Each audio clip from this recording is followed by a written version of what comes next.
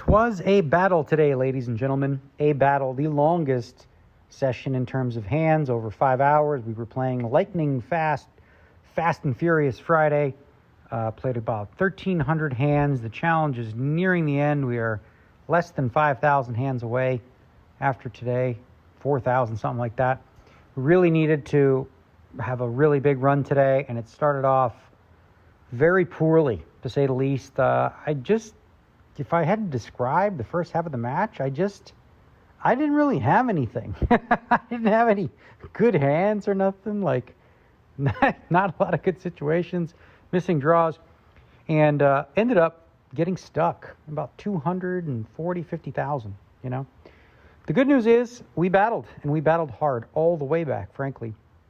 Near the end of the match, we were up, actually. We got it all back. We're up about 30,000 before one of the hands, which I'll share with you, where we had literally one card in the deck, one out, specifically, where we're going to lose another 40K. And it came. So, yeah, that's not good that it came. But really felt fun. It was fun today. You know, I would have liked to have won, but we ended up losing less than a buy-in, about 36K.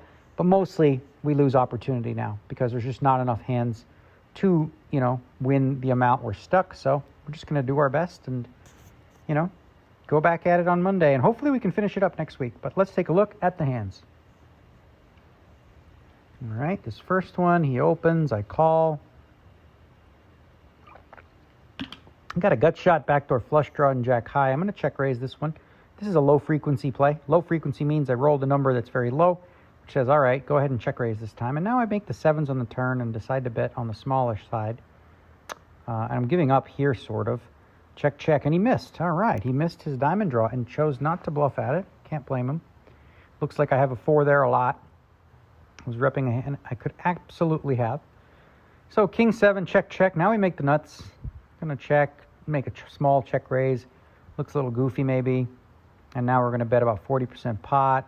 Maybe he pays us off with aces up or some like 8-9 or something. He has the same straight, obviously, when he raises. There's no point re-raising, guys. It's just a waste of time. He's not ever gonna call without a king. All right, call a raise here. And then we're gonna peel on this flop. 3-card straight, 3-card flush for a very small bet. Now we flop and we turn an open-ended straight draw. Check, and he bets pretty big. Well, that river card, now you don't typically lead, but this seems like an okay spot to lead as a bluff. I have the 9 of hearts. I have nothing because I feel like he's going to check back a lot of decent hands. So if I did have a flush here, it's credible enough that I would lead. He had 3 10s, so yeah, he called. Glad I didn't hit the queen, I guess. All right, we got jack 3 of clubs this time. Call a raise, bottom pair, backdoor flush draw, and an overcard. Turn is the juicy queen of clubs. Bet small, he raises. I'm going to go ahead and 3-bet bluff this one with the gut shot, the bottom pair. And now we make jacks and 3s, so that you don't really need to bluff anymore. You beat some hands, but we check it down, and he has queens and 8s. I guess in retrospect, a bluff might have worked there, but he has a 10 there too sometimes. Okay, we're going to call a raise with jack 9. Pretty standard. Check, check, flop, and we decide to check the turn. Sometimes we bet, sometimes we check. Now we're just going to check call with top pair. We make trips. Going to check, hope he bluffs at it. He bets decent size. I'm going to raise anyway because I think that he would bet a worse jack here. So unless he has jack, queen, king, or ace, or, he could have full houses that checked flop and turn, but more often than not, we got the best hand. We check raise pot and get some value.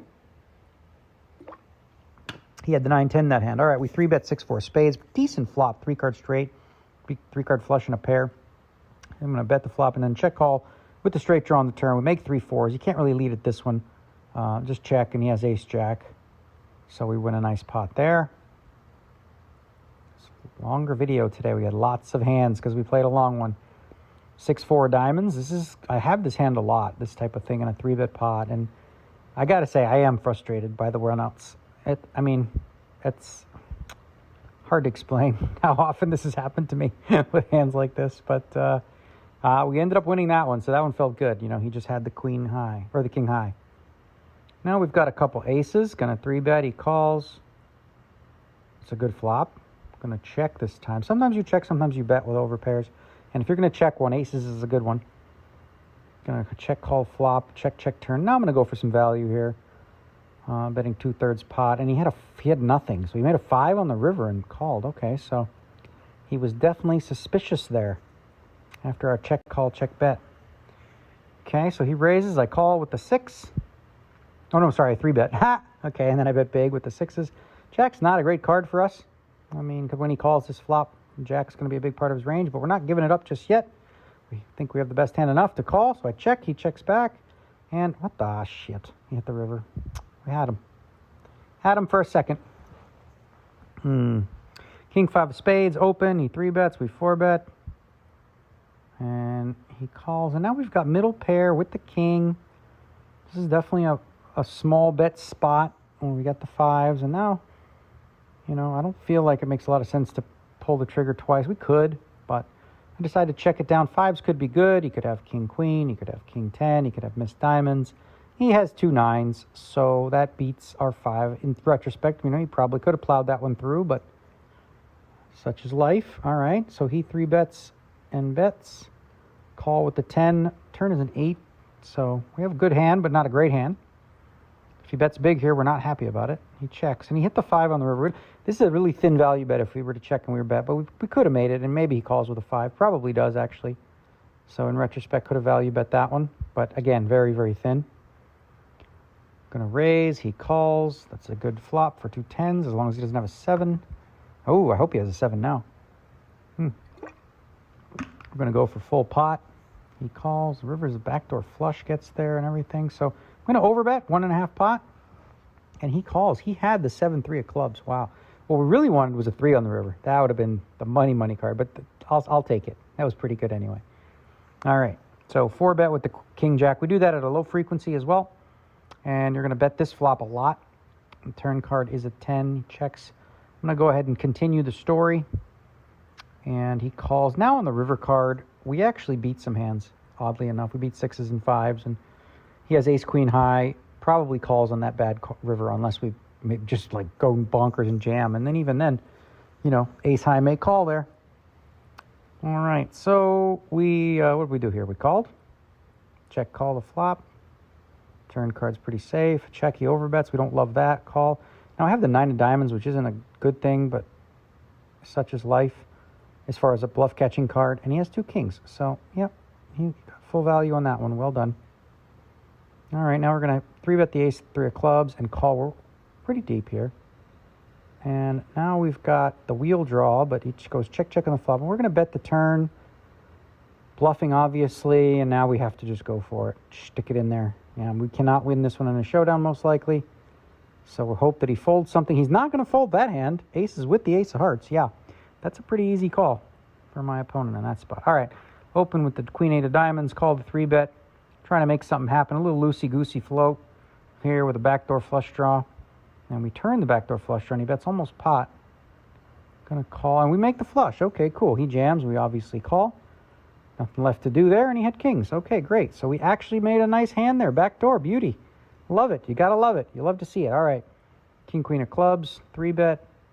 He calls. We're going to bet small, as we do often on boards like this. And now we make the straight, but it is a kind of a range check card when diamond comes and, you know, your opponent's call to float on the flop. So we make some value on the river where he makes 9s and 7s. Our straight's good. Calling a 3-bet with 3-4 hearts. Betting small with the backdoor stuff. He checks, I check back. Now we make a 3, and he's betting kind of small. Well, in this spot, like he could try to get us off 10 high or king high if he had like something like 10-8 or 10-9 himself. But anyway, a little loosey-goosey, but such is life. All right, this is a beautiful flop. Pair and a flush draw, and we make the flush. You love to see it. Going to bet half pot. And then on the river, the board pairs. I'm going to try to get full value, 4 pot. And he does make the call with a pair of 5s and the ace of clubs. Couple jacks now. 3-bet, he calls.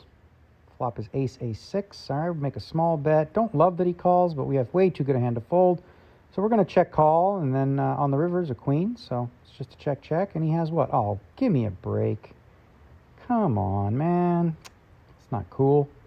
The old 3-outer queen on the river. All right, we open.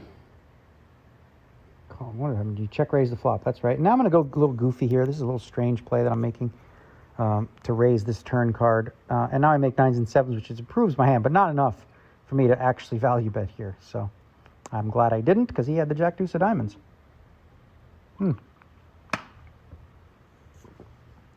Couple eights this spot. We're going to 3-bet. He calls. And now there's a flop. We're going to bet sometimes. We're going to check sometimes. This time we check. Turn card's pretty safe. Check. Going to call this one queen on the river. I mean, hopefully he doesn't have that queen jack shit again. Oh, he had king 10.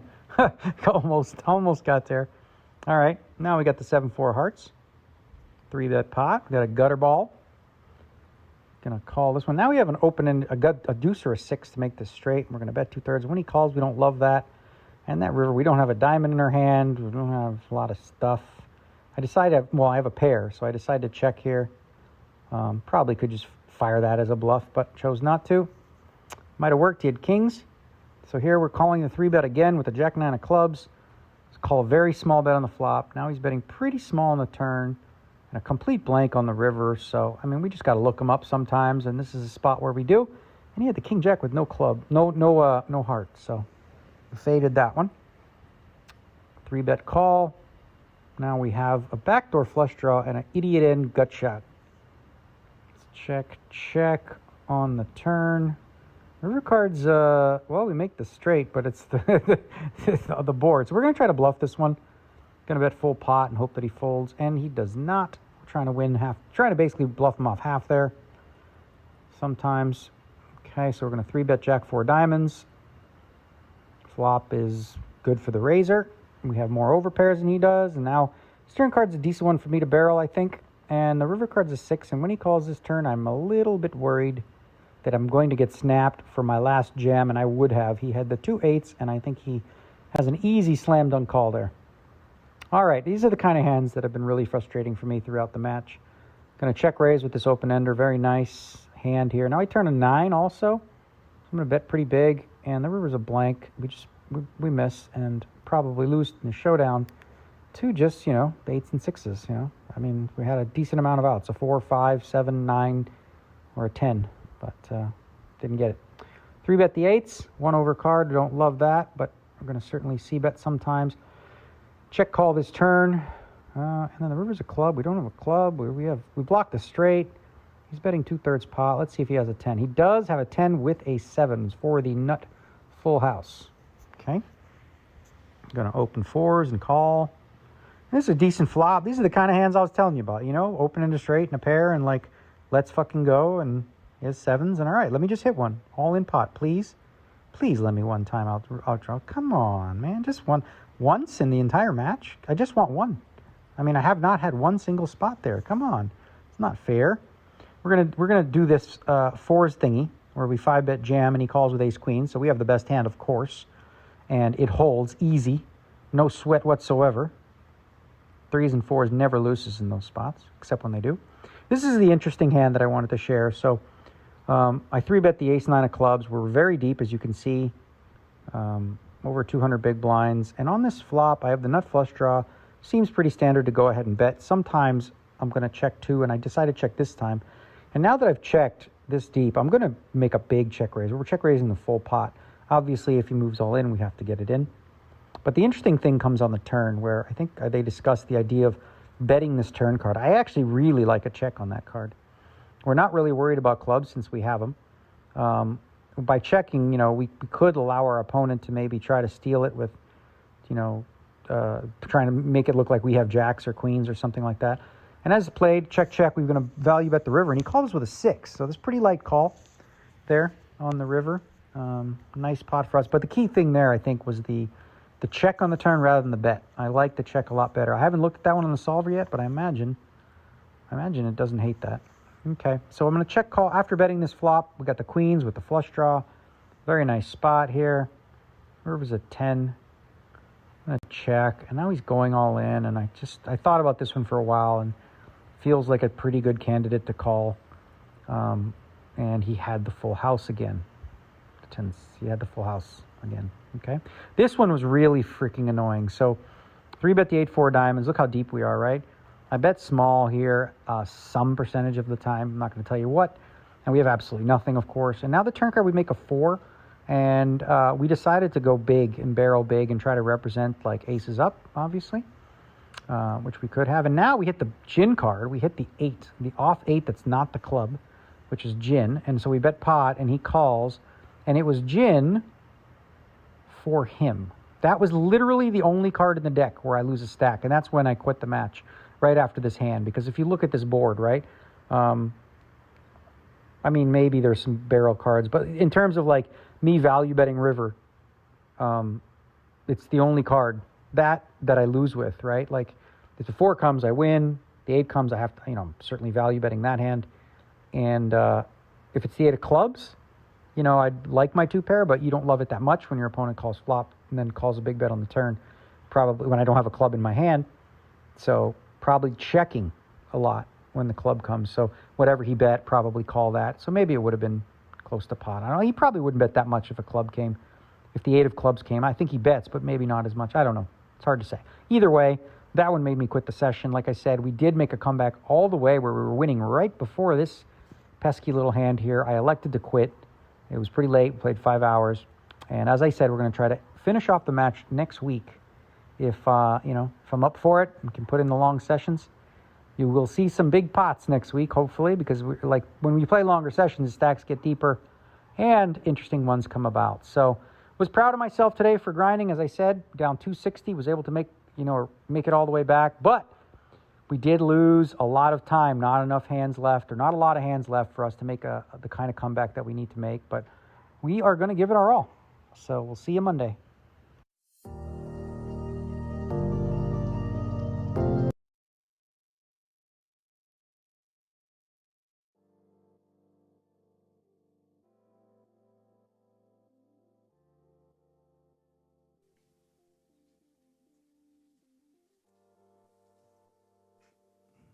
And just like that, we are live. And you know what? Because of our guest of honor, my man right here with the backwards hat and the unbelievable backdrop, David Tuchman, bring us in, man. Would you open us this show for us? I would be honored. There's certainly nothing honorable about me, but there is, everything honorable about this high-stakes feud. This is round 35. Doug Polk, Daniel Negreanu, and they have played 21,306 hands. And according to Daniel Negreanu, it's going to end this week, guys. That's right. This week, it's over. So this is what they call moving day, okay? We're in the 8th inning right now, and Daniel is down almost $250,000. So if he wants to claw his way back into this match, today is moving day. Today is the day he's going to have to make some moves to get back into it. We have 3,700 hands left, and I'm pretty excited about this. I've been watching this from afar and pretty excited to kind of jump in the 8th inning, so to speak, Brent. Hey, dude, you fit right in. I mean, last I checked, you've got yourself a cocktail. We'll be doing that today on this wonderful Monday. Kind of a boring weekend for me. I don't know about you, Tuck. Nothing going on online. We're just going to enjoy the action. Daniel's down $736,000 in change. Certainly going to need a big win today. Going to need to carry that momentum forward throughout the rest of the week. And he already called his shot on Twitter saying, this is it. This is the final week of the feud. He's going to plow through. We're going to see a ton of hands.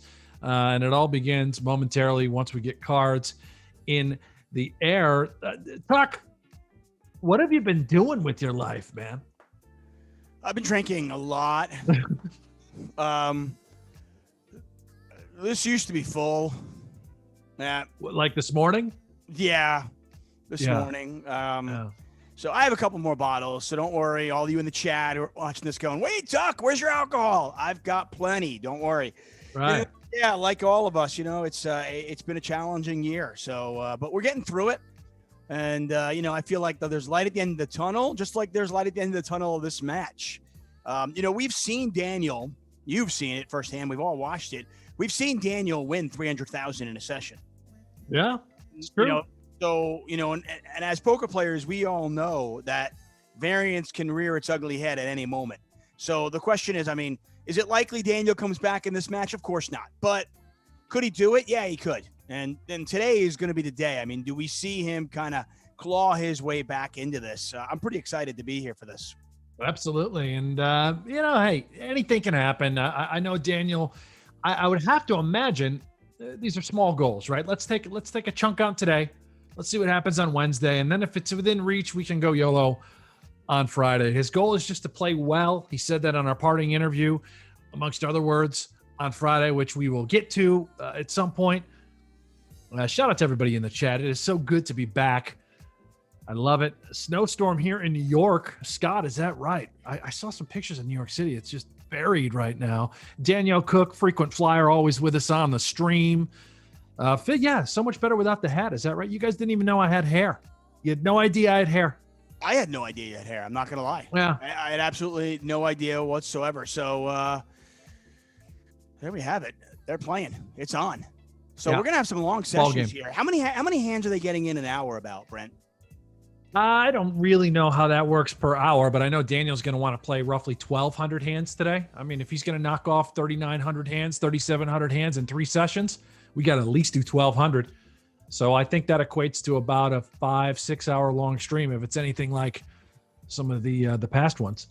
Right, makes sense for sure. And I guess just like the end of Rocky 1, when Apollo, they're in the hospital, or they're holding each other in Apollo, there will be no rematch. Yeah. There will be no rematch, according to the one and only Doug Polk. Now he is not going to rematch. I also don't really buy into the what he said about being done with poker. I don't think he's going to play as much poker, but no one really just walks away, right? It just doesn't happen. Some way he'll be involved. He might play a bracelet event here or there. He might play on high stakes poker. Who knows? It's a bummer because I really do think he's a really fun, integral piece of today's current poker society, the industry. It's hard to imagine him walking away when he prints, I mean, when you're in a situation where, I don't know what, he comes out of retirement, studies for a few months, gets back in the ring with DNegs, and between the side bets and this match, what's he going to bring in? $2 million? So, whether it's a year from now, 2 years from now, whenever it is, the lure of cash is strong. Right. Polk is one of those guys, you have no doubt he'll be successful at anything he does. Yeah, no doubt about it. Now, Daniel,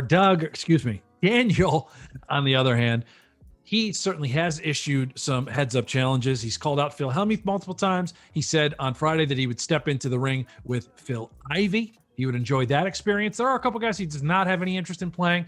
However, it sounds like he is full speed ahead, wants to stay in the ring.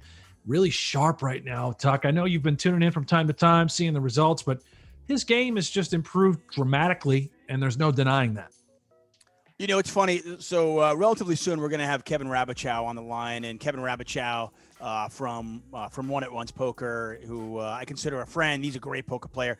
Renowned as one of the best heads-up specialists in the world. Just he has got a brain like very few others. And before this match started, his money was on Polk because he thought Doug was a sizable favorite.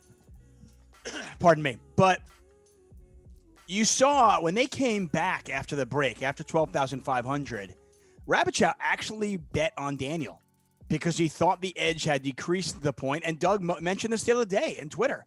He said, yeah, am I still a favorite? I think I still have an edge, but my edge is significantly smaller than it was. And that is a testament to the work Daniel has done. I mean, let's be honest. Say what you will about Daniel. He's a sharp poker player. I mean, his success is obvious. We have seen it through the years.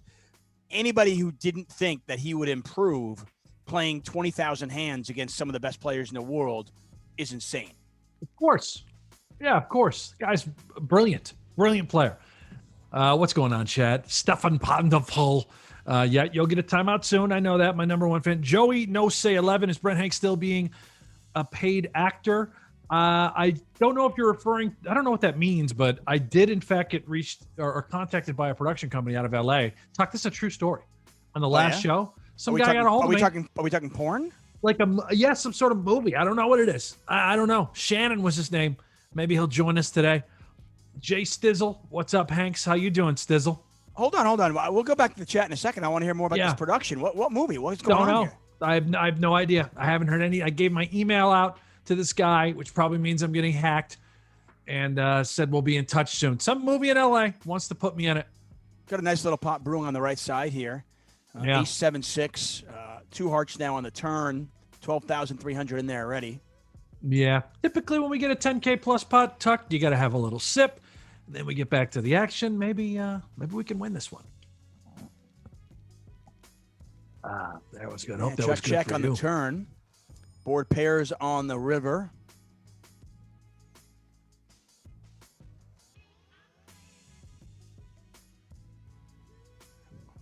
Nines are good here.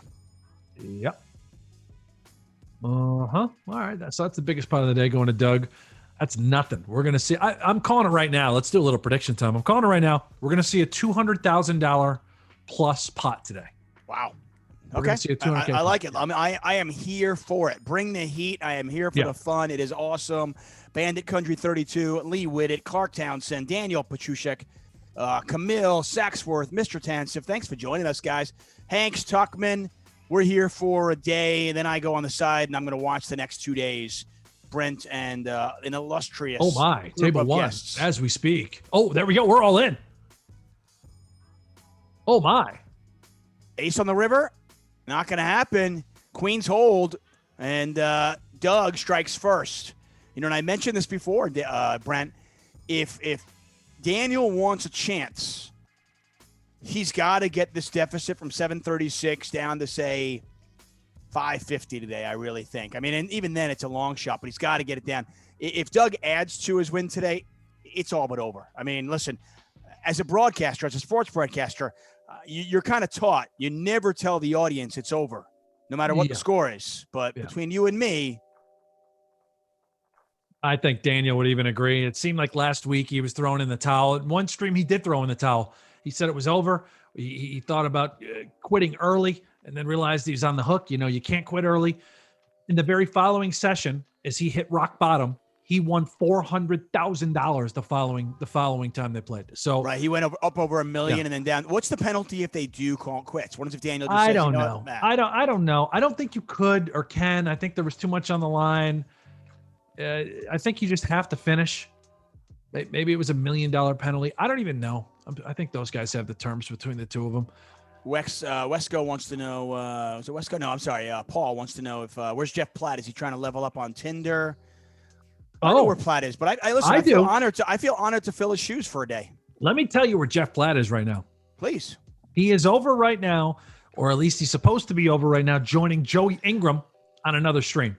So you got Ingram doing his thing, and you got Jeff that's going to jump in the mix. Now, by the way, nice little straight here by Mr. Negreanu.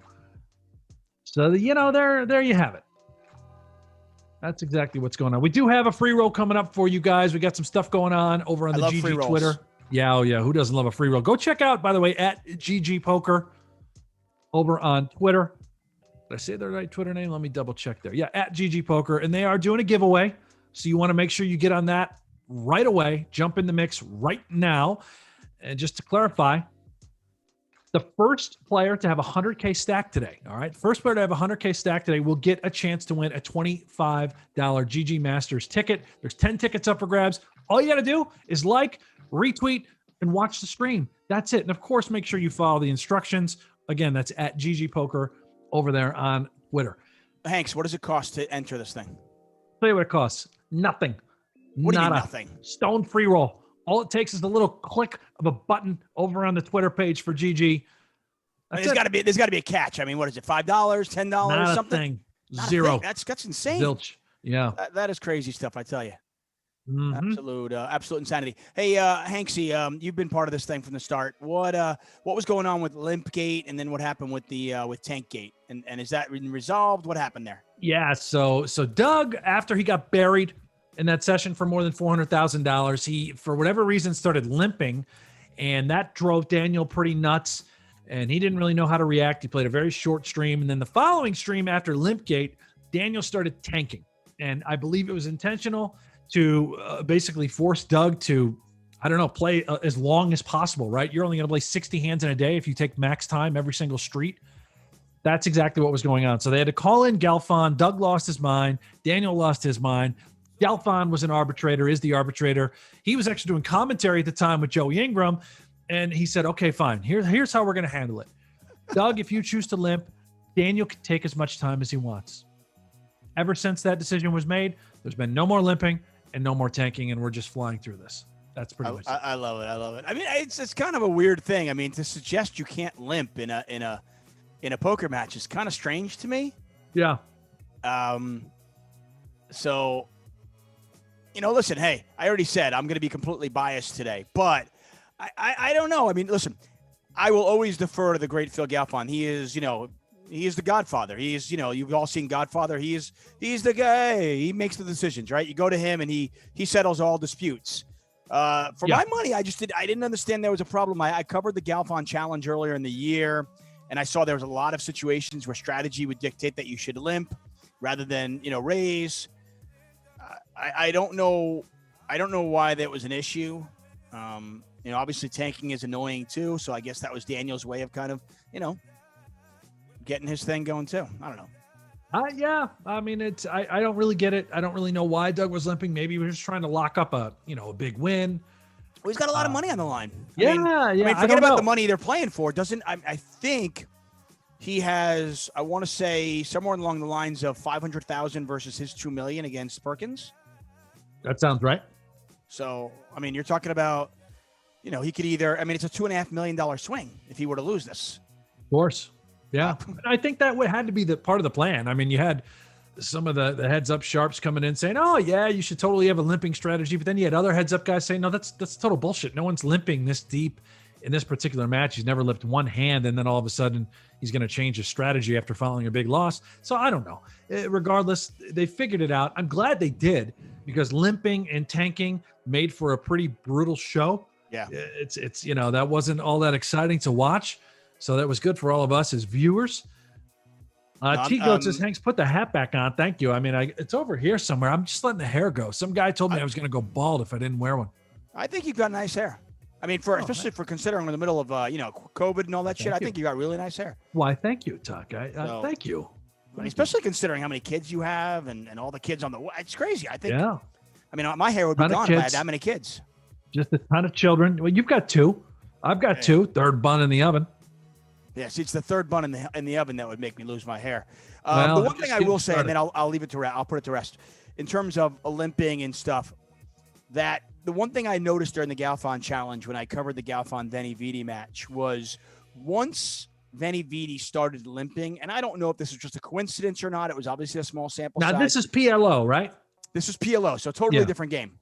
But I will tell you that once he started limping, from a layman's, observation, and clearly I'm not an expert, but from an observer's point of view, it just looked like Veni Vidi, him playing a little bit more conservatively, I felt like opened the door a little bit to Galfond. I can use the analogy of almost like a team, up 28-3 in the third quarter, and let's play prevent defense. And we know how that worked out for the Atlanta Falcons. Right. No, that's an very interesting observation. And it's probably very likely true. I mean, Daniel did win that limping session, and he then came on the interview and said that Doug was drawing dead if he's just going to keep limping.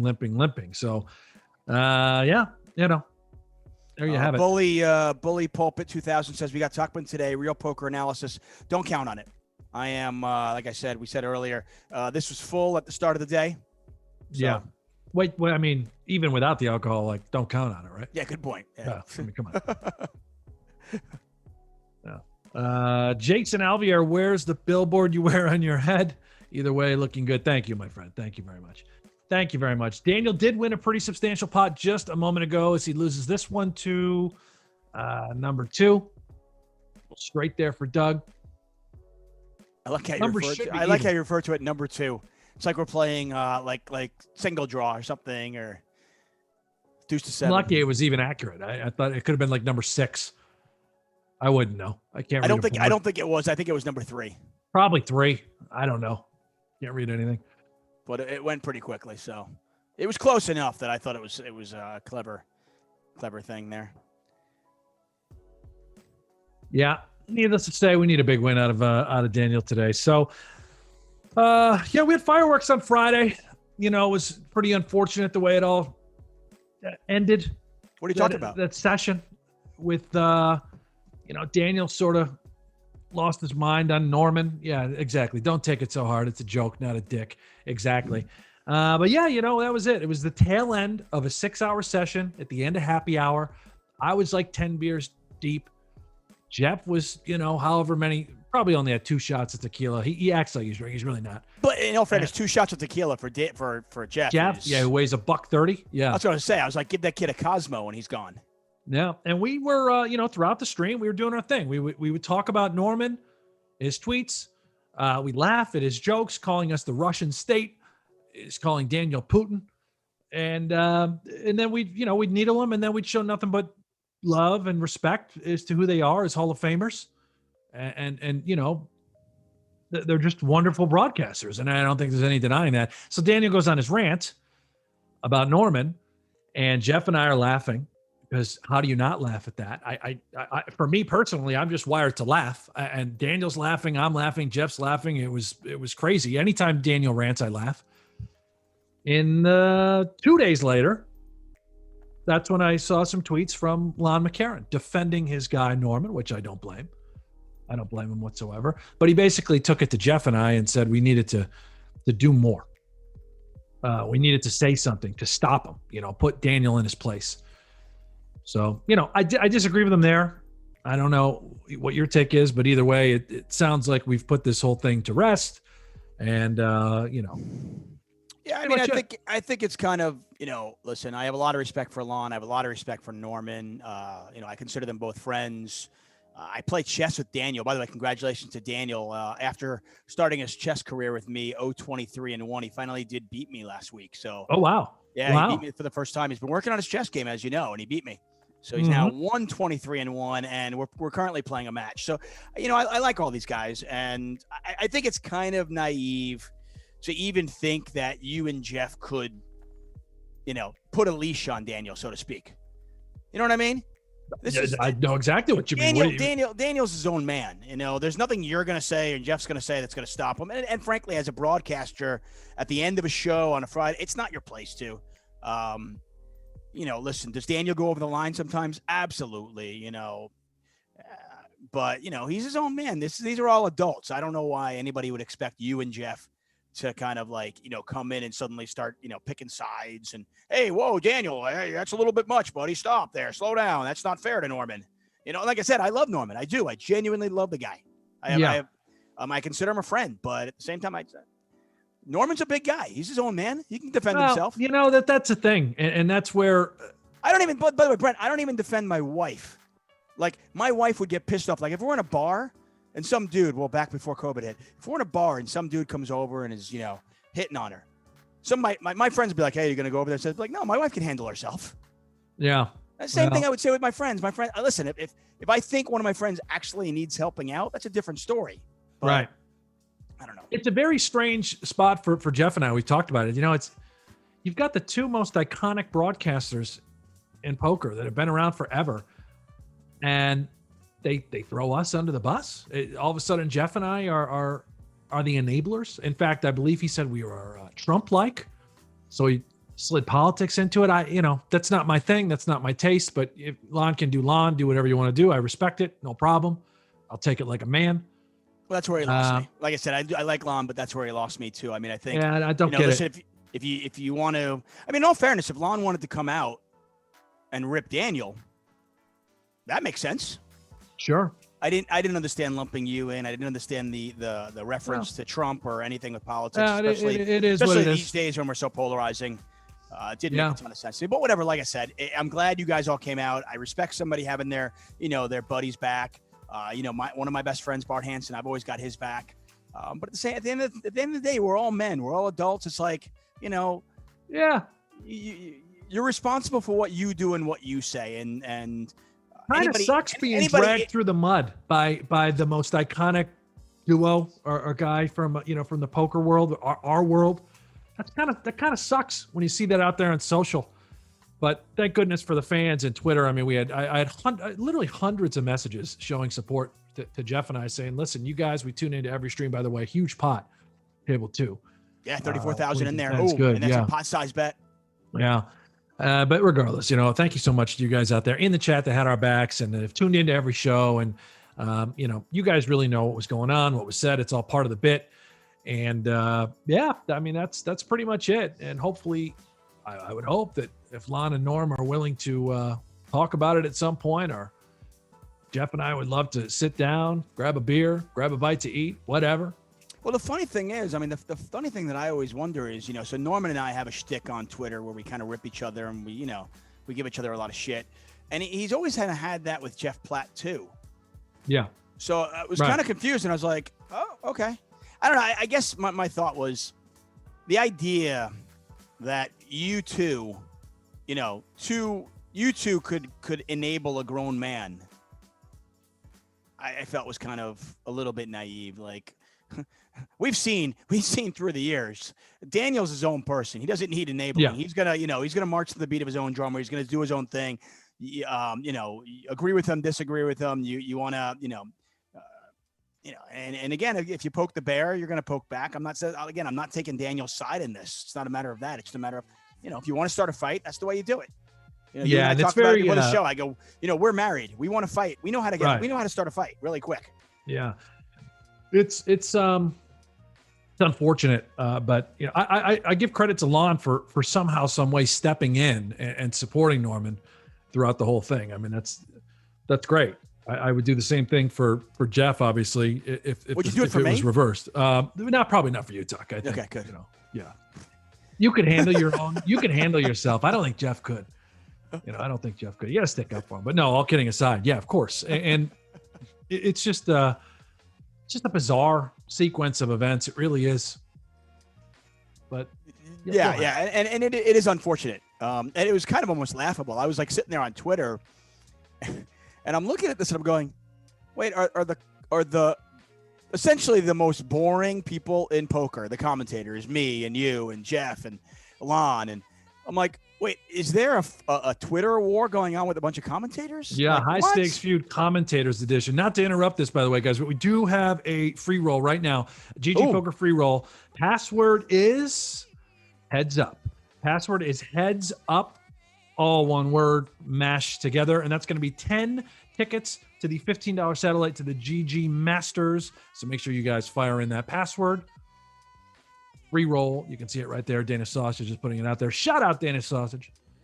Yeah, I love Danish Sausage. I could use some sausage right now. In for sure. Hand. By the way, I think you're all fucking clowns. You know what I mean? Doug Polk, Daniel, Norman, Lon, you, Jeff, you're all fucking clowns. Of course. I thought that was the whole point to begin with, but eventually, by the way, there is definitely some very true anger and angst between Norman and Daniel. And they have a real guys go life settle feud. That. Don't put it on us. Don't put it on me. Don't put it on Jeff. Don't put it on anybody. You guys go settle it, figure it out. And whatever it comes down to. And by the way, in private messages on the sign back and forth with Lon, says to do your research, right? Well, I did. And the core of this is not for me to talk about. It's not my problem. It's not my issue. So this is also, I'm not going to put it out there. Not a podcast, Brent.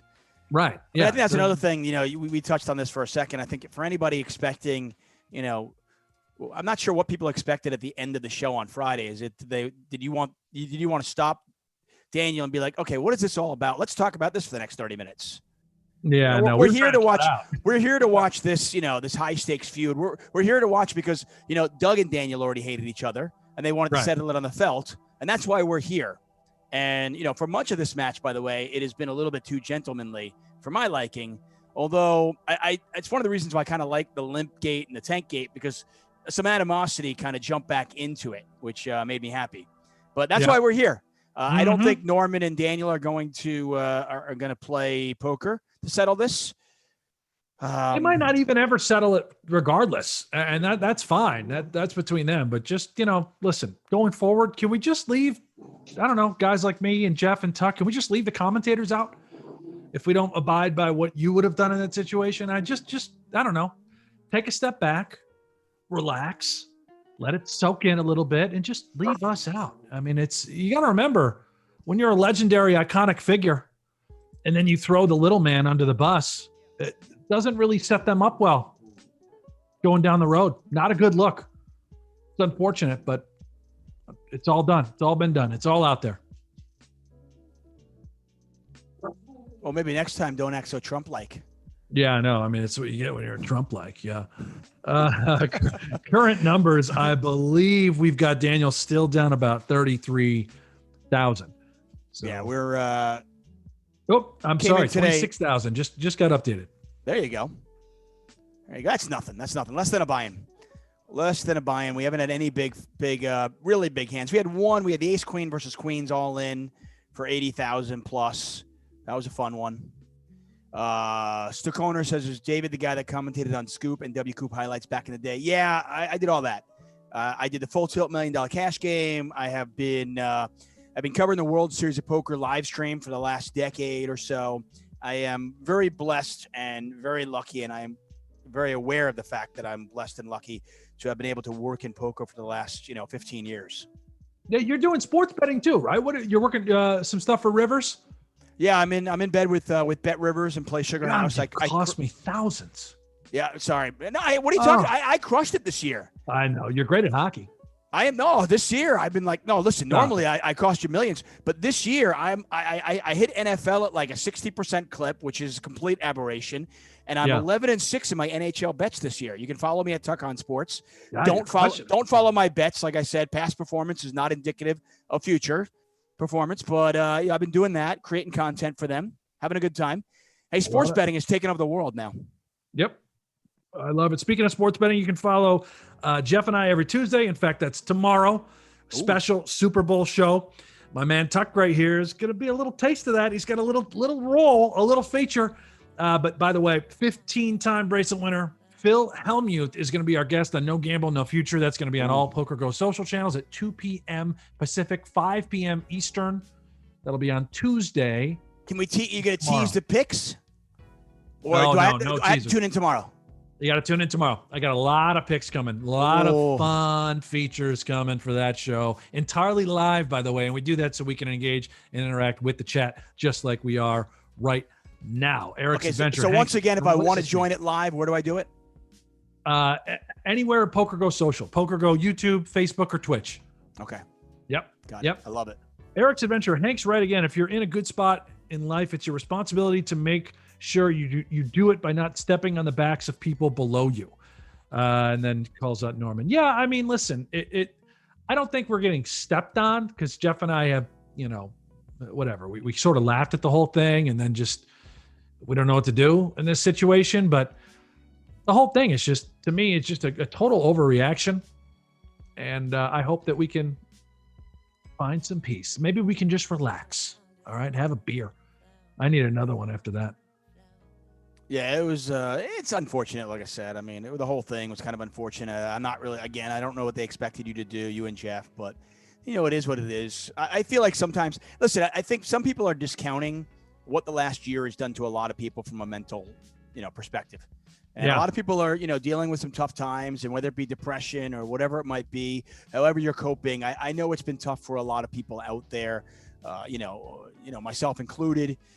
So, and I think sometimes people's anger and frustration can be a little bit misguided and misplaced. Oh my, two big hands, by the way. Yeah, that is. Cut you off here, but cut away. Table 1, table 2, huge overbet on the river, pretty polarizing. It is a jack or nothing.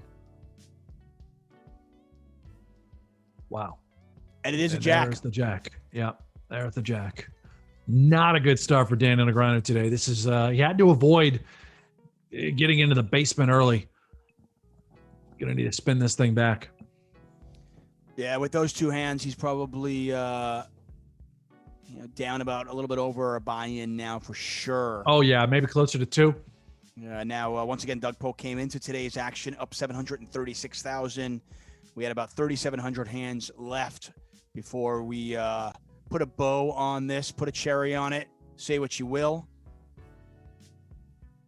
Man, I can't tell you how excited I am to be here. I've been I've been talking to you about it and talking to Gigi and trying to get in the mix at some point. And I saw it coming to a close. So really excited to be here to actually love it, man. Absolutely love it. At least to a couple. What's up, Dead Eyes? How are you, my man? Adrian Lund says that was a good call by Daniel. Doug has his number. DNegs in a tough spot there. Yeah, that's tough. I mean, pocket 10's really strong hand to fold in that particular spot. And it sounds like we got Kevin Rabichow going to join us in about 15 minutes. So that's awesome. Make sure you guys stick around. He's one of the best heads-up players in the world. Good friends with David Tuchman over here. And newest updates. I'm actually shocked. I thought it was more. Daniel down 41,000. So Tuck, you nailed it. Down a buy-in. By the way, I consider Kevin a good friend, but I don't think he considers me a good friend, which is totally cool because that's kind of like the story of my life. Oh, typo. 65,000. Sorry. Daniel's down 65,000. So, okay, so buying and a half, still, still certainly within reach if you can get hot. Dave Mulligan, how goes it for you, my friend? Thank you so much for joining the chat. Once again, thanks for joining us. Brent Hanks, David Tuchman here for the first time in this high-stakes feud. And, we're going to be here for the next, say, 1,200 hands or so.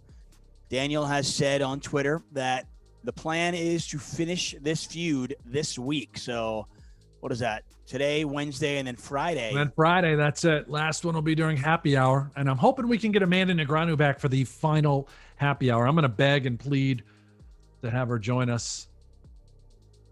Thank you, Stephen Clifford. I appreciate that, man. I need friends. One of the things that I talked to, I was on the circuit, the podcast, and we talked about, some things that happened in 2020 that really were exciting. And I talked about all the heads up, matches that we saw, whether it was the Galfond Challenge, whether it was the Negreanu Polk match, whether it was the Antonio Esfandiari Helmuth match that was on Poker Go. That was so awesome. I really enjoyed that, and I'd like to see more of that. Is there anything in the works over at Poker Go to see more of that? Well, to be honest, yes. We have a very exciting heads-up match that we're working on right now. As I look at table 2, I'll come back to this in just a second. Yeah, 35,000 in there. Yeah, and Daniel's going to win this pot pretty big. And yeah, we are. COVID has been a bitch. It's been a total pain in the ass, especially from a production front. So, if all goes as planned, early spring, we are going to be bringing some heads-up matches into the studio as a part of Poker After Dark. More details to come on that, but I promise you it will be, if it happens, it'll be the largest, money-wise, financially, the largest heads-up match in the history of poker. Wow. So there you have it. Yeah, That'll no be more exciting. details other than that, and we're trying to get it all sorted. Again, COVID is a bitch. You can go ahead and hashtag that anywhere you want.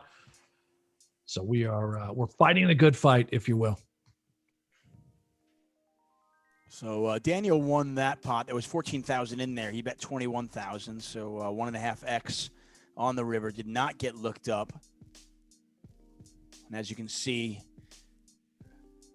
Doug with 90,000 on the table on your left, 77,000 on the table on your right. Daniel right in and around 40,000. So certainly the possibility, as long as these guys are going to play. Brent came out earlier and said that he expects a $200,000 hand at some point. I think so. As these stacks get deeper, I really do. I think Daniel's going to be pushing the action a little bit. And he's going to play well, don't get me wrong, but I just fully anticipate blood today. Yeah. Gear says, David, I've been a fan since live at the bike whack with Bart and Nicole. So there you go. Long-term Tuck fan in the house. Thank you, man. I appreciate that. I'm actually going to be part of a new live stream. Once again, Really? hashtag COVID is a bitch. You've talked about it. So Ryan Feldman, formerly of Live at the Bike, is left there. Yeah. And he went to Hustler Casino here in LA, and they're doing a live stream out of there. So we're going to be doing a live stream out of that place. And Ryan Feldman putting the games together. So, there should be some good games. They've had some top games over there. Of course, always great action. Feldman's doing big things. Now, I'm trying to think. So it's the Hustler. What part of town is that? Is that nearby the bike? Where is it? I mean, they're all relatively close. Hustler is closer to the beach. Oh, Hustler's kind of on the west side. I mean, it's definitely not like, we're not talking beach side, okay? It's not that. right. But it's more west side, and the bike is a little bit more inland. So the bike is more downtown, while Hustler is a little bit west of downtown. Exciting. And did you say again? Refresh my memory. When are you hoping to have your first show? Did you guys release that yet? Don't know. They don't know. So I mean, obviously that's up to Ryan and Hustler, but more hashtag. COVID is a bitch. COVID is a bitch. Yeah. Yeah. I mean, I think they were talking about doing it in possibly the spring of this year, but it looks like it'll probably be more like summer, maybe right after the World Series. And I'm going to be optimistic. I'm a glass half full kind of guy. I'm an optimist, and I'm going to say it's going to happen after the World Series of Poker, which is definitely happening this year. Damn it. Uh-huh. Right? That's everything very optimistic. Look at you. And there goes the rest of the half glass in your mouth. Yeah, I got to drink more. Yeah. Yeah, so we got Tuck in the house. I mean, I remember my first time ever in a booth was with you. Seriously? Inside the Rio. Black Booth Mojo? All in some, the Black Booth. And I came in hammered drunk, drinking Coronas. And, standard. But that was the first time I've ever experienced a commentary booth. Was I gentle with you? Oh, very gentle. We had a blast. Although I think I said things that I wasn't supposed to say, and you had to mute my mic and tell me on the side, you can't do that here. Pretty much it. Yeah. Right. I would say that, it's funny. I just talked to Ray Henson, who did some sort of a live stream, and he texted me and he goes, my first time I ever did it was with you, and I felt so much more comfortable. I feel like a lot of the commentators you have heard, especially the poker player side of it, probably had their first time with me. I believe it. You popped a lot of cherries. That's what I'm here for. What you do. That's what you do. Yeah, that was definitely the first time. And then my second time was being thrown into just do poker after dark. Just head in there and do it, because Ali Najat couldn't make it when I started working. Just head back there. You'll be fine. You'll be just fine. Yeah, I remember when you first started. The entire show. Yeah. When Poker Central started, you were obviously, you were part of that team, an integral part of that team, but, obviously not the talent side, so to speak. No. And, look at you now. And nothing's changed. Still not talent. But they just go tell me to do stuff, so I do it. And then that particular evening, it was, Najat is sick. Hanks, go in there and call the show. So I did it. I mean, it's a perfect show for I think for somebody who is new and knows poker, because you can come in there, don't say much, let the show speak for itself, and it does. Yeah. And it really was that easy. You welcome everybody, chime in from time to time. Fortunate to have a very talkative table, and that just makes your job a lot easier. What I still can't do, never have been able to do it, but guys like yourself, Jeff Platt, how you have the out, okay, you got 10 seconds. You've got 10 seconds. How you just have that programmed, or like 20 seconds, and you can just talk. You got to fill that 20 seconds. That's a fucking gift. Yeah, I'll tell you a funny story as we watch these hands unfold in front of us. Nothing really exciting going on here. Yeah. Jack Pair, 6,300 in the pot on that side, so I'll keep an eye on that one. When I first started, I had experience covering the NFL over at Sky Sports, and that's kind of where I was able to learn, because, you've got a producer in your ear. So, while I'm having a conversation with the analysts, in the studio, I've got a producer in my ear. So you're listening to somebody while you're talking to somebody else, which, is kind of a mind fuck to start with, in the beginning of it all. Can I say that on the show? I think you're allowed to, beginning? Yeah, that's the problem. Can I say beginning? Yeah, you can say beginning. Okay, cool. Yeah. So just not end. Okay, it was kind of a mind fuck. And, once you kind of get through that, then just kind of learning how to, figure out a way to, if you have a thought and you want to say pause and, make a pregnant pause if you need to fill 10 seconds. And, you figure it out. And, yeah, it's fascinating, man.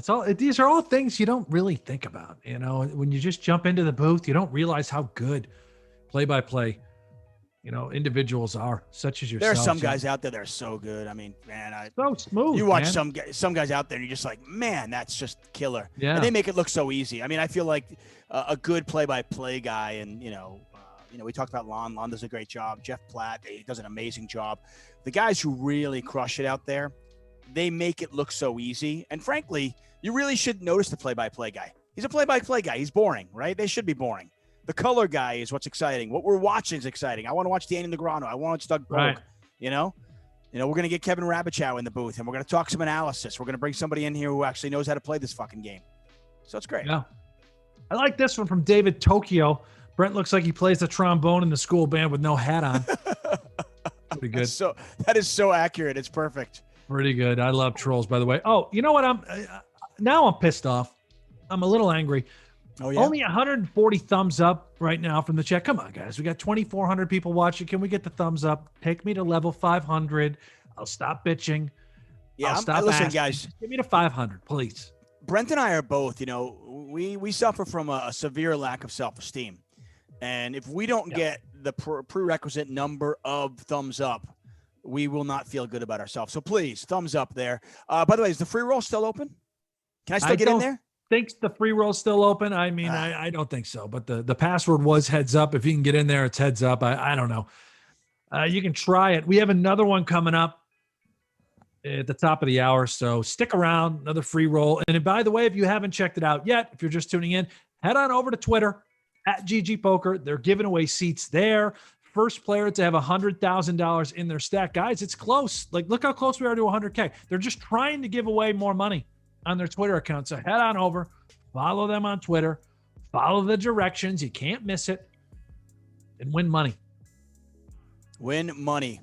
Win money, risking no money. I'm going to tell you right now, from a professional gambler, sports bettor, somebody who bets on politics, anytime you can win money without risking money, it's a really good proposition. You should take that. Okay? Mm-hmm. Yep. If you want to build wealth in life, that's the way to do it. This guy, Papa Sal. Brent, did you like my feet on Friday? He sent me a picture of his dirty feet. Filthy animal. Disgusting. But yeah, I did kind of like it. I did kind of like it. Tuck, that's not my favorite picture I've received. Did you know one of our happy hours, a lovely husband and wife were laying in bed together. And they sent me a picture of that, and I got a little underboob. It's like Howard Stern in this chat. These are all the Howard Stern fans in the chat, and they'll just send you whatever you want on Twitter. You got underboob from the couple that was watching you? Yeah. Wow. Okay. That shot. Yeah.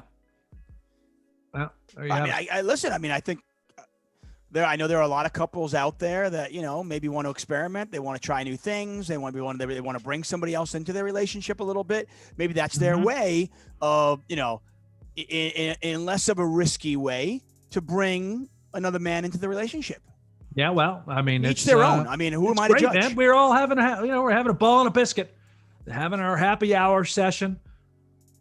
These guys just got right into it. Yeah, Carlencio, he saw it. I'm going to tell you wholeheartedly. Yeah. While I love you, and I think you're a very sexy man, and your hair today looks splendid, you will never, ever come into my bedroom with my wife and I. Well, I believe I hope that. I just want to put that out there. I believe it. I'm going to hold you to that. Okay. Yeah. There we go. I feel like boundaries are important, right? Yeah. Yeah. In any relationship. That's what I love about this chat. We don't have any boundaries. That's what I love about the end of the show interviews and rants. There are no boundaries there. And once in a while, it upsets people. It happens. You know what? I feel like in 2021, everybody gets upset. Everybody's fuse is a little bit short. Everybody gets upset a little bit too quickly. Mm-hmm. Just gotta relax. I mean? Just take it easy. Just take it easy. Just relax. Yeah. Take it so hard. It's a joke, not a dick. Yeah. Apropos. I want to say hi to everybody in the chat there. Ross, Rambalux, Richard Grant, Jason, Ben DeKubelis, Paul Hardy, Barzini Zade, Horatio, Alex Van Reek. Thank you all for joining. Daniel Ruth, thank you so much for the kind words. Really appreciate it. And you guys are great. I got to tell you, I love these chats. It's the one thing that is it's the one thing that I love about poker commentary, and the one evolution that I've seen over the last 12, 15 years that I love. The fact that we can talk to the audience right on the spot, see what they're thinking. They're part of the show. Without them, we don't have a show, and I think it's great. Is that actually Amanda, by the way, in the chat? Did I see Amanda? Oh, yeah, that's Amanda. Hello, Amanda. Hello. Oh, what is this? Oh, we picked off a bluff. Queens and threes are good. 23K pot. Coming to Team Coke Can Dan. There we go. And Amanda, now that we have you here in the chat, I love. Will we have you on Friday for happy hour? Can we get you back, please? It's our last one ever. Ever. Gotta have her. I mean, until the next time. Until the next time. Yeah, I don't know. There won't be another next time. Daniel and Doug, I'm gonna say it right now. I don't think they ever play again. No. What's the point? At this point, you know, what you played, it's there. You let it go. I'm glad it happened. But hi, Amanda. And she's gonna Good come. to see you. Amanda's gonna She's gonna join be us. there? She said, "Relax." Yeah, she'll be there. She'll be there. It's our grand finale before she comes to join us on our new show, No Gamble, No Future. Oh, let that one out, didn't I, Amanda? Big future. Big future for Mrs. Negreanu. So you and I touched on this before the show. I just want to make sure that we put it out there. Full disclosure, by the way, I have money on this this match. You do? I do. I have. Wait a minute. Wait. You have money on today's session? No, not today's session. Oh, okay. All right. On the overall match, I have money on Doug Polk. I bet with my wallet, not with my heart. Right. I genuinely, you know, in terms of like, I will literally, I'll bet against the Jets. I'll bet against the Islanders. These are my teams if I think that's where the value is at. So, you know, back in the day, you know, back when this match was scheduled and I could get 4-1, I could give 4-1, I should say. That felt like an exciting proposition to me. So I took Doug Polk at that point. I don't have it in me, man. Like there's no shot that I could ever bet against the Bills, the Bonnies. There's no shot I was going to bet against Daniel. Yeah, I just can't do it. I know that's why I probably lose all my money because I don't bet in spots where I should bet. I just can't do it. I don't know. I'm just fucked up like that, I guess. I mean, I would bet against my kid if I could. You know what I mean? I mean, if my kid was playing a hockey game and, you know, there was value on the other team, I'd have no problem betting against him. Yeah. I would, by the way, I would hope I would lose and I would cheer against him. See, that's the thing. I think people have a problem with that where it's like, you know, you're like, no, but I'm cheering for the Bills. So I don't want to, and my attitude is no, you can still cheer for the Bills and still make a positive expected value bet on the other team. Okay. So you bet the side. I mean, you can still have your team win, but you bet the other side because the line is right. Yeah. I mean, listen, at the end of the day, one side. So you get mad if they win by 1, but you were betting for like, you know, +3 or whatever. Okay. Look, I'm boring, but when I make a bet, I mean, maybe this comes from poker. When I make a bet, I've made the decision already. I'm emotionally detached at that point. I've already made the decision. The money's gone. My fandom is absolutely meaningless when it comes to the decision I have made to make a bet, right? Same as, you know, once I put the money in the pot and playing poker, you know, whether the river card hits me or doesn't hit me, I can't change that. I've made the decision, and hopefully I can evaluate the decision-making process. So, you know, if I bet against my Jets, it's simply that's where the value is at. Yeah. I can still cheer for them. Let me ask you this. As a Jets guy, you know, they have notoriously last few years stunk, right? Does it make it easier to bet? Well, I'm trying to be polite. All right. I've learned my lesson on Friday. I just need to relax. But when you bet against the Jets, does it help you to bet against them because they're so bad? If they were good, right? So say you reverse the Jets, maybe they're like the Bills this year, right? Whatever, which I can say because it doesn't happen ever. But if they were good, would you still bet against them in spots? Yeah, if I thought there was, if I thought they were, you know, I thought they were mispriced, without a doubt. I mean, maybe there would be games where I don't wouldn't. think you're allowed to do that. I don't see why not. I think I don't know. Your heart and your wallet are completely separate, right? I don't know. Chat, what do you guys think? Can he if the Jets are good, how about are the Islanders good? Your hockey team? Yeah, okay. Actually, perfect example. So last summer, you know, let's go back 7 months. The hockey, they played in a bubble, right? Right. And the teams had to go through. Anyway, I had money on the Islanders to beat the Florida Panthers. I had money on the Islanders to beat the Washington Capitals. I had money on the Islanders to beat the Philadelphia Flyers. Okay. And then I had money on the Tampa Bay Lightning to beat the Islanders because I thought they were a better team.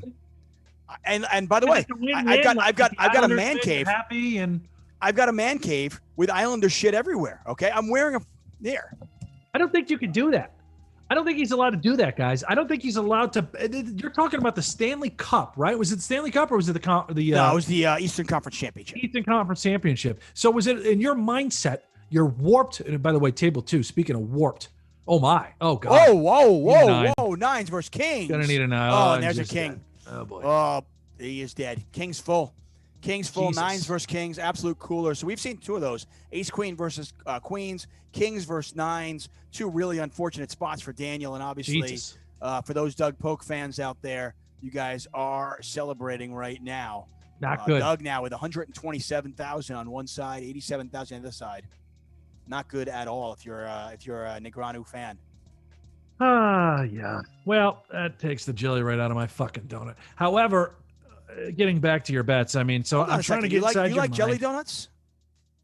Like Forget about that. We'll talk about donuts later. Sorry. I like any donut. I mean, I'm not a big, I'll go out to the store and buy them, but if I see a donut, I'm going to eat it. Yeah. So if the Islanders, let's use this example, we're stuck on it. We'll get off it in a moment. You're betting against them in the Eastern Divisional Championship round of the playoffs. One more series and you're going to the Stanley Cup, but you bet against them anyway. So is it a win-win? You win money if they lose, but if they win, you're like, fuck it, I lost money, but my team's going to the Cup. Yeah, I guess. I mean, to me, they were kind of separate things. You can't do that. I can't separate it. I can't. I just can't do it. Yeah, I don't. I guess I can I can't even use the fucking word, but I guess I can make the compartments and in my brain and just kind of look at it and be like, okay, the decision here, if I want to make money, is to bet on this team. There's value here, But I was sitting down. I was in my man cave, and I'm like, I've got my Islander towel, and I had Islander beer, and I was going crazy, and I'm cheering, and even while you had money on the other team.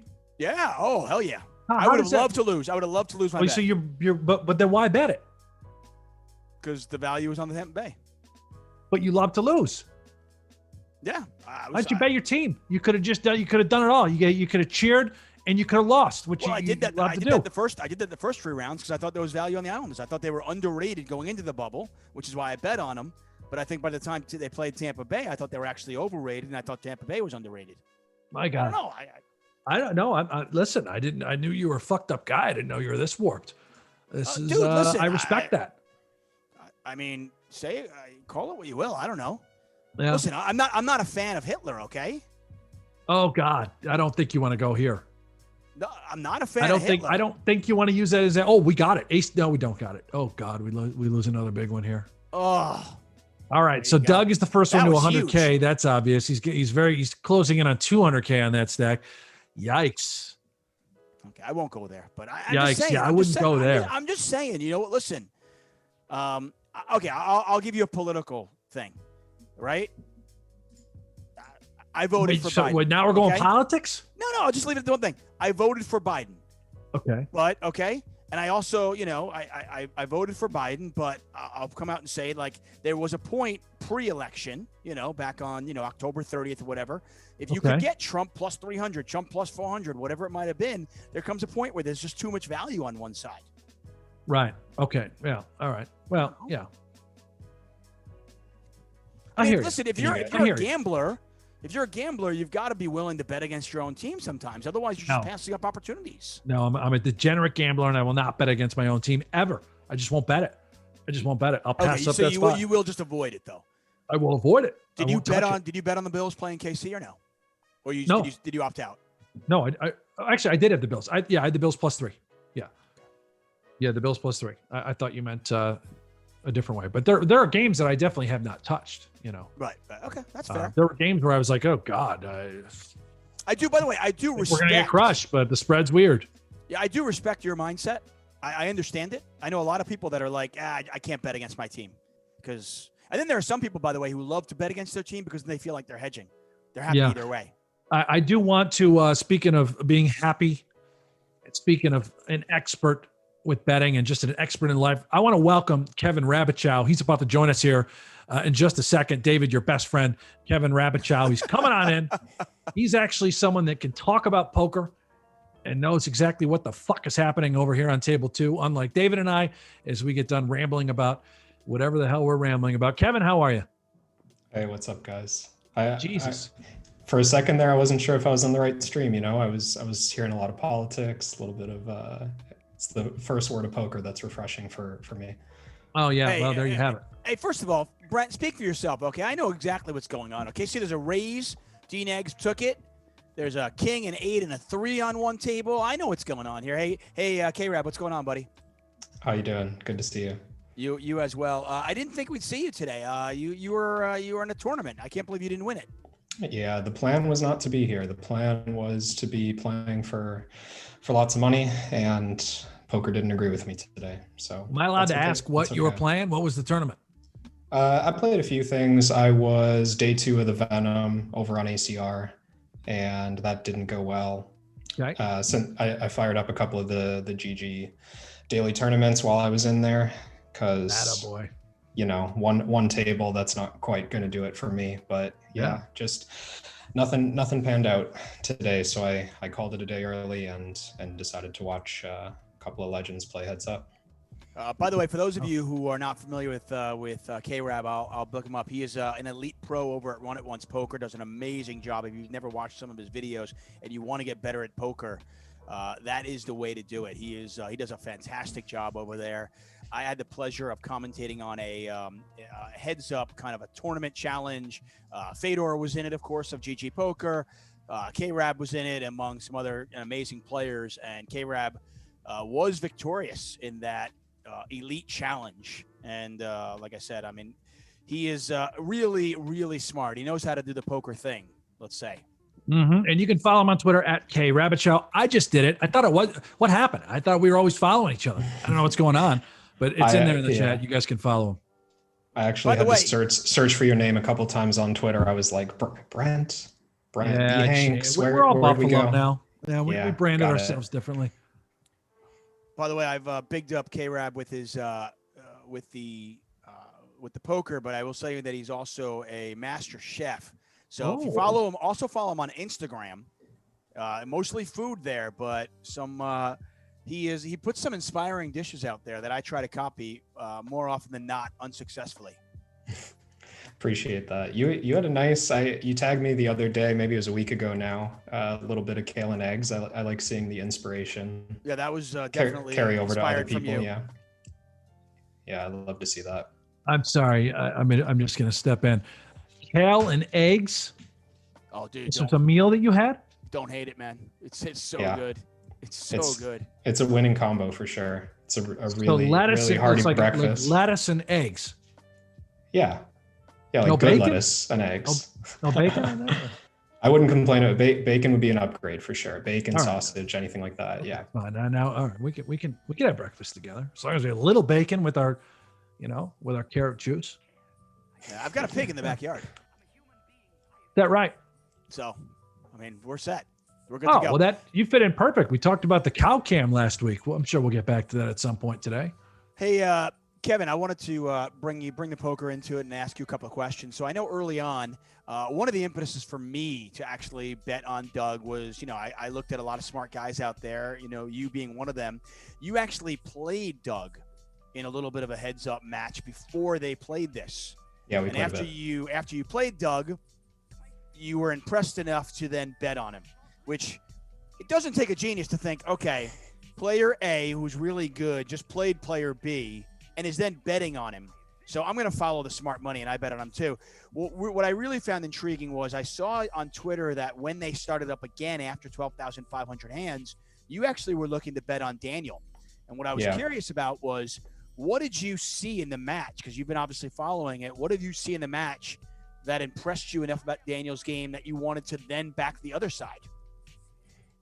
Yeah, I mean, it was kind of two reasons, right? Like one thing, as you pointed out, I did bet on Doug at the start of the challenge, and for me, I bet a pretty substantial amount, and kind of wanted to hedge a little bit of what was looking like, a very likely like a 95% winning proposition, especially because I had bet in Bitcoin, and the price of Bitcoin, I think from the start of the challenge to the time of the second half starting, had gone about 3x. So the size of my bet had gone about 3x effectively. So that was a big deal. And betting on Daniel in the second half, it's a good way to hedge, I think, because it's not like it's not like I was betting on him to win whatever it was, 700,000 for sure at long odds and trying to bet the whole way. It's actually a bet I could win both sides of. And now I'm at a place where I'm kind of rooting for Daniel to have a big session here, because if they finish, Daniel loses maybe 400,000 or something for the full challenge. That's a double win for me, and a pretty big one in the second half as well, because I got good odds on it, I thought. So you've done what they call in sports betting. You have middled essentially, right? I mean, it's like you've got the Bills +7, and then the line closed at 3, and you were able to take the other side, and you're betting the middle here. What was it about? Say, okay, obviously the hedge makes sense, but what was it about Daniel's game that made you think, hey, he can? You were impressed enough with his game to bet on him, though. Yeah, and Wally drags a big pot there with Doug. Yeah, Buffett. 80K pot there. Yeah. I think Doug's been pretty vocal, and I would agree with him in just saying that Daniel's cleaned up a lot of obvious leaks that he had at the beginning, right? Like there were bet sizing issues. They're just like general kind of adapting to the format, adapting to the ranges. He cleaned up a lot of the biggest problems that caused Doug to be a big favorite at the start. 5,000 hands in or so were gone for the most part. There's obviously other things that Doug can do to get an edge, but just like the possible edge that he could have has been shrinking day by day. There's only so many ways to exploit someone. And when the bet sizing gets cleaned up, and when the frequencies get cleaned up and the aggression gets cleaned up, there's Doug's options are running out. So, maybe he went from being a pretty big favorite to being a decent size, medium favorite. And that means if I can get 3.5 to 1 or whatever on the second half, it's probably a good price. Can you quantify it for us, or not? Is that not possible? When you say a pretty big favorite earlier on, what would you say, like big blinds per 100? Yeah, I think compared to later on. I think the opening price had Doug as like an 8 big blind favorite. The 4 to 1 number at the very beginning of the match was like 8 big blinds per 100. I thought that was low. I thought Doug was a bigger favorite than that at the beginning. And I would be surprised today if he was bigger than an 8 big blind favorite, right? Like if he's probably in the ballpark of 5 big blinds, 6 big blinds, something like that. I mean, depending on exactly what time horizon we're talking about. Oh God, that is disgusting, River, by the way, on table 2. Wow. Yeah. I think that the funny thing about these win rates, people like talking about it a lot. They're always changing. Like your true win rate against someone else is constantly changing. And there were probably periods of time in the past, earlier in the challenge, where Doug's edge was smaller than it is right now, potentially. Just because it kind of comes in waves, right? Like you make an adjustment and then you react, and then someone learns a new thing and then you react. And that's been happening kind of the whole way. So it's hard to peg down a win rate, but they took a bit of a break at the holidays, and I looked at the numbers and I thought he was probably no bigger than a 5 or 6 big blind favorite. And the price was saying, something different. It was saying more like 7 or 8 big blinds, I think. I don't know the numbers, Brent. You probably know. What since they've come back after the 12,500 hand mark, how are they shaping up? I think it was closer to 6 to 1. Oh wait, what was the lead though at the halfway point? That's what I was trying to think. Yeah, I'm pretty sure when Daniel won 400,000 that evening, the outcome of the overall match came back down to 6 to 1. Is Doug's being a favorite, but I think it got as high as like 20 to 1. Whereas now, obviously, the final week, it's got to be much higher. In fact, it's not even offered. It's not on Poker Shares right now. Yeah. I think I'm looking now at the break at the halfway point, and it looks like the number at the halfway point was Doug plus 775,000. Like that was the tally. Okay, so he was bigger than 6 to 1. Yeah. So he was a very big favorite when they took the break, and then right after that is when Daniel started going on a run, which I was loving. But so you've got a little sweat here, K-Rab. I mean, I want to say Doug, after what we've seen today and coming into today, my guess is that Doug is probably up maybe 820,000 overall. So since the break, I mean, you're probably only down about 60K in your bet. So you still got a legitimate shot at winning this over the next, 2 sessions, and obviously the rest of this one. Yeah, definitely. I'm kind of at the point, like, I do think that right now with 3,000 hands left, it's going to be very, very hard for Daniel to win the whole thing. I'm sure I'm sure he's got strategies that are going to try and get him close. And I'm sure that Doug is not just going to like roll over and play, the lowest variance style possible to make sure that he wins. So there's a chance, maybe it's 1%, maybe it's less, maybe it's 3%. I'm going to stop you for a second. We got 2 big pots brewing, and we got an all in here and a call. Ace 7. Wow. Oh, just snaps him off. Wow. Yeah, 2 pair. Huge pot. That was enormous. And I think that was if I'm not mistaken, was that a 4-bet pot on the left? Yep. So Doug was probably leading. I think he probably led to get to that point. I think he must have led flop, led turn, which is pretty interesting. Yeah, Daniel flopped a 7 and then spikes the ace on the river, snaps him off, and now Daniel up over 100,000 on that table. Wow, and then 10s we got versus an all jacks. in. Wow, 231. You said we're gonna get a big one here. Whoa. Jacks versus 10s, and yeah, and those hands are always gonna get in. Wow. So just like that, I tell you, K-Rab, you might be the heater Daniel needed. You joined the broadcast, and he has just won 2 huge hands. That is probably going to bring Daniel in the lead on the day. I have to imagine. We just got one update. He was minus 36,000. Then that hand happened. I think Daniel might be up close to a buy-in. We'll have to wait for the numbers to come in. Yeah, he was down as low as he was down 150,000 before that flurry of hands. But, as you mentioned, I mean, we're talking about 2 6-figure hands that both went Daniel's way. Wow. Yeah, those hands, I mean, the King 9 was really interesting. This 10s versus jacks, I mean, this is just a very clear cooler, right? I mean, the 4 bets pre-flop, they both flop over pairs. These hands are supposed to play fast every time. So it makes a lot of sense that they got all in before the river. I can confirm, by the way. So the numbers are in. Daniel's down less than a buy-in. So the numbers are, he's down 36,000 right now. Huge swing. Less than 3 minutes ago, it was 150K. Oh yeah, I mean, Doug was actually up almost 900,000 at that point. So, to a nice little flurry there from Daniel, and we're back in it. Brent Hanks, Kevin Rabichow, I'm David Tuchman. Thanks for joining us here. High Stakes Feud. It's going to be over this week, guys. That's right. We just have about 3,000 hands left, and Daniel has said it on Twitter. They're going to finish it off this week, so it'll be 3 action-packed, really fun sessions this week.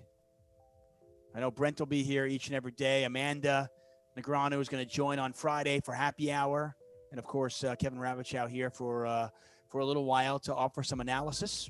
We got to bring in one smart guy, So we got Rabichow, the smartest. I thought that was me today. No, that's not it. It depends what you're after. Depends what you're looking for knowledge on. I can handle the heads up no limit. So Kevin, last time you and I believe we had a show together, you talked about it was difficult to find heads up matches. You were moving on into tournaments. Are you still, obviously you came in playing some tournaments today. Any more luck finding some heads up opponents, or are you just set on tournaments for right now? I've been pretty focused on the tournament thing. As Tuck mentioned, I did play in that Run It Once event about 6 months ago now, and that was a really cool format that I hope will not be the only time that we organize a high profile heads up tournament of some kind, heads up cash / tournament crossover sort of thing. I think that's a really interesting format, and you can see it kind of playing out here with the discussion of potential side bets and talking about how to play down the stretch in a cash game. There's a little extra element that I find really interesting. That's something I would love to do more of. I think these challenges are super fun. It, although does not necessarily appeal to me to spend 3 months playing the same person day in and day out over these like massive numbers of hands. It takes a toll, and it kind of stops you from doing a whole lot else. And I do really want to continue to play tournaments and get better and maybe prepare to travel again when the live tournament scene is, a little more comfortable. So that's Let me ask you this. That's kind of the plan forward.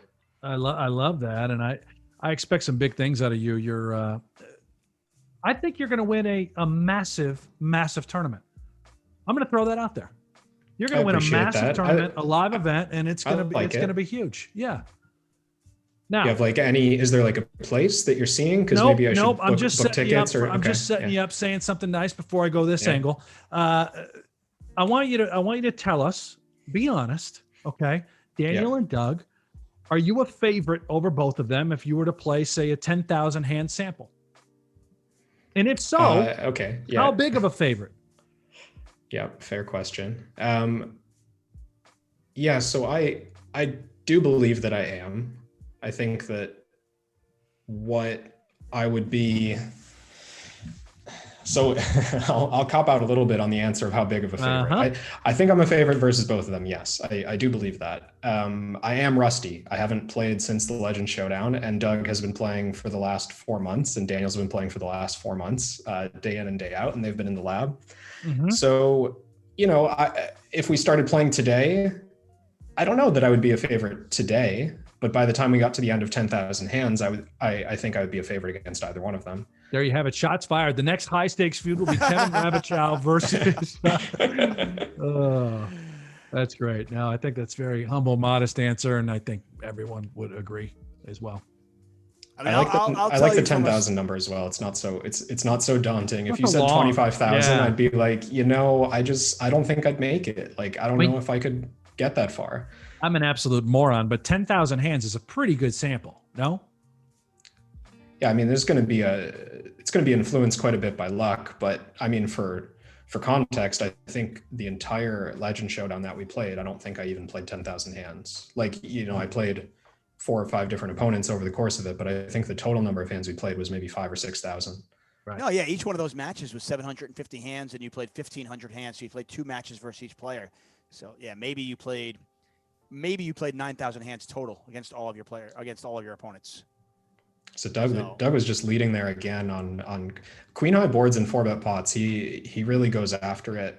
That's one of those things that like I haven't studied that closely in the recent past, but I know that this is what everyone says. Like I think it's a thing. I think you're supposed to do it. I don't know how often. I don't know exactly with what hands. But since Doug showed up with the King 9 backdoor straight draw last time and ran a big bluff, I would think that a variety of hands are in that leading range. It's tough to play against. Smallish $10,000 pot.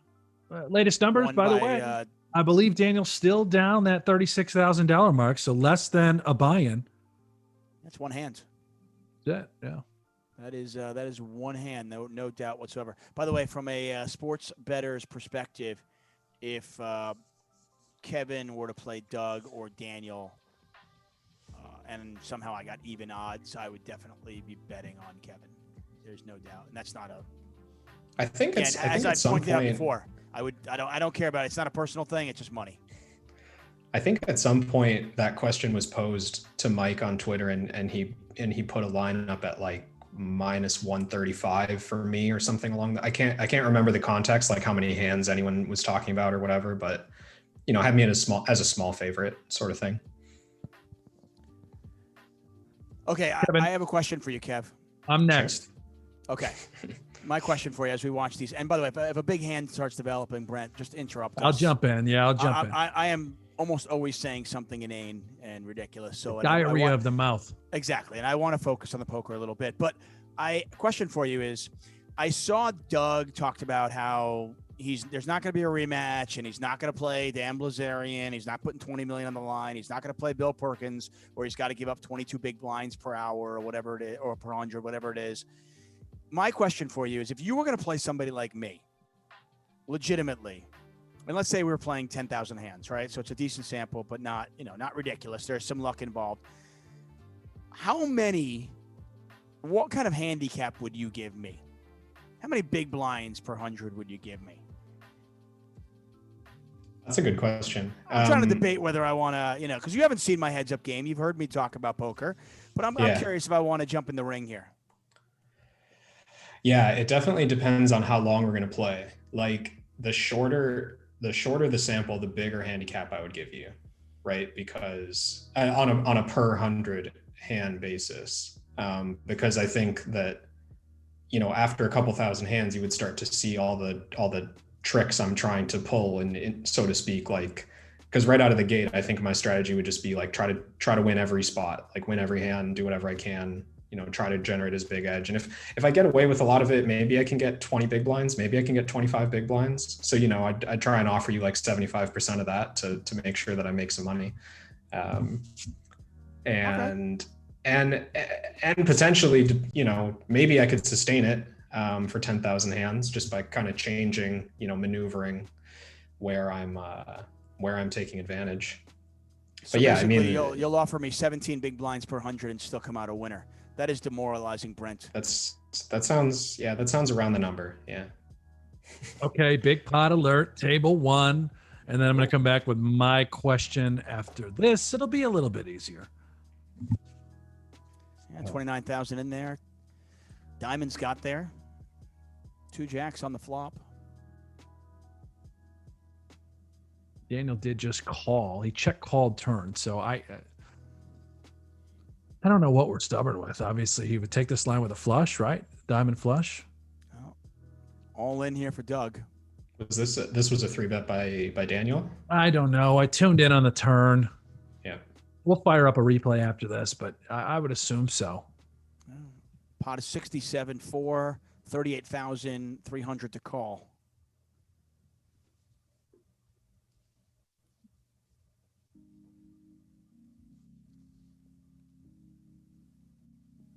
He would never tank this long with a jack, right? So is it like a small pair, 7s, 8s? Yeah, I mean, maybe a hand like ace high. He's got to be thinking about a true hero call, right? And we saw. Yeah. I mean, this reminds me of it was maybe a week or two ago when we saw Daniel make that big river call with ace-3 against like 2.5 times pot. Yes. Pretty clear. He's got some hand he usually doesn't call. It is ace. Yeah. Good read there, Brent. Well, even better shove by Doug. I mean, he, despite the flush getting there, he's just so appalled, right? I mean, you're just flipping a coin. You hate that spot whenever you're playing poker. It's so gross, so brutal. I think it's a good lesson too, Brent. That's a really good lesson, I think, for a lot of people who play poker and for a lot of people who kind of are, beginner recreational players. They see the diamond get there. They see the obvious flush get there, and they're just terrified. So they check it back, right? And you see a world-class player like Doug Polk kind of like, still going for value and going for max value. Yeah, that is like earlier in the challenge. I don't know if he would have gone for that size against Daniel, because we didn't see Daniel making a lot of calls this light, and we saw him, trapping some flush draws, trapping some Jack X in similar situations. So I think you're right that that is. It's thin, basically, to overbet all in with that hand. It's thin if you don't think that your opponent's capable of a light call. Not that it's a bad one. I mean, he's got a diamond, he's got no heart, which are good qualities in a light bluff catcher on the river. And I would guess that Doug's going to bluff a variety of hands like Queen 10 and King Queen. King 10, King 9, like all this stuff. It makes for a fine hand that he should think about calling sometimes on the river, although I'm not a big fan of the flop check, to be honest. Now you said, you mentioned no hearts. Why that's a good thing for a bluff catcher. Why? Well, it gives Doug an opportunity to have like some sort of bluffing hand on the turn. For example, like a small backdoor flush draw that he feels obligated to bluff on the river. Because it has no showdown value. So we've seen, or at least I can recall situations where Doug, maybe starts bluffing the flop with a hand like 6-7 of hearts or 7-8 of hearts, 8-9 of hearts. All these hands pick up equity on the turn and they always bluff, and then they get this river. Like now you're in a spot where it's okay. Do I showdown in position with a guaranteed loser, Or do I try to bluff the guy who has a habit of making folds? And yeah, I think more often than not, he's going to pull the trigger. So it's a good quality. The 8 of diamonds, on the other hand, it can basically only block value hands. Doug won't be calling pre-flop with an offsuit 8, I don't believe, except for maybe 9-8 specifically. So there's really no way for him to have the 8 of diamonds on the river and have it be a bluff. I think it has to be a value hand. And we have a banana break, as we call it. Daniel stepped aside right now for a moment. We'll bring us on in. This is Kevin Rabichow and, of course, David Tuchman. You're probably familiar with Tuck from, I don't know how many years of WSOP broadcast. Tuck, what are you coming up on 10 years now? Longer? Yeah, probably longer. I covered the World Jesus. Series of Poker Europe in like 09, 2010, and then 2011 was my first year with the World Series in Vegas. And Wow. I've been covering it in some form for some channel or since then. My goodness. So yeah, pretty lucky to be involved with that. And they're back. The banana break is over. Yeah, and it looks like the current numbers. Daniel's down 95,000. Very, very swingy day, which is, I think, what we all expected. Is one we can all imagine and assume, as Daniel has put it out on Twitter. This will be the final week of the high stakes feud. Both players are going to power through and try and get just shy of 4,000 hands completed to finish this sucker off. And I think it's safe to say Daniel needs a poker miracle to come back and win this thing outright. It's pretty interesting to me that they've played these longer sessions and left all the money on the table, because that creates a very different dynamic from what I'm used to seeing in similar challenges. Most often you see the player with the lead, protecting that lead by taking the money off the table whenever possible. And I think as a result, if there's anyone that's going to potentially play in a way where you could make a comeback of this size, Doug is the right opponent, because he's not breaking stacks. They're playing 300 big blinds deep on table 2, and he's using large river bets and large bets in general more often than most players that I've seen. Even among high stakes players, I think he uses large bets more often than most players. I have to imagine if it were closer, that maybe Doug would play it a little bit more cautious. Yeah. Simply because of the enormous side bets that he has with, Bill Perkins and others. The fact that he has, had almost a 750,000 lead going into today probably emboldens him to just think, okay, I can just play positive EV poker here and not really worry about it. If it gets down to 250 or 300, maybe I need to change my style a bit. Yeah, definitely. That's the way I would be approaching it. I mean, at this point, there's really no reason for him to do anything that he feels is minus EV for the sake of winning the challenge, because if he just plays normal from here till the end, he probably wins it 99.5% of the time. So, and from his point of view, there's no need to be concerned until the number gets smaller. Now, we've seen, it's kind of funny, obviously I got to know you through the Galfond Challenge, and we saw during that period that we saw a couple of really close matches. And we saw that when it got down to the end, players would actually just fold out because they could just forfeit a certain amount. But, in this game, obviously the blinds are a little bit larger and we're not there yet. And I just wonder from an ego standpoint if we ever see Doug do that anyway.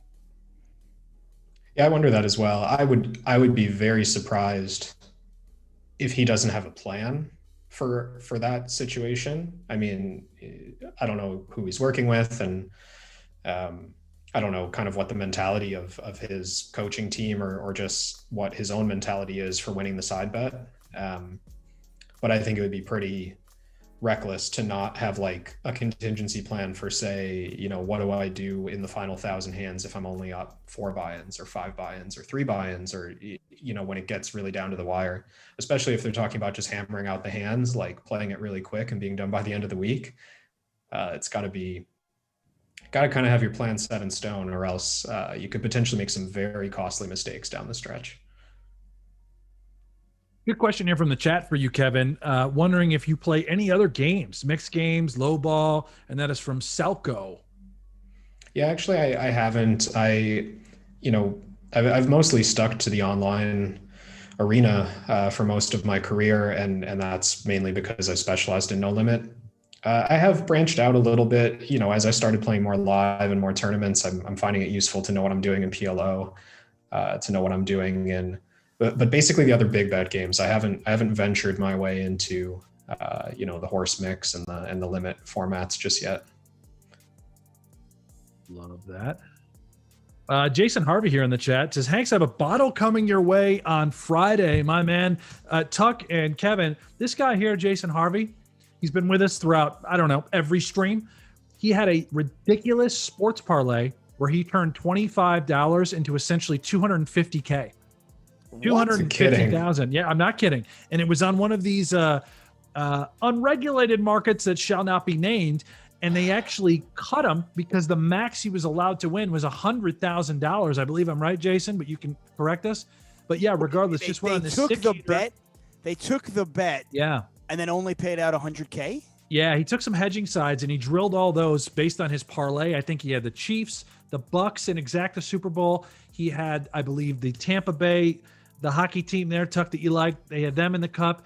And I forget what else he has. Jason could probably fill us in. But yeah, he turned 25K into essentially 250,000, but the site limited him to 100K. And he sent Jeff a little bottle of some sort of ridiculous high-end tequila that he had on Friday. And then I'm going to have a bottle this Friday. So shout out to awesome. Jason Harvey. Yeah. Well, yeah, first off, Jason, congratulations. And second of all, that's an amazing story. But second of all, how awful for a site to do that. You know what I mean? I hate scum. I don't know. I think it's like policy. It was written in policy on their site. Then don't take the bet. Yeah, I don't know. I mean, because it's kind of this it's got this negative. Like it's like, oh, I mean, were they going to refund him, $8 of his $25 bet if he lost? I don't know, man. Right? I don't know. Of course not. He's all class, by the way, for Harvey because he could have probably made a stink out of it. But regardless, I'm sure he was thrilled with the payday, and just a badass story. That is sick. That's amazing. Those are the kind of stories you love hearing.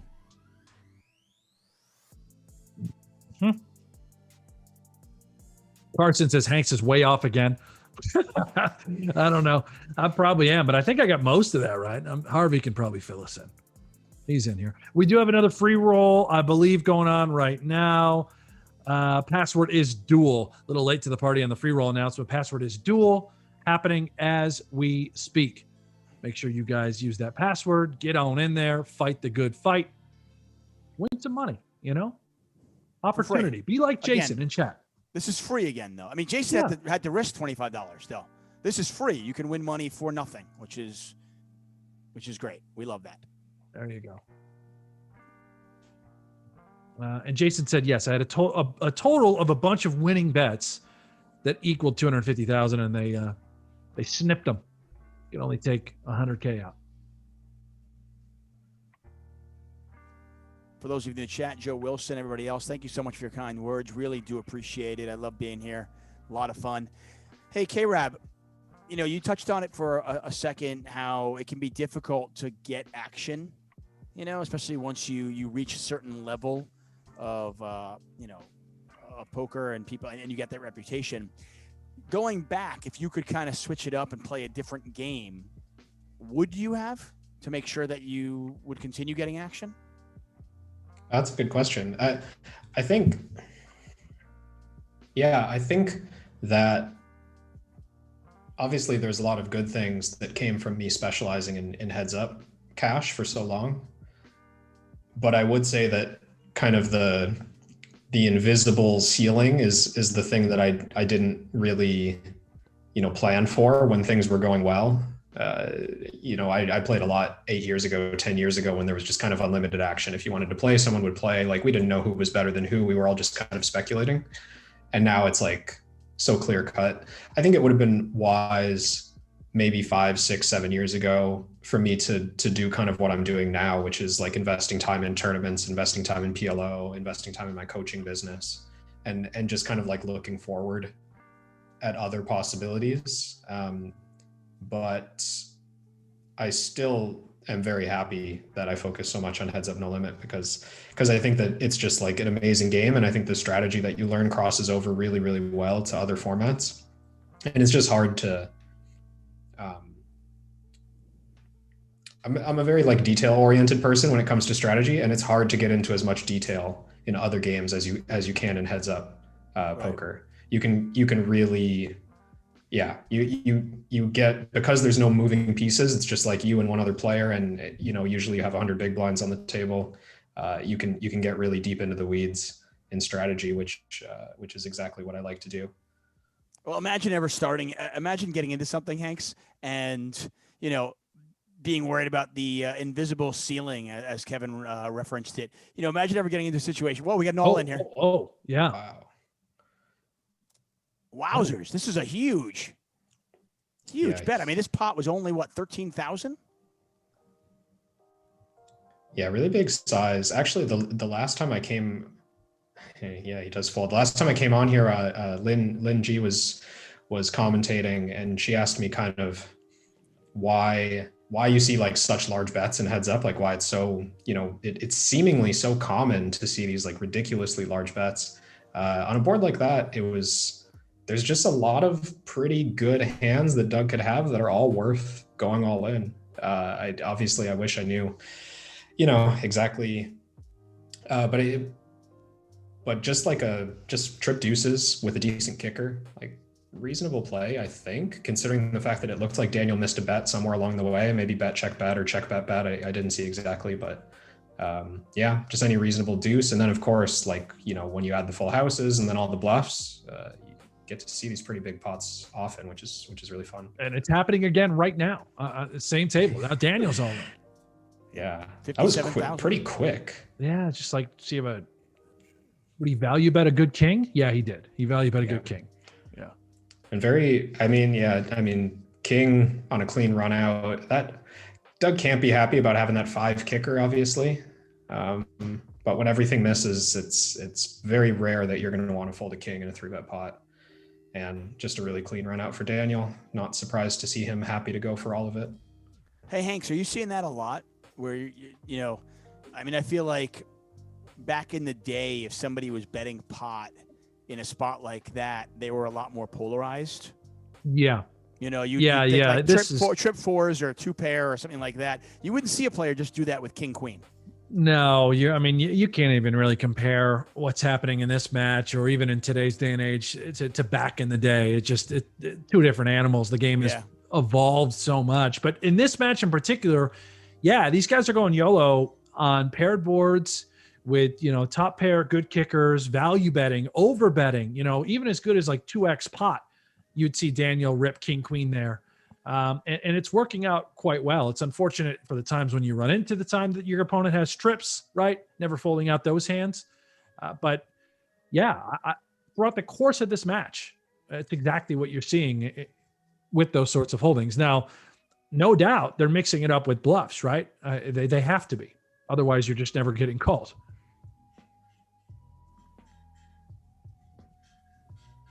Yeah, I think that's one of the things that I was kind of thinking of when I said that Daniel's really cleaned up like his bet sizing and his aggression, is like if you're not super confident in your heads up game, you just don't really know what the weakest hand is that you can get the maximum from, right? Like just kind of like getting in sync with understanding like, okay, yeah, top pair second kicker, top pair third kicker, or whatever, is as long as the flush doesn't come in, we just put all the money in. And maybe he was pot controlling in early matches or trying to induce bluffs at some point from missed flush draws, and then he wouldn't have won that 28,000 river bet from king 5, right? If he checks the river, it just goes check every time. So those are the types of things that keeps this match a lot closer than it used to be. It's funny, Hanks, when I think about Daniel and I think about like the history of his game and how it's transformed, back in the day, again, Daniel's been around so long. We've watched Daniel play he was the master of small ball, right? He was crushing. He used to play small ball. So, to see, it's certainly not surprising to see him and his game kind of evolve to where it is now.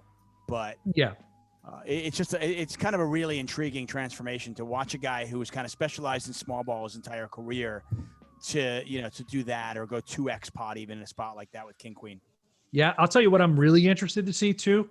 And Kevin, I think you really can relate. How does Daniel now transition when he heads back to play a super high roller MTT, and he takes all of his knowledge and his insight, particularly in these spots in the rivers? Is he going to apply? Would he value bet there, overbet pot with king queen in that particular situation as often in in some sort of multi-table tournament format? I don't know, but I'm curious what your thoughts would be. Yeah, I think so. So this is almost exactly what I've I guess the games that Daniel now has the most experience in are the same as me, which is like playing, kind of tournament format, no limit, and heads up, cash game format, no limit. And I found the biggest carryover that helped me to get into tournaments was just playing out of the big blind in general, right? Because in a tournament, there's typically a big blind ante, which means you're going to play very loose pre-flop in the big blind, just calling raises. And most people who don't have heads up experience or don't have haven't spent time looking at the solvers, they just play that spot really weak. They fold a lot. They get weak hands on the regular, yeah. so they just fold a lot. They kind of roll over.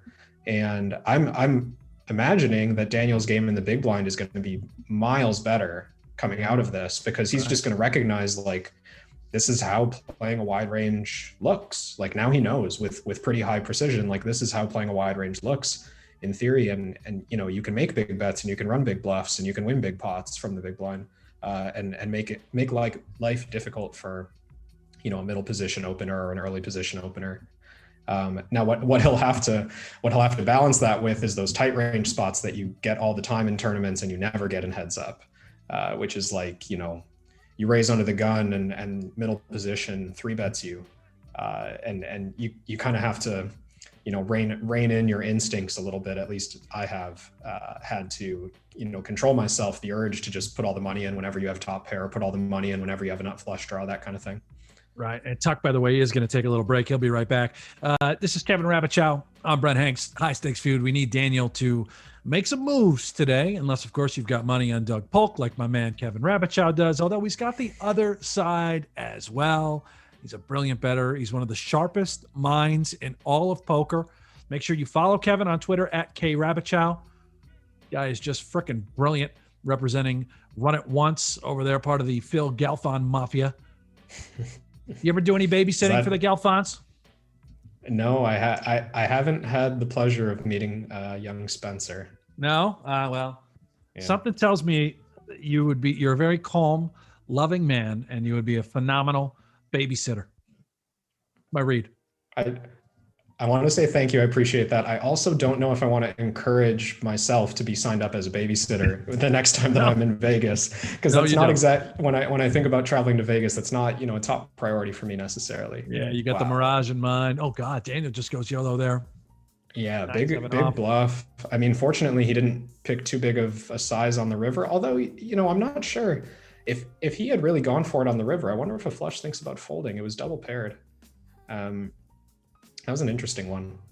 I don't know. Doug doesn't fold. If he's got the nut flush there, I just, double pair my ass. He's still going to call. He's not going to fold as good as a flush. I don't think so. It'd be crazy. Not with that sizing. Yeah. I tend to agree. I think if I was game planning for Doug, I have a feeling a lot of it would be, how thin can I go for value against this guy who just loves his call button so much? Not so much like how do I go, toe for toe and run all the bluffs that he seems to run. I mean, you got to be aggressive, sure, but I think probably a lot of my energy would be focused on how do I get called by worse hands for big bets. Great point. If you're just tuning in, it's been rough. Daniel's down about 100,000 today overall in the match. He's down 840,000. He has confirmed via Twitter. Daniel Negreanu has confirmed via Twitter. We are going to finish the high stakes feud this week. That is his goal. That's his intention by Friday. So we're going to be cranking out anywhere from, 1,000 to 1,500 hands a day. There was right around, 3,800 hands or so, I believe, to finish this sucker off. So we are in for some long hauls and in for some good poker. Yeah, how long was the if they played, what was it, 1,400 hands almost in the most recent session? Yeah, on Friday. Friday was the longest session thus far. We didn't end up wrapping up Vegas time until like 7:30, and that was before we got the interview. That was before we got the 5-hour match. Yeah, 5-hour match. Did you tune in to the rant by any chance? Did you catch that? I did not. I sometimes catch the the clips afterwards on YouTube or on Twitter, but I didn't watch that one live. No. Well, good. I won't bring it up again. Let's see. Chat. There we go. Rankings of commentators. Pretty good. Amanda number 1, Jeff Platt number 2, Khaki T3. Everyone else is a 4 and Hank's 5. I like that. Pretty good. I love the trolls, by the way. So that was a very well done. Is your partner gone for good? I assume you mean my man, Jeff Platt. No, guys, come on. We rotate weeks. He'll be back on Friday for happy hour. In fact, if you want the Jeff Platt show, he's over with my buddy Joey Ingram. The two of them are covering coverage today. Over here on this channel, it is myself, Kevin Rabichow, and David Tuchman, who's taking a banana break. He'll be back in just a moment. Tuchman making his debut here in the high stakes feud. Little disappointed. I'm usually not, but I'm a little disappointed in chat, Kevin, and I'll tell you why. Nearly 3,000 people are watching, and we've only got 359 thumbs up. I'd really like a good old-fashioned thumb job. I want as many thumbs up as we can possibly get. At least get us to 500. If you're crying out loud, we're not asking for much. Seems very reasonable. I think so. I'm a reasonable man. Very reasonable man. Kevin, if you had to choose between Doyle, Johnny Chan, Phil Hellmuth to play heads up, who would you choose? That's another good question from Salco. This guy's on fire. Salco in the chat. Who would I want to play against? Yeah. Interesting. Yeah. I think I might go with Johnny Chan. I think the other two in today's games pretty likely to be sharper. I like my chances against Johnny Chan. My correct me if I'm wrong, but my most recent Johnny Chan memory is him being like on the rail or potentially even a coach for Jamie Gold when he won the World Series. I remember that. Now that you say it, God, I totally forgot. 30K in the middle, table 2. I'm just envisioning Chan on the rail with Jamie Gold. What a world. What a world.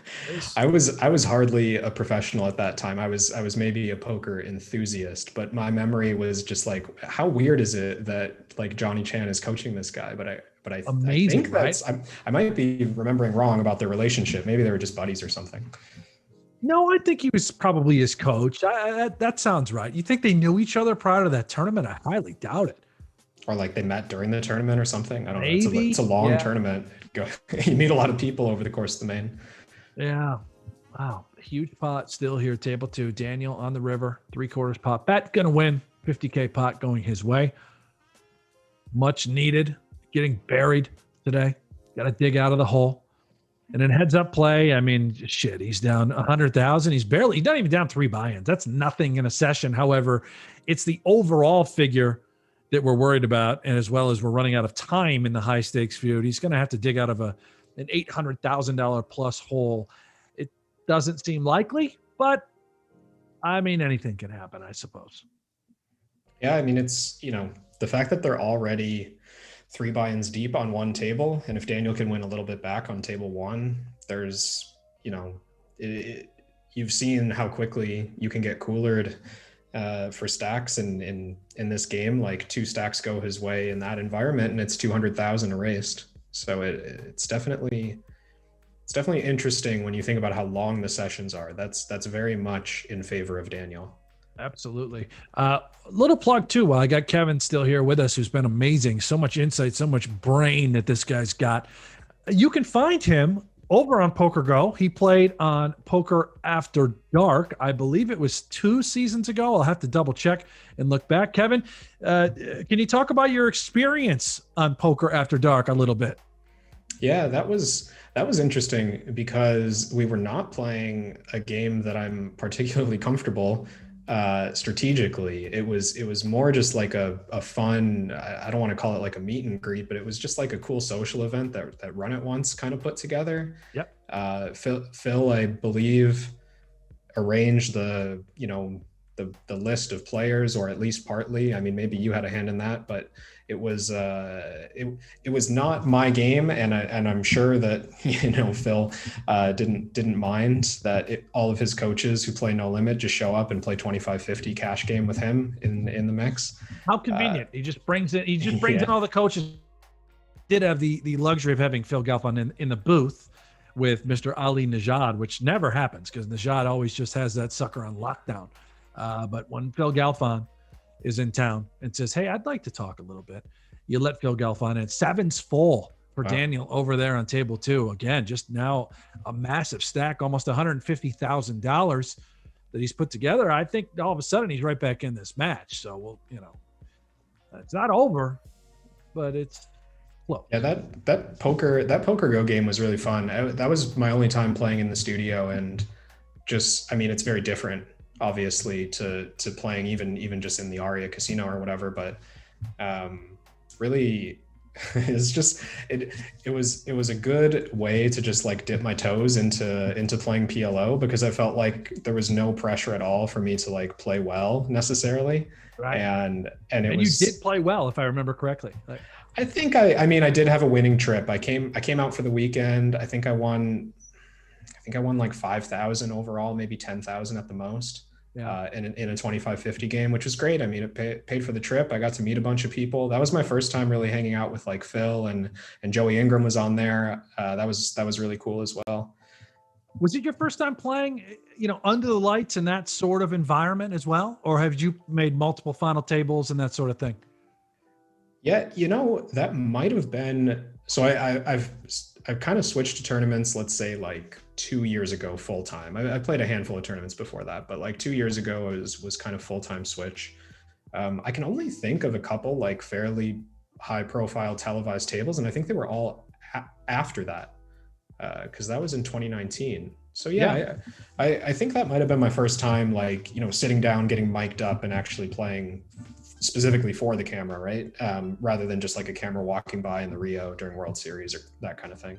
It's a whole different animal. You walk into that studio, and for you folks in chat, if you ever get the opportunity, of course, when this whole pandemic is over and we get back to, quote unquote normal times, you got to stop by. Check out the Poker Go studio. I'm not bullshitting. I know I'm a team player, but there's nothing quite like it. It's a 15,000 square foot studio. All the tech, everything inside that you can imagine. And Kevin can attest to this. It's the real deal. It's the real deal. Yeah, it's very cool. Didn't hurt that there was, bar service for the players. Didn't hurt that there was, a couple of spectators, but not too many. Like it's quiet. It feels intimate, but at the same time, all your friends are watching. It was pretty cool. Yeah, it's a special situation, a special scenario whenever you get the opportunity to play on such a great show. We welcome back David Tuchman. How was it, man? How was the restroom? Well, speaking of bar service. Oh, the good stuff. We needed a refill. So we're good to go. Was that a Modern Times can that I saw you showing off earlier? I had I've been drinking the Modern Times double IPA, hazy double IPA, nice. And a little bit of the single malt Glenfiddich 18. Now hold on. Very nice. K-Rab, are you a beer guy? Yeah, I have to say, like spending time on the West Coast is very much from like half the fun probably is just like brewery hopping. Or I went to San Diego for the first time not long ago. I say not long ago, not long prior to the pandemic starting. And Los Angeles, like whenever I'm down there, it's a fun time. My man, listen to that, folks. K-Rab, he should be joining us on Happy Hour. I'd like to get this guy absolutely sauced, see what comes out of his mouth, out of that brain. Table 1, another huge all-in. Look at the size of this one, too. These spots are so interesting because, when Daniel's really trying to push, like how, building pots, playing a lot of different sizes, occasionally going all in himself in situations like this, it opens you up as well to your opponents, reading into what you're trying to do with your smaller bets, to what you're trying to do with these non-all-in bets, and potentially gives Doug room to go all in thinner for value, like we saw with the Jack 9 on the 3 flush board earlier. So it's a dangerous. This is kind of what I said about the edge, just always changing, always going back and forth. When you change a couple of things about your game, your opponent, finds the best way to respond to that. And I think we'll see a lot of that as Daniel tries to play bigger bets and play more all-ins, we'll see Doug finding kind of creative situations to raise the smaller bets. Hey, Brent, do we know how many hands we've seen already today? How many hands are we getting an hour in about? Don't know. We could ask production in the back. They're always listening, so we can find out. I have no idea how many hands we've played. TBD on that one. Great question. Another good question from the chat from Dads Do It Right. Brent, are visits allowed to the studio? Talking about the Poker Go studio. They are, but however, not right now, which one would assume to be the case. As I direct my attention to table 2, $33,000 in the middle, action over to Doug Polk on the button. What do we do? What do we have? All of it. Wow. All of it. I mean, every draw missed, right? Board pairs, straight draw missed, the flush draw missed. How thin are you doing this? Well, K-Rab? Or Brent? I missed what happened up to the.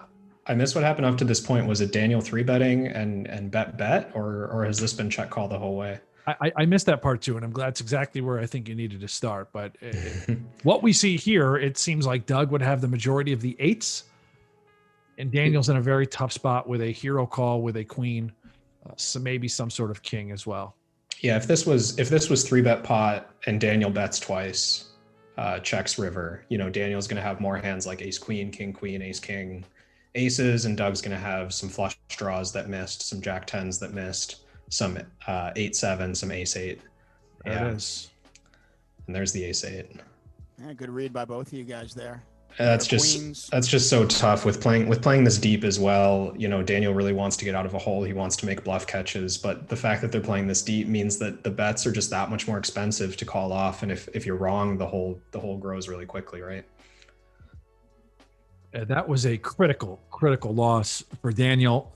All the money seemingly is over there on table 2. That's where his big stack was, and it is now gone after that hand.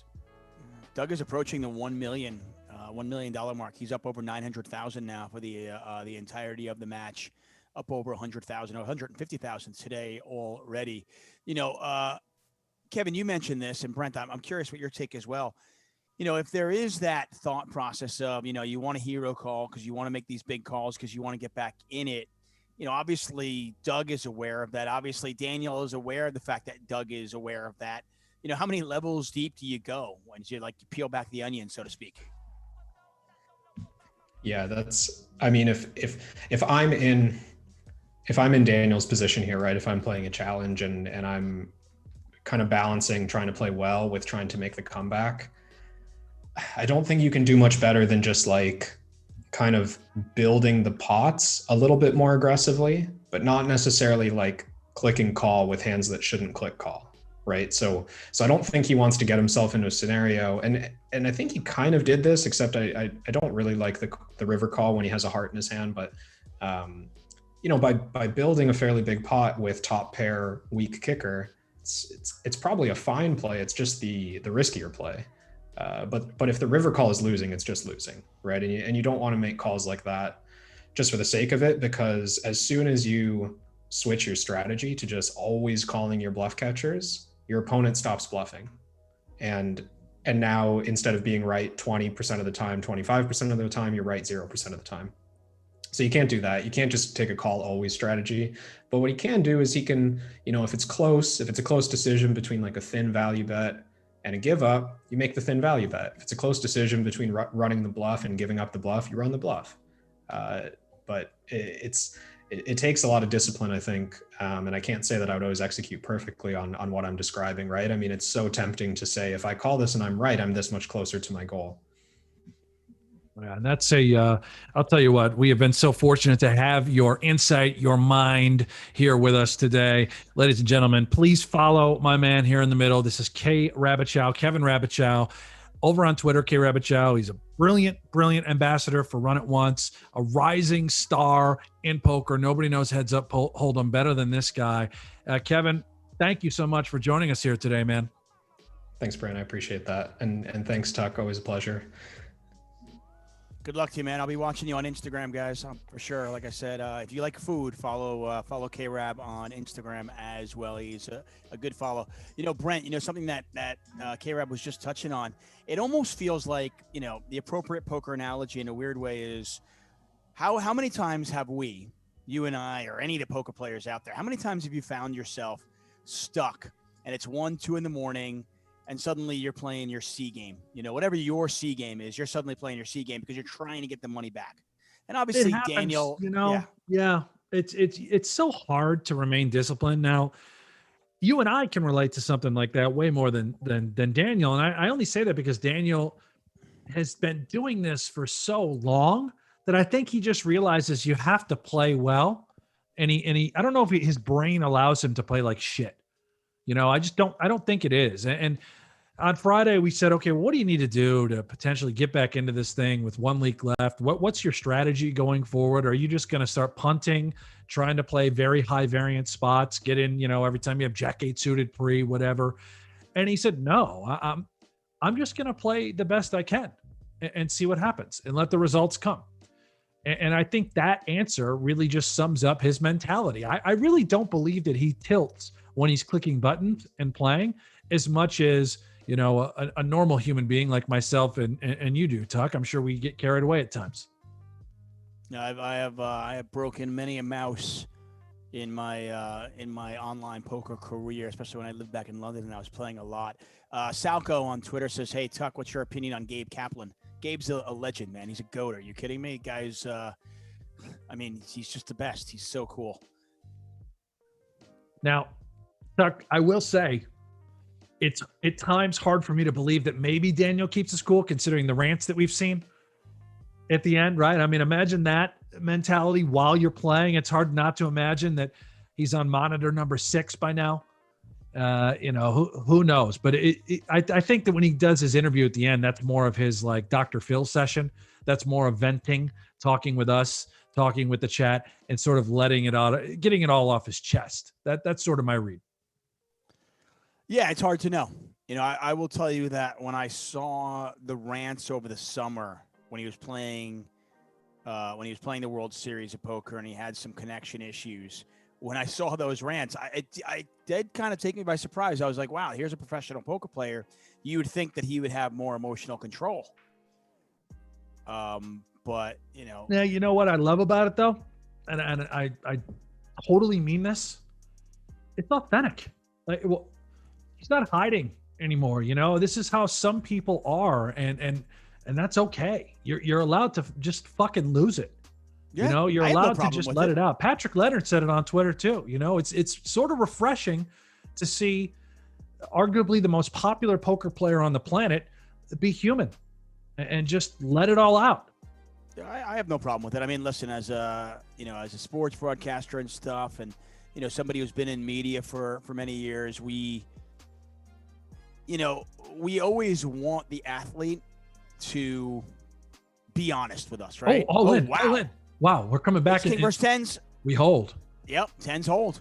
Wow, massive pot. I thought I saw something developing. There it is. Yeah, neither player with a club in their hand. And a huge hold there for Daniel. He's up to 123,000. If he lost that one, he would have been down over $1 million for the match. But that gets him down to about 800,000 now, maybe even a little bit lower than that. Yeah, huge. If he lost that flip there, today was over. You're not taking it out of the hole. 1 second, Tuck. I'm going to dip down because I just unplugged my laptop and I just realized the battery's dying. I will be right back. I'm going right. I'm going right here. Go right down. Okay. Go, man. You do your thing, man. You do your thing. We'll follow this, the action as it goes on. But yeah, I think, as somebody who's in media, and even if you're a fan of the game, how refreshing is it when you watch on Fox or you watch on ESPN and an athlete actually tells it like it is, right? We love that. And then sometimes we're like, oh man, how stupid are you? You can't do that. It's just, as a fan, we love seeing that. Yeah. But at the same time, we love being critical of it when we don't necessarily agree with it. It's bullshit. My wife and I were talking about this, not only about Daniel with some of the heat he's been taking from some of our colleagues lately about his behavior, from athletes right, that you'll see from let's just use LeBron, let's use some football players. It's like we raise them on some sort of ethical pedestal, and we forget that they are just human beings playing a game or a sport. They're not, they're not community leaders. They're not ministers or priests. That's not what their job is. Right. Their job is to compete and to perform. It's not to be leaders. And now, if you so happen to be a leader as far as inside your community, doing great things for other people, incredible. That just makes you that much better of a person, right? It's easier to root for. But don't get upset when people and athletes and poker players are not, these fucking moral figures that aren't teaching your kids how to be better people. That's not their job. Yeah, and frankly, now that you and I are both dads, and obviously, we both have 2 kids. You've got another one on the way. Even more so, I believe that now. Back in the day, Yeah. I didn't know. I was like, are athletes role models? I guess. I don't know. But I don't know, Mike. Honestly, like, hopefully, a kid has some, has parents who can kind of teach him, which ones, no, this guy's wrong. It's okay. He's an athlete. He's not a role model. And I'm with you 100%. And Yeah. Going back to Daniel and the rants and everything, I had no problem with it. I mean, to me, it's entertaining. At times I was a little bit surprised, but I find it entertaining. I could give a shit. I don't care about it. I mean, he's a poker player. So, I mean, frankly, if you're expecting, a poker player to be a role model for your young kid, then, well, sorry. You're looking in the wrong place. I'm so glad you said that. I mean, it's ridiculous. It really is. And if you disagree with that, I don't know how. I really don't know how you could disagree with that.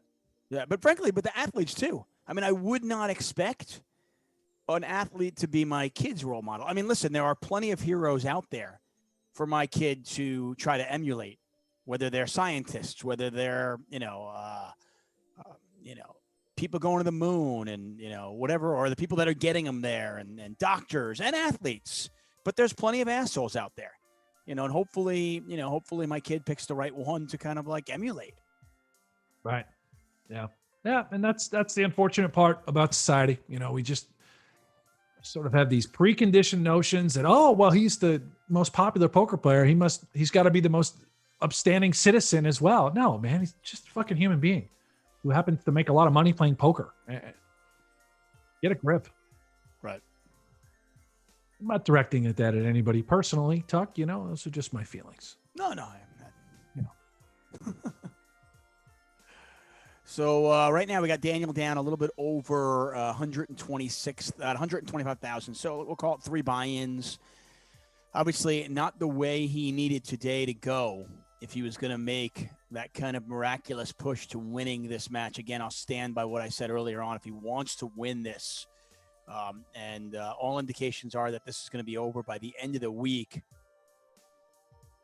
If he wants to win this, he's going to win a smallish pot, 15K over on the left side with ace-10 of hearts.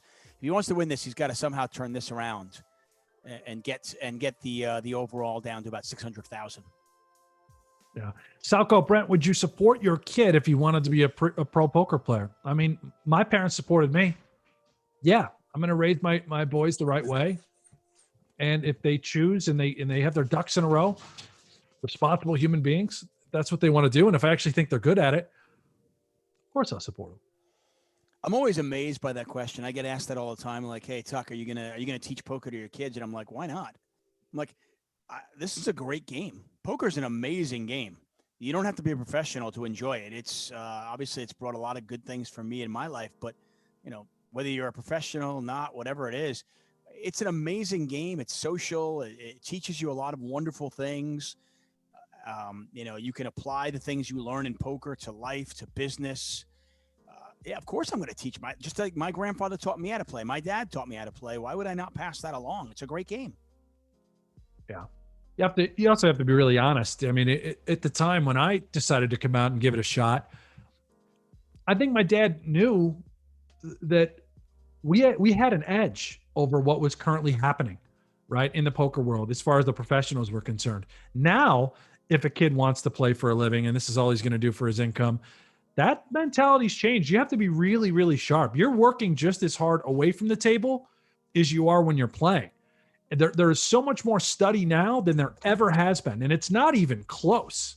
It's really not even close. I've got good friends that go to the library just so they can get away and have quiet time for 5 to 6 hours a day just to work on their game without even playing. Yeah, Totally different animal. The game has completely changed, and I think, like anything in life, it's what you put into it is what you get out of it, and we reference back in the day, right? And back in the day, it was a matter of like if you had good instincts and you could read people, you could beat the game. I mean, my guess is Daniel Negreanu, Phil Ivey. Yeah, how much did they study back in 1995? And did they have to? Of course not. But the game has changed, and that's the one thing you can if you if you're teaching your kid or you're teaching a friend or you want to talk to somebody about it, and like you just say, listen, if you're getting into poker just because you think it's an easy way to make a buck and you can have a flexible schedule and you can do whatever you want whenever you want it, don't do it. That's the wrong reasons to it is a very, very difficult way to make a living, and if you can be a successful poker player and actually make money doing this, I will tell you that you could probably be successful doing a myriad of other things as well. Great point. Yeah, I would totally agree with that. Oh, chat. I feel like we've neglected you, chat. Let's come back, shall we? Let's go on a date with chat right now. Tuck, what have we missed? Matthew McLean, how long have they been playing today? They started at about 2:30 Vegas time, so about 2 hours. You haven't missed too much. They're probably going to play for 4 more. Let's see. $10 no limit is hard for me. That's from McPartridge Boy. I bet it is, man. I'm not even kidding. It's really changed a lot, the game. It's just as fascinating as ever. I'll tell you that right now. Matthew Sweetman says, I'm watching The Gambler on film in high stakes feud, a little wine, having a cocktail. I love that, Sweetman.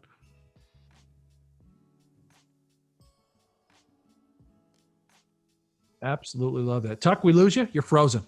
No, I'm here. Oh, there you are. There you are. I'm here. I was just listening. I was enraptured by the chat and you talking to them, and I was watching the game unfold in front of us. A lot of money on the table right now. You were talking about having some big pots. We've already had a over 200K pot earlier on, and you can see 230,000 on the table on your right,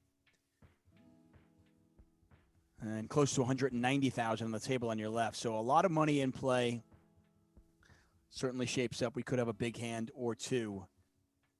I still think we're going to see a $200,000 pot. Obviously, it's looking very likely on table 2 if it were to happen. Maybe right now. Do we just call it? Are we just predicting this? Are we just going to get it all in for 100,000 and change each? Come on, man. Just do it. Just rip and rip. Find a way. I mean, that is strong. What is this? We're talking just a couple big blinds. I was going to say 250, 270 big blinds deep. Yeah, hard to get it in pre. Josh Lewis, Hanks, get cousin Kristen on the stream. Hey, she's not on the stream, but she'll be joining us for No Gamble, No Future tomorrow. That'll be at 5 o'clock Eastern, 2 o'clock Pacific over on Poker Go's YouTube channel. No Gamble, No Future. And is that a Super Bowl special, right? A Super Bowl blowout special with Phil Hellmuth. I love it. He's going to be on with us pretty much the entire show. And if you don't think that we're going to talk about degenerate gambling, stuff you've never heard about with Phil Hellmuth, from video poker to sports betting to what's going on with all this Robinhood shit, GME, AMC, his best friend Chamath and Jason Calcanis, how they're on both sides of the aisle when it comes to Robinhood. Yeah, we're going to get into it. Hold on a second here. We got 56,000 in the pot here. Yeah.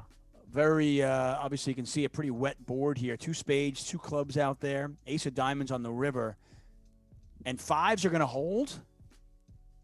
They are. Wow. Take that. We love that. We love that. Thumbs up emoji. That's for sure. I'm not going to lie. I think that's kind of a scary little avatar. That's going to be my nightmares. Yeah. Pretty good. Hanks, you still going to be in a movie or what? Yeah, there's the avatar.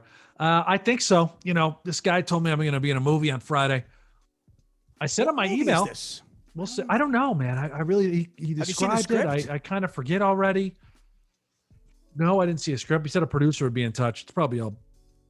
Well, you know what? I haven't checked my email. Guess that would help. Brent Hanks, David Tuchman here for the high stakes feud. We're about a little bit over 2 hours into today's match. They want to play about 1,200 hands today, so we'll see. We'll see how long it goes. So far, it has gone Doug Polk's way, although we just saw Daniel win a nice hand there with pocket fives. I don't know. I'll look through my email later. Yeah, Daniel Ruth. I don't know what movie. I'll find out.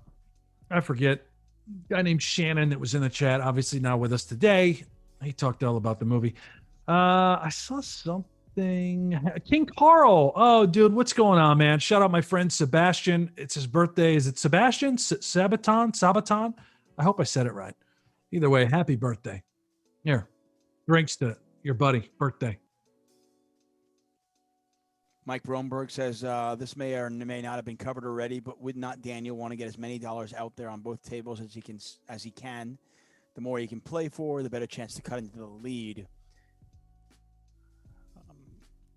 I imagine that's the case. I mean, they're not taking their stacks down, right? Yeah, but I mean, to counter that would mean he's buried because he keeps topping up, so he'd have to fight over the deficit. You know, I get what you're saying, though. I do get what you're saying. I think he really needs to win a huge pot, say he have 200,000 or so in play, and then just keep stacking Doug, you know, seemingly over and over again. It's hard. I think the most we saw was, in fact, on Friday, where each player had just shy of 200K in their stacks. And Daniel, you have to remember, Daniel was down a fortune before that all occurred. Oh, my. Yeah. Table one. Oh, my, indeed. And 8-10 versus the old 7-10. Wow. Yep, there it is. There's a thumbs up again. That was really interesting. That was a value shove with tens up. Here comes the replay. I need to see this. Yeah, that was a one-liner to a straight out there. Right. And Doug shoved so we with two pair. Doug 3 bets flop or pre. Check calls flop. Now he makes tens up. Oh, it goes check, check. There it is right there. So it goes check, check on the turn. And oh my. Yeah, that's I think that's a value shove with two pair. Well, he check raised the river. That's what I'm saying. I think he check raised for value. I assume. If we had Rabbit Chow, he would have told us. Yeah, it's a fascinating play because Daniel checked back the straight on the turn. And then when he gets checked to him on the river, he bets. He bet 6,000 and got check raised. And again, I mean, my simpleton mind, I would never think. I mean, 10-8 seems like a really good bluff catcher, and I'd probably be check calling there every single time. I just can't imagine check raising with that particular hand. But you know, obviously, Doug Polk knows a lot more about this than I do. Really interesting spot. I don't know if we're getting like a 7 to fold, if that's the part of it where we're kind of merging. But yeah, fun hand either way. But now Daniel, for the first time today, has 6 figures in each stack, table 1 and table 2. So if you're just tuning in, you tuned in at the right time. Momentum is heading in Daniel's direction. The money's heading in his direction. Still stuck on the day, but he has greatly reduced that deficit. He's down under one buy-in now. He is only down 37,000, which, you know, if you're just tuning in, you're thinking, oh, he's still down a buy-in. He was down over 150 at one point. At one point, Doug was kissing the $1 million mark again. Yeah, and chat seemingly agreeing that it was not a value shove. So that was certainly some sort of merge, potentially trying to fold out all of these 7Xs or better hands that would have had him beat. But no way are we folding a queen in that spot if we're Daniel. So fun play, man. That was pretty high level stuff. So you take two pair, you take a hand strong as two pair, and you turn it into a bluff to possibly get a better two pair or a 7 to fold. I think so. I think that's I mean, it's thin. It's a weird spot. I think he probably calls some of the time, check calls. He might check fold some of the time. And then there are also, if you roll it, as the kids are doing, there might be a time where you just stuff it all in the middle for the times you're trying to get 7x to fold as well as better hands. The old randomizer. Even a set might crazily fold there. Do you use the randomizer? Never. No, Never. I haven't been in a situation with my my poker playing recently over the last 2 years where I would even have needed it. And that's clearly intentional. I mean, I don't want to play at a level that high anymore. Maybe once my kids get older. Right now, I just don't have time to fucking work on my game like that, man. Right. You got to make sure that if you're playing in the streets, you're playing in the streets that you can handle right now. Yeah. I'm not trying to mess around with that. Stick to tournaments. I'll play the main event every single year. I'll play a handful of WSOP events, but other than that, I'm not getting tangled up with these animals. Now, between this and between all the World Series events you cover and the Poker After Dark and all these other events that you cover, whether it be with me or, obviously a lot of times with Jeff Platt, do you find your game getting better, or do you just realize that you've got a lot to learn?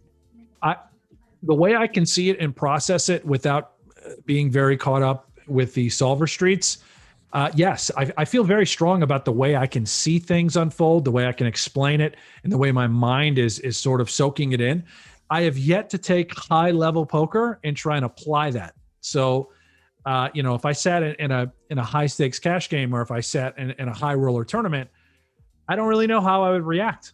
It's one thing to see it, soak it in, and it's a lot different to when you're actually in the ring.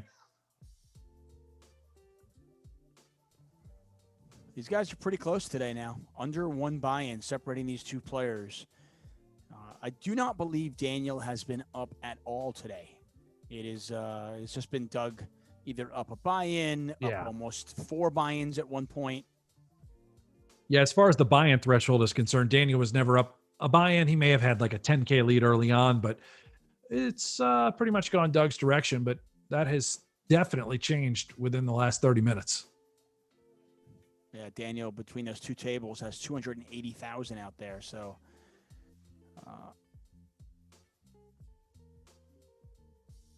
has an opportunity if he can, if he can catch Doug. What did we miss on table 2? David Jackson. We got people saying we missed a big pot on table 2. I mean, I know Daniel's got 170 in front of him, but what happened? Here comes the replay. Okay. I didn't think it was that big of a pot, was it? That's a decent size. I mean, Doug started the hand with 81. He's got 56 right now. So. All right, here it is. Oh, I see. It was a 4-bet pot.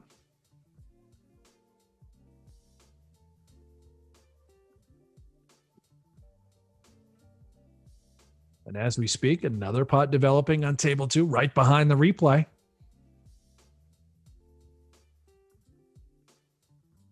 Yep. Doug forced to fold the turn on that one. So, yeah. Interesting. Want a decent sized pot. And as you mentioned, 18,700 in the pot over on the table right behind that replayer.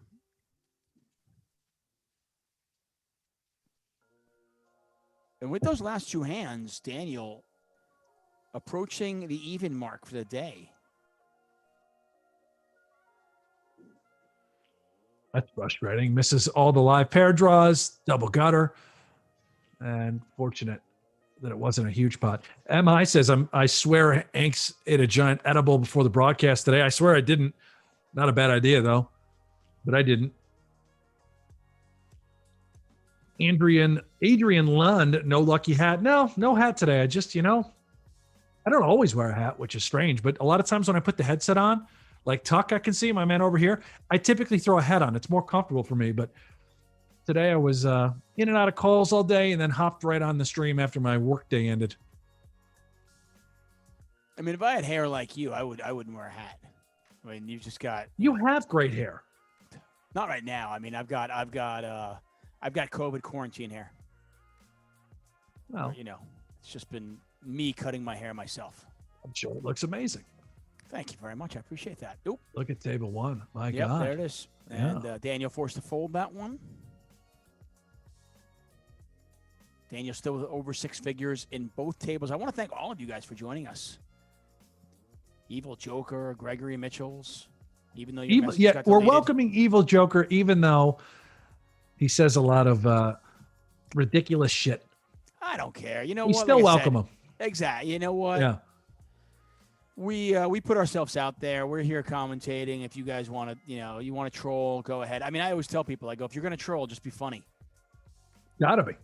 Yeah. Those are our favorite people, really. I know Tuck and I are the same way like that. If you're a good troll, we welcome you here. If you suck or if you're not funny, go to a different stream.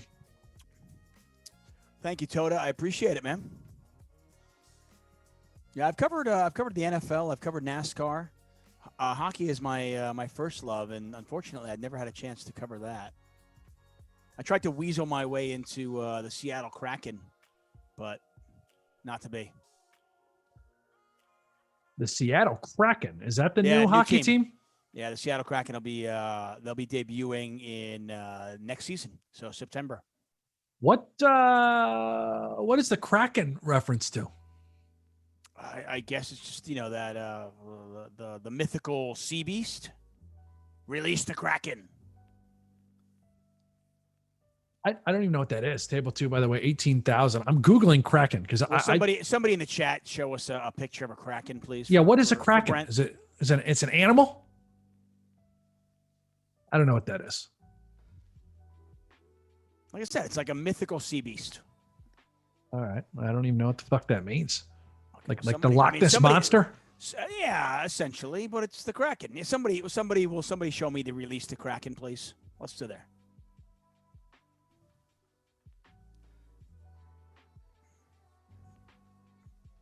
Yeah, I don't know. I'm going to wait for chat to figure out what a Kraken is. Like an octopus. Pappy Ski says it's a Mexican drug mule. Oh, let's see now. Not That would make Mexican sense. Drug mule, but that's a great answer. The big squid. All right, so it's some sort of giant octopus. That's what a Kraken is. Ryan Chang says that. Kraken equals big squid. That's pretty good. I like that. Yeah.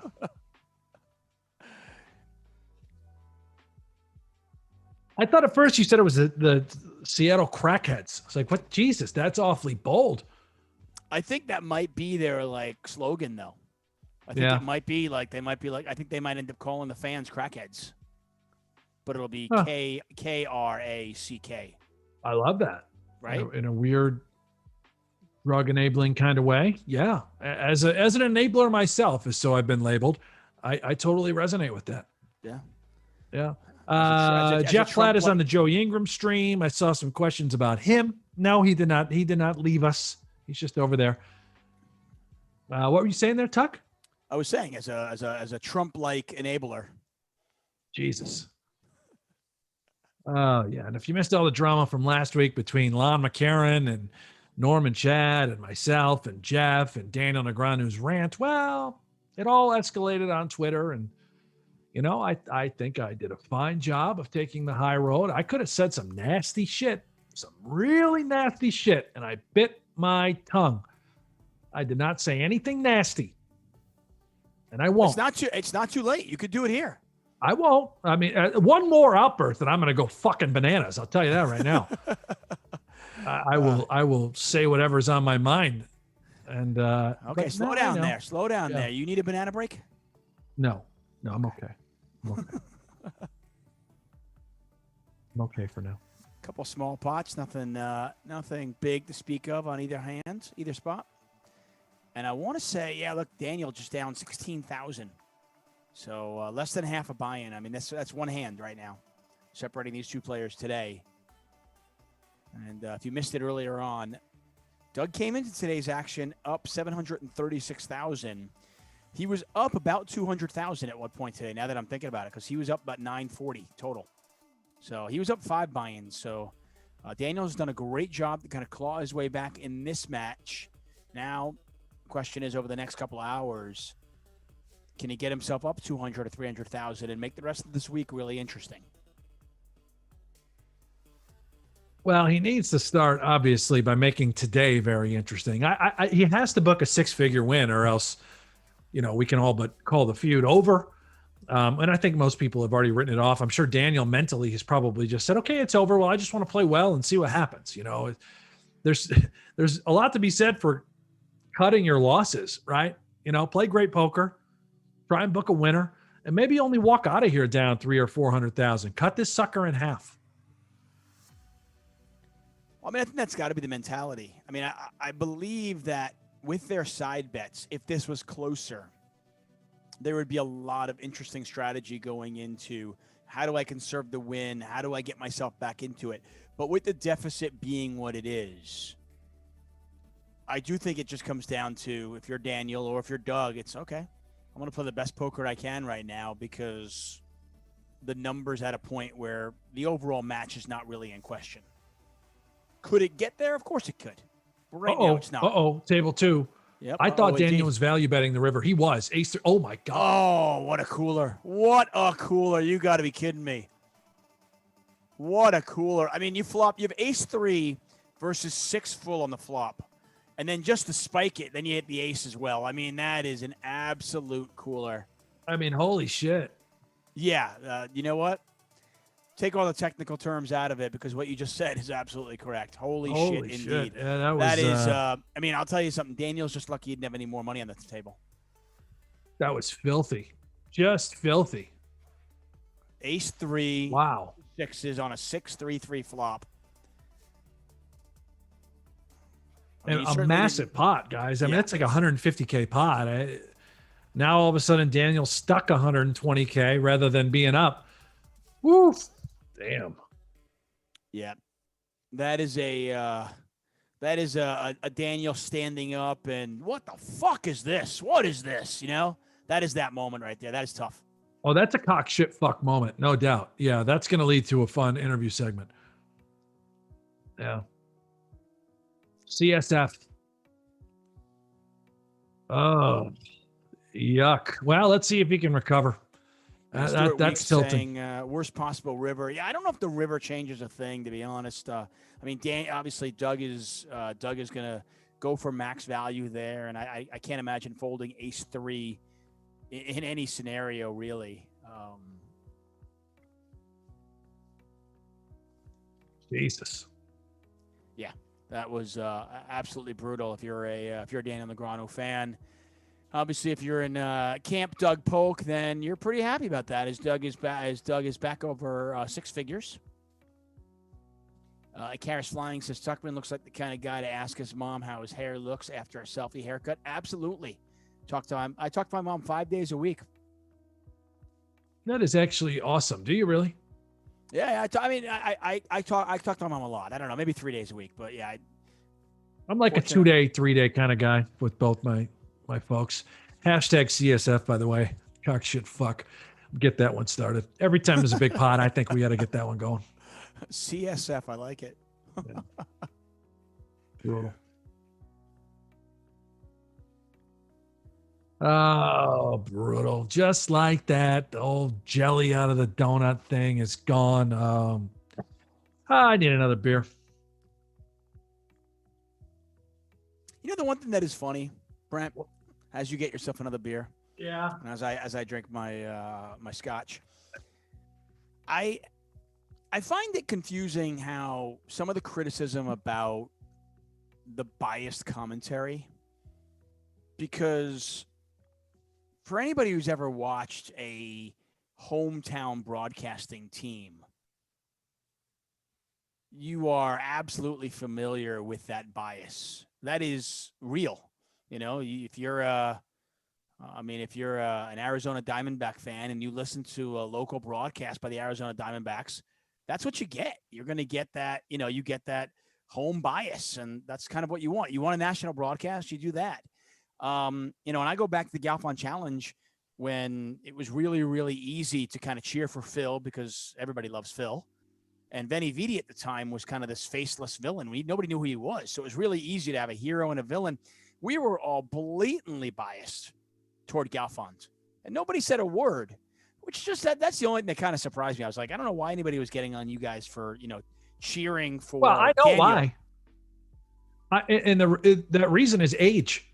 Most people that said anything along those lines didn't realize that there are multiple streams. They thought this was like the only one because they followed Daniel. They would get linked here and they're like, oh my gosh, this is so so biased. It's all set up for Daniel. Well, yeah, it's typically going to be an older person watching that doesn't realize that there's another stream set up. It's pretty much it. Yeah, I guess. I mean, but even if it was the only stream, I just don't know. I mean, it's on GG. I mean, Daniel is an ambassador for GG. Yeah, it's hard to. I mean, I didn't think that was a big deal. I'll just put it that way. It's not. I mean, the whole point, obviously, our shtick is to be biased, and that's exactly what this channel is all about, right? You know, we're all the Negreanu homies in here. It's most people that complain are just old and they don't really know how to use the internet. It's just reality. It's not harsh. It's just true.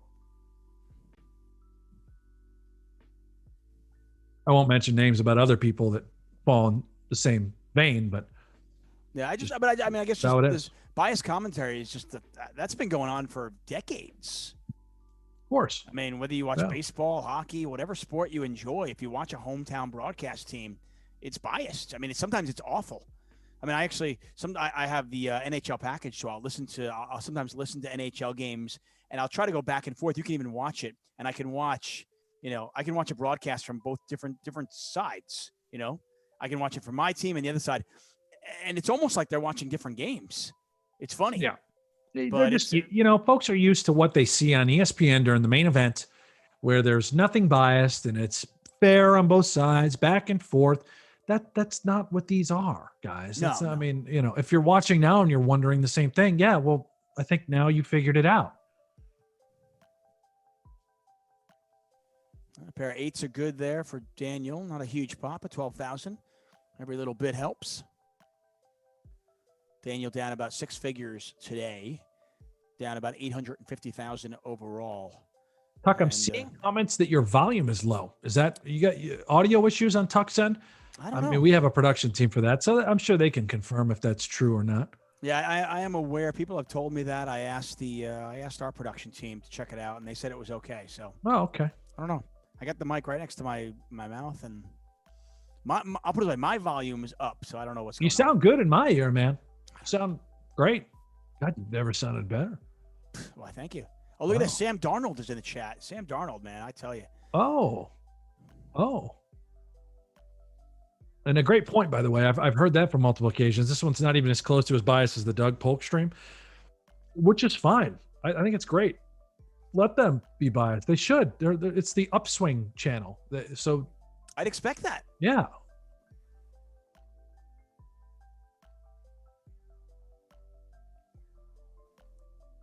I mean, the funny thing is, in 2021, aren't we kind of used to biased media? Yeah. Depending on what slant you want, you know where to go. All right. Philip Shipley says, I have to disagree, Brett. Call me whatever you want, by the way. It's not the old people that's the problem. It's the youth who want to complain about everything. Oh, come on, man. Be reasonable. Both by the old way, people and the youth. By the way, I love the voice you suddenly gave this man. The voice you decided to give this guy. It's the youth. It's the youth. Kids. It's the goddamn millennials using the TikTok and the Chinese. Oh, they can see all our information. It's the goddamn millennials, Gen Z. By the way, I just had a conversation with Glantz, right? I'm releasing a podcast later this week with Matt Glantz. First of all, super interesting guy, very funny, obviously controversial if you follow him on Twitter. But I was looking through all the social media, and Matt Glantz is like a 48, 49-year-old dude. He has a TikTok account. I'm like, what are you doing with a TikTok account? Well, I don't even get it. He's got kids, right? His kids are using it. He's probably monitoring that, doing his own thing. It's smart. It's probably sharp, Tuck. It's probably sharp. Yeah, he should use it. Glantz is a big following. It's what everyone's on. I don't know how to do anything. I'm like this guy, Philip Rufus or whatever in the chat. I'm old, man. I'm old. Yeah, I'm 38. I'm not a Generation Z person. 38, my. But I also don't blame the problem on the youth. I mean, that's stupid. It's both. Why can't it be both? Why can't two things be right or wrong? Yeah, I'll tell you wholeheartedly. Listen, I mean, Brent and Jeff, obviously, they're slanted. I am completely unbiased. I really don't have a dog in the fight. I have bet on Doug a little bit, but as I mentioned earlier, where I put my money and my heart are completely separate. I genuinely was intrigued by this match. I've been entertained by this match, but I really don't care who wins. Yeah, I do. I wanted Daniel to win. I would have said that even if I wasn't doing the stream, though. I think it was better for poker because and here's why, right? Because I knew that Doug wasn't really going to have much to do with poker after this was all done. Not much. He might play a little bit here and there. He might dabble, but Daniel's a fucking lifer, right? He's going to be doing his YouTube channel. He's going to be doing everything for GG. He's going to be going after Player of the Year every year. This to me felt like, one, it's amazing that they have agreed to play and to go through with it. But I think it means more to poker to have Daniel win than Doug. And I think Doug would probably even agree with that. I mean, I will say it would have been really funny if Doug was up $750,000 and it somehow Daniel was able to come back the last 10,000 hands and win it. And we saw kind of that, like, the Galfond type comeback. That would have been pretty sick and pretty funny. So there was part of me that was rooting for that. And I certainly wanted this last week to be really close. Like I would have loved to come in today where, Doug was up 80,000 total. Watching table 2, like a hawk. Yep. 4-bet. Table 1, 25K in the middle, one liner to a straight. If Daniel loses this one, I blame the youth. Oh my. Oh my, indeed. And Doug's going to take that one down. Daniel bows out. Doug betting on the 3 of diamonds turn as well, 8,400. That's third pot. Fucking whippersnapper. Oh, Daniel calls, board pairs. 42,000 in there. And Daniel's going to win this with jacks. He was never folding that hand. No shot. Yep. And Doug recognized that too. Good check back from Doug.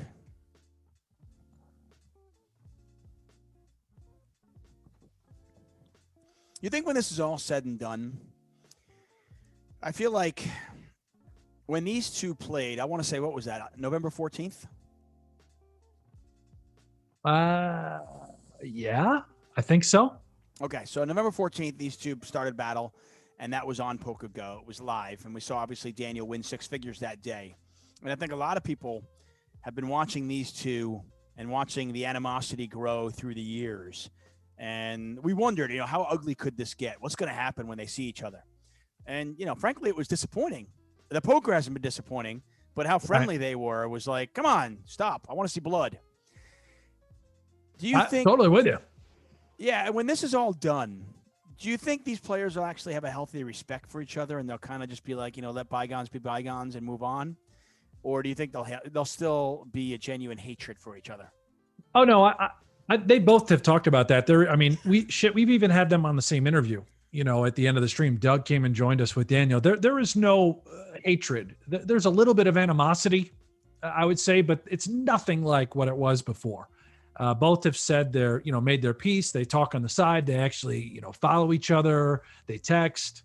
They're not going out for a fucking wine and dinner, but they're definitely able to be civil. And really what that is when they squared off in the ring, as this whole thing kicked off, it's hard. It's very difficult to look at somebody and maintain that sort of anger, right? Because I don't think they really truly in their hearts meant it. I think Doug was always being a bit of a, he's a bit of a comedian in a way. And I think Daniel was just taking shots back because, he didn't have a choice, really, right? I mean, Doug put him in a corner and Daniel's just fucking swinging. He'll say whatever's on his mind. But when they played, they were very civil. It's interesting how the human element works in that regard. So when this is done, to answer your question, I don't expect anything much different than what you're seeing on Twitter right now. I think you'll see the occasional needle from Doug, and I think you'll see the occasional needle from Daniel, but nothing hostile. I mean, it was borderline hostile. I remember back in the day when you see Doug, sitting next to Daniel and wear the more rake shirt or whatever it might have been. And, Doug was just like, he's just a perfect troll in that Well, regard.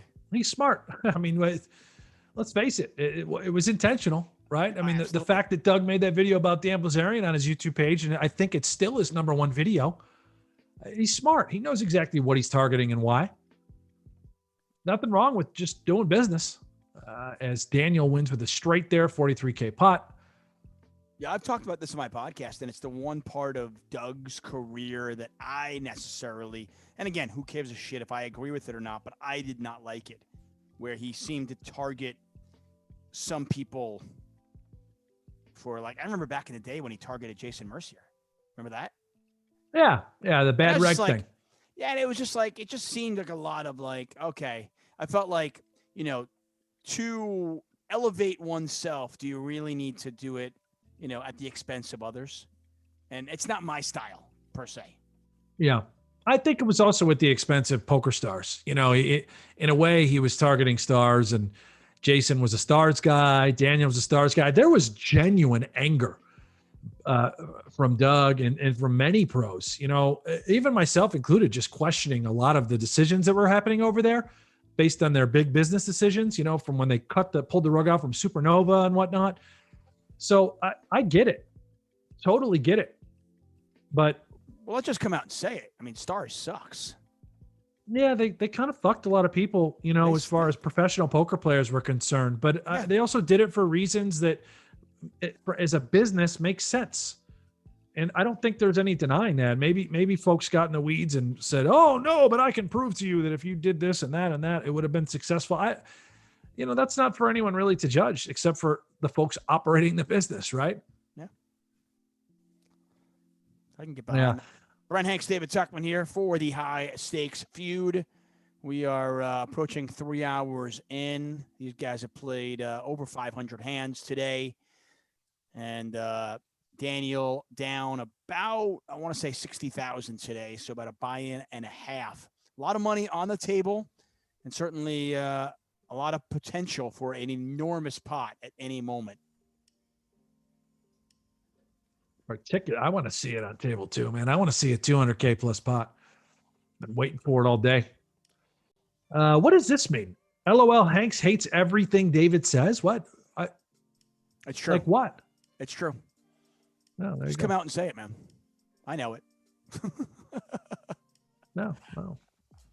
I don't know. Sam Darnold, yes, it's great business to continually steal from customers. It makes a lot of money. Hey, listen, I'm not saying I support it. I'm just, what are you going to do, man? I mean, you actually came out and said that you were against it. You hated it. Right. You were one of the pros totally that were mad about it. You really think Daniel wanted to stand up for that? I mean, come on, guys. Put yourself in his shoes, too. Have a little perspective. Well, I always, I made that argument as well. A lot of people that got on Daniel for the whole stars fiasco and everything that happened with that.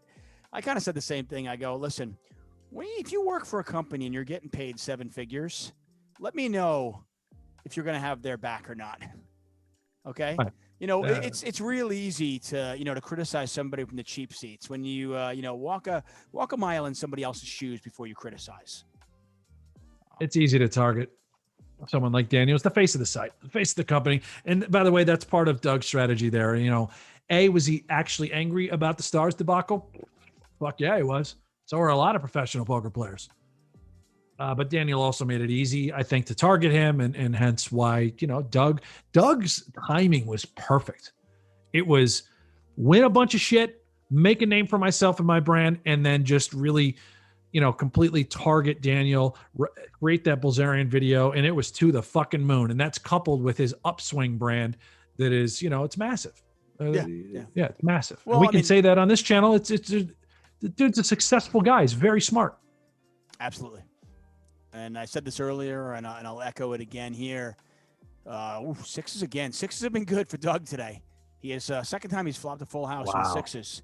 Fortunately for Daniel, that pot was not nearly as big as the last one, but Doug up to 140,000 over there.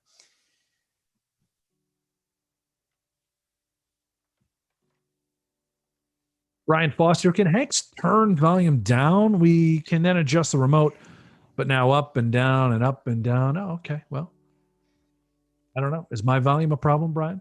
If it is, you can just hit the mute button. You could go to a different stream, Brian. Do whatever you want. Yeah, there are many ways around this. Right. Apparently, Didn't Joey and Jeff are doing this. Yeah, he famously or infamously mentioned that on Twitter that he muted people. I actually called him out for that, and he told me, he goes, "Hey, no, Tuck, don't worry, you're not one of the guys I mute." Oh, does that make you feel better? I said thanks. I go, it's still not a nice thing to say. Did that surprise you? I mean, it's Daniel, man. He's authentic. I'm not gonna lie. There's certain people I'd rather not hear from, myself included. I don't want to hear myself speak. It's disgusting. He is. I like your voice. The players look like they're taking a very short break. Brent is enjoying his pineapple infused beer. I have enjoyed my my Modern Times hazy double IPA. It's a good drink. A little bit of scotch as well. It's been a good day. It's been a good day as well. Upstairs 100 says Tuck truly is a greedy, loathsome person. I get the loathsome part. I didn't realize the greedy was. I guess. Yeah, I missed it. And this guy Henry's loading it up too. Says, "Yo, Brent, can you read this comment?" I don't. What comment? Keep typing it in there. You got to put the comment in. I have no idea. I don't know. Anyway, those guys, I really do appreciate all of you joining us, even the ones that are hating on it. It's all good there. Henry, what's up? Rennie, Bass Noj, Brian Foster, Freebird, P. Jizzy, Brandon, Tony P. Thanks so much. Sam Darnold. I really part of me would love that to be the actual Sam Darnold, right? Yeah, I think it might be. He's here for you. I mean, it's like at least like a 30% chance that's actually Sam Darnold. I would take the over, I think. I would bet the over. As a betting man, yeah, I would bet the over. I love it. I mean, we cannot say that it's not, right? Right. Yeah. Thomas asking if I downed the bottle of JD already. No. It's Glenfiddich, and I did not down. I said I had a couple glasses. I have. I've done a broadcast drunk before. I did an old school Live at the Bike episode with Bart Hansen on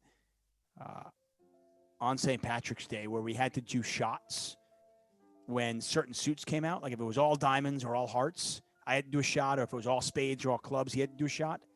And about 8 shots of Jameson later, it was a mess. Yeah, that'll hit you. Yeah. That will hit you. Weird tweet, by the way. You can follow us on Twitter. David is at Tuck on Sports, and I am at Buffalo Hanks. But this is from Neil Butterfield. Stop a second here. We got an all in here. I see it. 2 clubs, 2 spades out there. Doug's going to fold. All right. And Daniel putting the pressure on. He takes it Skip down. it to the good guys. By the way, 6 figures in each stack again for Daniel. So back to the tweet from Neil Butterfield. It says, Hanks, you are so biased. It's unreal. All the way through this feud, you favored Ivy. Never once give Daniel a chance. I mean, I have no idea what that even means. Ivy? You know what? I'm going to tell you something. I think who's the what Twitter account? Neil Butterfield. Yeah, Neil Butterfield is almost definitely a Seattle Kraken future crackhead fan. Yeah, I don't know.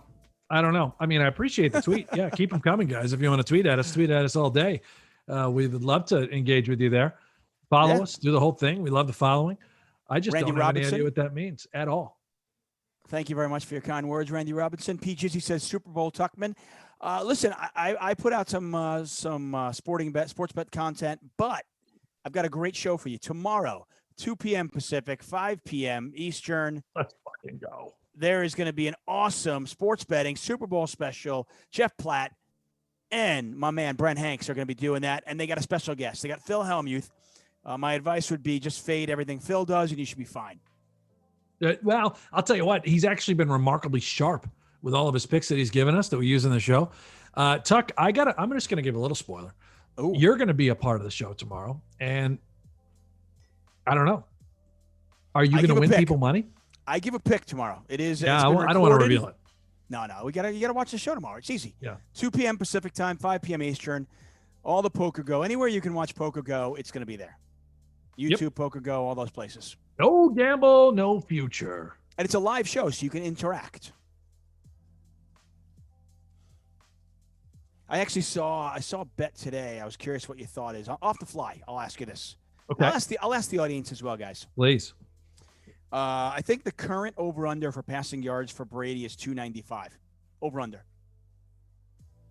I'll let the chat weigh in on that, but I know my thoughts.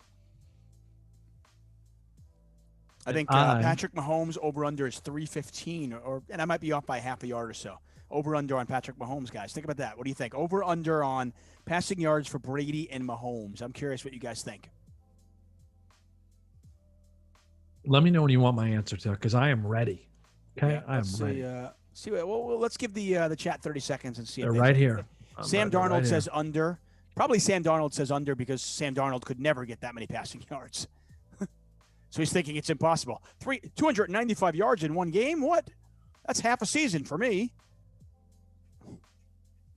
I love this. I mean, I agree with, well, about half the chat. I'll tell you that right now.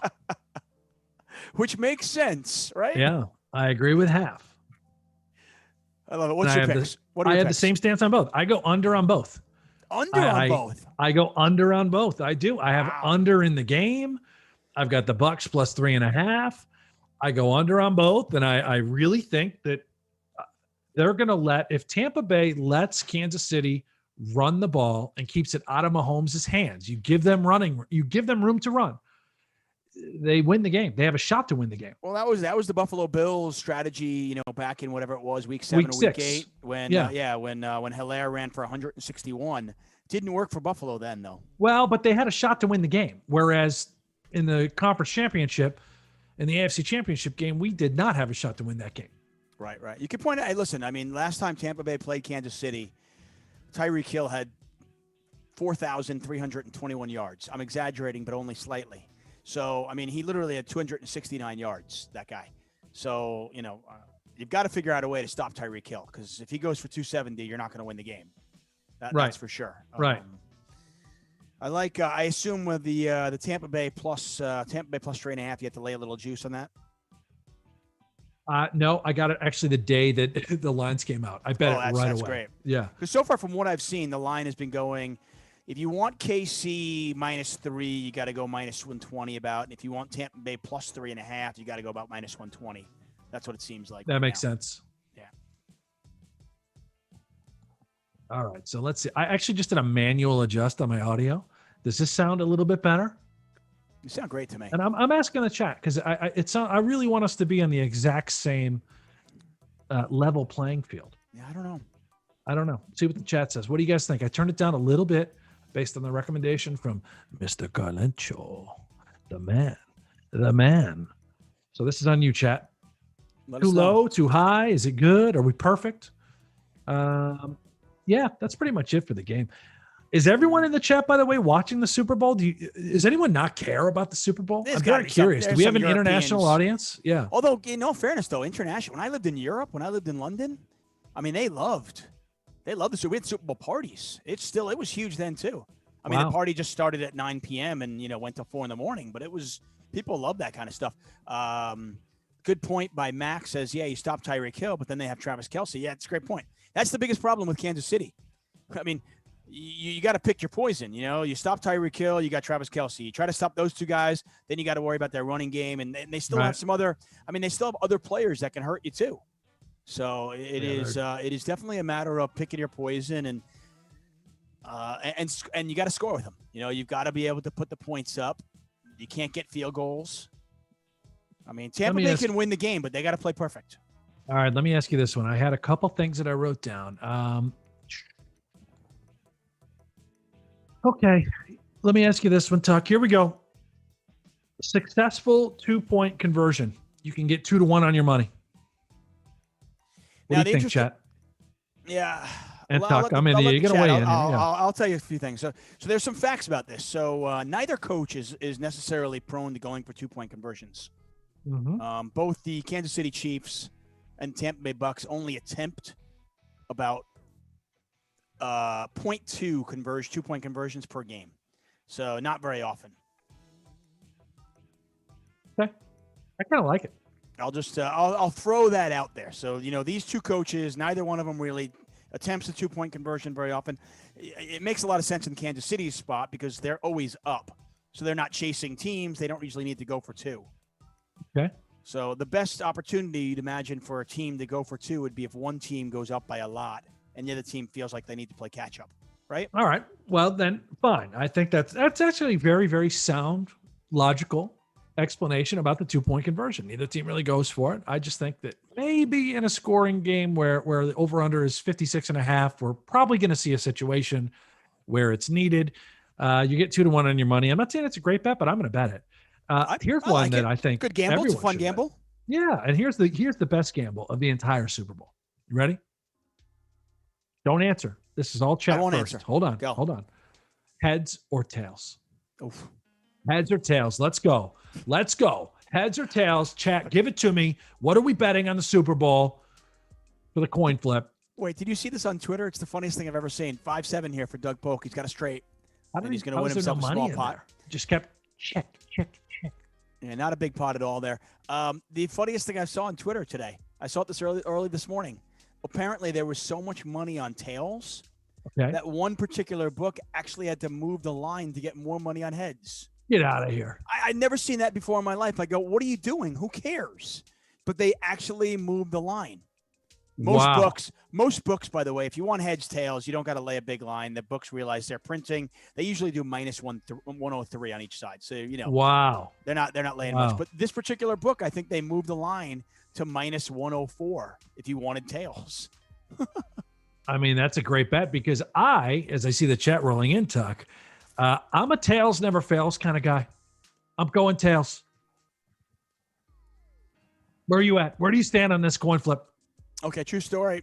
When I went to college, me and my two best friends got an apartment. And we had to choose. We were picking which bedroom, and there was one bedroom that was a little bit bigger. So, and it was me and my buddy. It was between the two of us. And he said, "Okay, heads, tails, we'll choose, right?" And I went heads, and I told my dad, and I lost. And my dad looked at me and he goes, "You schmuck, you stupid schmuck. You always go tails. You always go tails." And my dad ripped me a new one because I picked heads and I didn't get the big room. Wow. So wow. I should have been a tails never fails kind of guy, but my dad taught me that lesson too late in life. Wow. Well, so there you have it. There you have it. That's my favorite bet. The Gatorade one. I didn't bet the Gatorade one. I didn't do the Gatorade. You still can. I mean, it's Monday, February 1st. The game is on Sunday. There's plenty of time to bet on I got a little time to bet the Gatorade. I can really keep an eye on the juice. Yeah. Uh-huh. It's tricky now because there are so many more colors than there used to be. This guy says you're going to read Twitter or are you going to dodge? I don't know what you're saying. What are you saying? What did you send me something? Oh, man. Bro, I don't know what you're saying. I don't see anything on Twitter. I don't see it. Sorry. Oh, wait. No, there it is. I lied. Brent, after stream entertainment is to watch Hank's rage at the YouTube chat. GGPoker. Okay. Well, I mean, listen, I got hammered a couple times, and I definitely tell people to, shove it up their ass. And what else? Hey, why not? By the way, for those of you wondering if we're watching the poker, I promise you I got my eyes on the poker. If there's a pot that's over, say, 15, 20K, yeah. I'm there. Right now, there's a bunch of, I see 4,100, I see 2,200. Nothing real exciting over the last, say, 6-7 minutes, but we've got our eyes on it. Right now, Daniel is down about 40,000, about a buy-in today. Yeah, and that's pretty much been the theme, the protocol for all these streams. If a pocket's over 10K, you've got our attention. If not, we like to engage with the chat. Tuck and I are going to go back and forth. Right. Well, I mean, what is there to talk? I can't see the cards. Right. I mean, I can call the action for you, but you can see it. Yeah, it's not the show. That's just not the show. The show is hanging out with you guys in the chat. So keep it coming, man. There's a fun one here. Mr. Chris Brimmer says, "Hey, Tuck, Hanks, Brady rush yards on Sunday. DraftKings set the over-under at 0.5. Yes, half a yard. Do you like the under? What matters? Sacks, kneel downs count as negative. Sacks do not count as rushing yards. So sacks are not, but kneel downs are. Okay? So if at the end of the half, Brady kneels down, You could get, you could lose a half a yard there. But keep in mind, Tom Brady is one of the most prolific quarterback sneakers in the history of the NFL. He is just great at it. Not a huge guy, but he's just been always really good at that quarterback sneak. In a game like this where they're not really worried about Brady getting hurt, does he do a quarterback sneak or two? Is this the time where Brady, who never runs, at 43 years old, does he go, you know what? Whatever. Who cares about my body at this point? I want to win a Super Bowl. Does he go for that? Does he on 4th down and 2? Does he make the lunge and go for the first down there? I mean, that's been his thing at New England, right? Every single time, if they get there, he's just up and over every time. Yeah, I kind of like the over half a yard. I like that one a lot. Daniel just won a nice little pot there. He's got 170K now on table 2. Yeah, Doug can't get off the 40K, and that's where they reload there. No, he cannot. I've got one more. Oh, I managed to spell receiving wrong twice, so that's good. Okay, here's one more. National anthem. Over or under 2 minutes. You can get, I believe, the current odds at most books, plus 110 on the over. I feel like there's a way. First of all, who's singing it? I should know that. I feel like there's a way to this. This is it Jennifer Lopez? You and I are analytics guys. I feel like there's a way to do this. Like, let's find out who's singing it, and then let's, is there, has she sung it before? Has he sung it before? All right. It's 2 people, Grammy-nominated artists Jasmine Sullivan and Eric Church. So we get a double banger. Wow, a duet there. That's tough here. By the way, Tony P says, I did not come for football talk. We're talking about the national anthem now, Tony. Come on, Tony. We're talking sport. We are talking gambling. And by the way, for those of you out there, GGPoker, one of the greatest things about GGPoker, I will, without a doubt, say, you can gamble on everything. I think you guys are covering a final table tomorrow, right? And you can gamble on it. Nice little pivot here. How cool is that? So listen, we are always good as professional poker players, as commentators. We're just talking about the gambling aspect of the football game. You want to gamble on the national anthem. You want to gamble on. Listen, there's gambling for this match. How much money has been put on this particular match in the poker world by itself? So I hope you're here for the gambling aspect. I know. And Tony, we're talking to Tony, right? This guy, Tony, he doesn't like talking about gambling. Tony P says, what? You guys still not talking about poker, you dorks. All right, Tony. Well, let me give you something to gamble on that's poker related. All right. And just relax. Here we go. Super Millions final table betting happening on GG right now. Tony, log into your GG account, pull it up. Final table betting on the Super Millions tomorrow. How about this? Nick Petrangelo. He wrote the mastermind, the handbook on how to beat MTTs over on Upswing. He is the chip leader coming in. All the money's on Petrangelo. You can get him at just around 4-1. Bert Stevens, I love that guy. Giraffe Changer, whatever his name is. I like Bert. It's just a good name overall. Michael Zhang, something Levinskis, Alexei Boyka, no idea how to say that. Andrei Novak, sounds like a tennis player. What would Harold S. do? That's the only name that's not a real name in here. Benjamin Roll, and this other guy, I was wrong. You Loser. Another guy, his name is You Loser. You can bet on him at 3,600 to 1, which means, Tony, if you're listening, if you bet $100 and You Loser wins, you're going to win $3,600. All right? So go and bet him. There, now we're done talking about football and we're talking about I kind of like, by the way, I like the normally I think it's a sucker's bet to go for the chip leader at the final table, but if you take the chip leader, who happens to be one of the greatest MTT players in the world, and you're getting 4-1, you know he's not going to make a mistake. So, you kind of figure, okay, well, he's probably going to get in the final 3 or 4, and I'll take my odds with Nick, obviously at 4-1. Like I said, I think it's a sucker's bet if you're only getting 2-1, but 4-1 sounds pretty interesting. The guy literally wrote the class on Upswing that costs like, I don't know, $10,000 to buy, and it's like a cheater's guide on how to beat tournaments. He's the modern day, super system. He wrote the super system on how to beat tournaments. Now all the kids are crushers because of Nick Petrangelo, and he's the chip leader over on this event. Super Millions tomorrow. Yeah, I would just bet Nicky P all day. How big a chip lead does he have? Hold on. Let me. I got to pull it back up. I mean, if I it's don't a know how significant many chip lead, I mean, I is. feel like it's just, you're printing there. Yeah, let me see. I mean, another guy was close. Let's see. Where'd that go? I don't know the big blinds, but he's got 3.9 million. Second closest is Bert Stevens, Giraffe Changer. He's got 3.2. Michael Zhang, who I love that kid, he's got 2.8. What can you get Michael Everything's Zhang pretty at? tight. What's that? What are the odds on Zhang? Almost 6-1. You know what? I like Nicky P. At 4 to I like 1. Nicky P. At 4 to He's 1, plus sign me up. 340 as of earlier, so he's about 3.5 to 1. That's not bad. Yeah. Still good value there. Anyway, that's one of the great things. I think I said. I mean, I think that's what a great feature that you can actually, you can sweat these final tables and bet on it. No, it's great. You're speaking my language. I love it. Perfect. I'm so glad you pivoted there. Yeah, we wanted to plug that. Good fucking call there.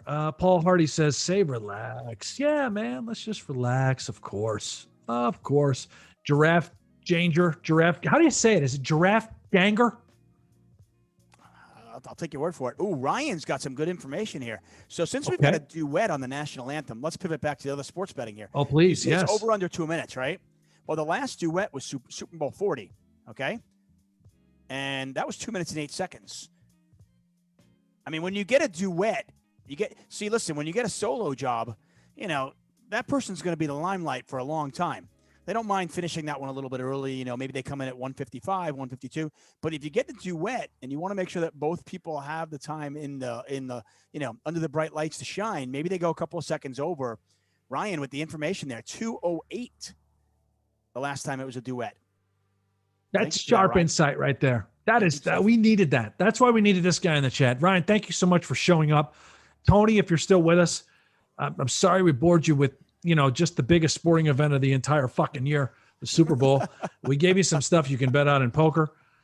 We'll do better. We'll try, Tony. We're gonna relax over here. Can you stop sucking? Don't suck. Yeah.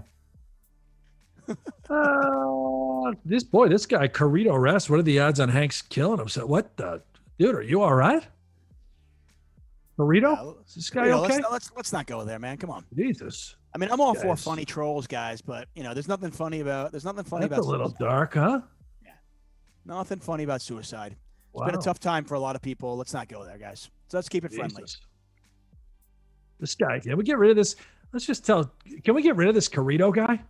Yeah, I think in all fairness, I think that is that's great. Like I said, you got to go pretty far to get banned, but that's there's really no place for that. Completely get rid of him. I don't know if I deleted him. I deleted his comment. If he comes back, let's just delete this guy. He's a dipshit.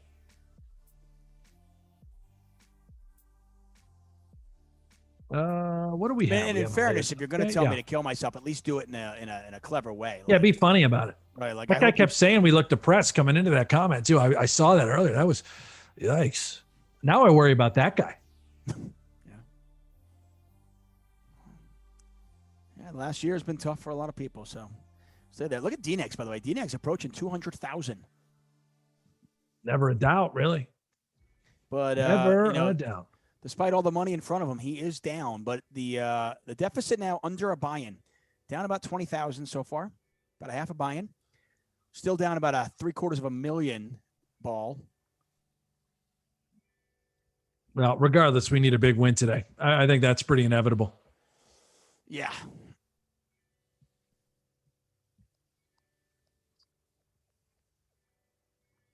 Thank you, RJ28. I'm happy to be part of the team today.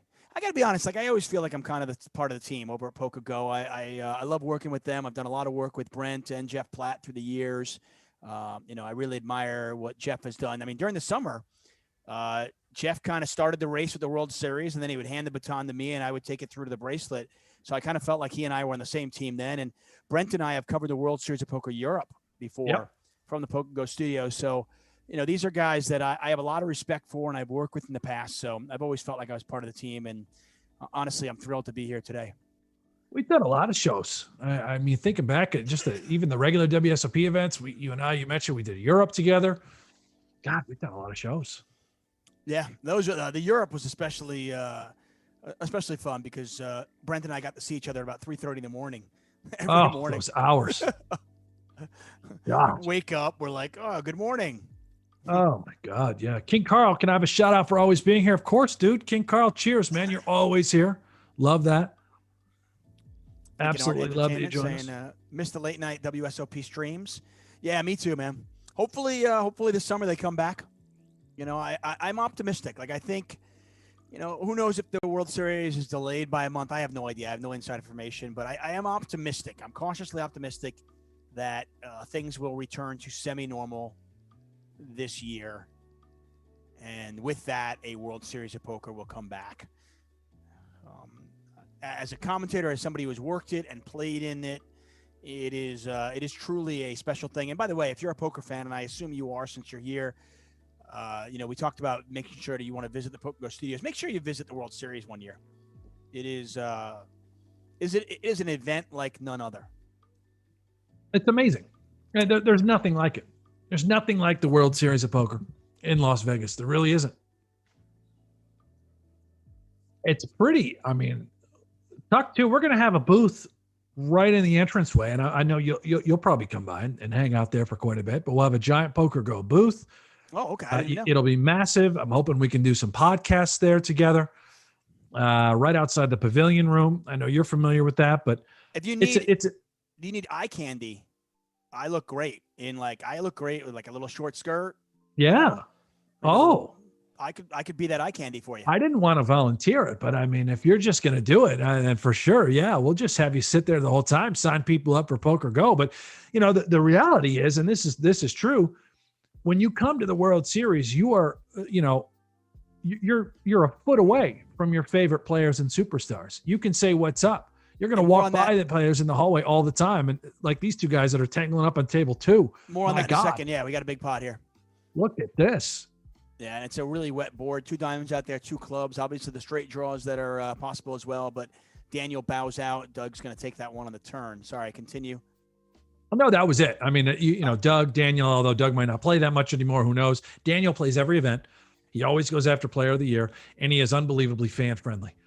You say what's up to him in the hallway, he says what's up. He gives you the time of day. He really does. So that's the one thing I'll say about Daniel, by the way, man. I feel like I've represented him well on my podcast occasionally, and I've talked about him. For the Daniel haters out there, I'm going to try to give you an unbiased view.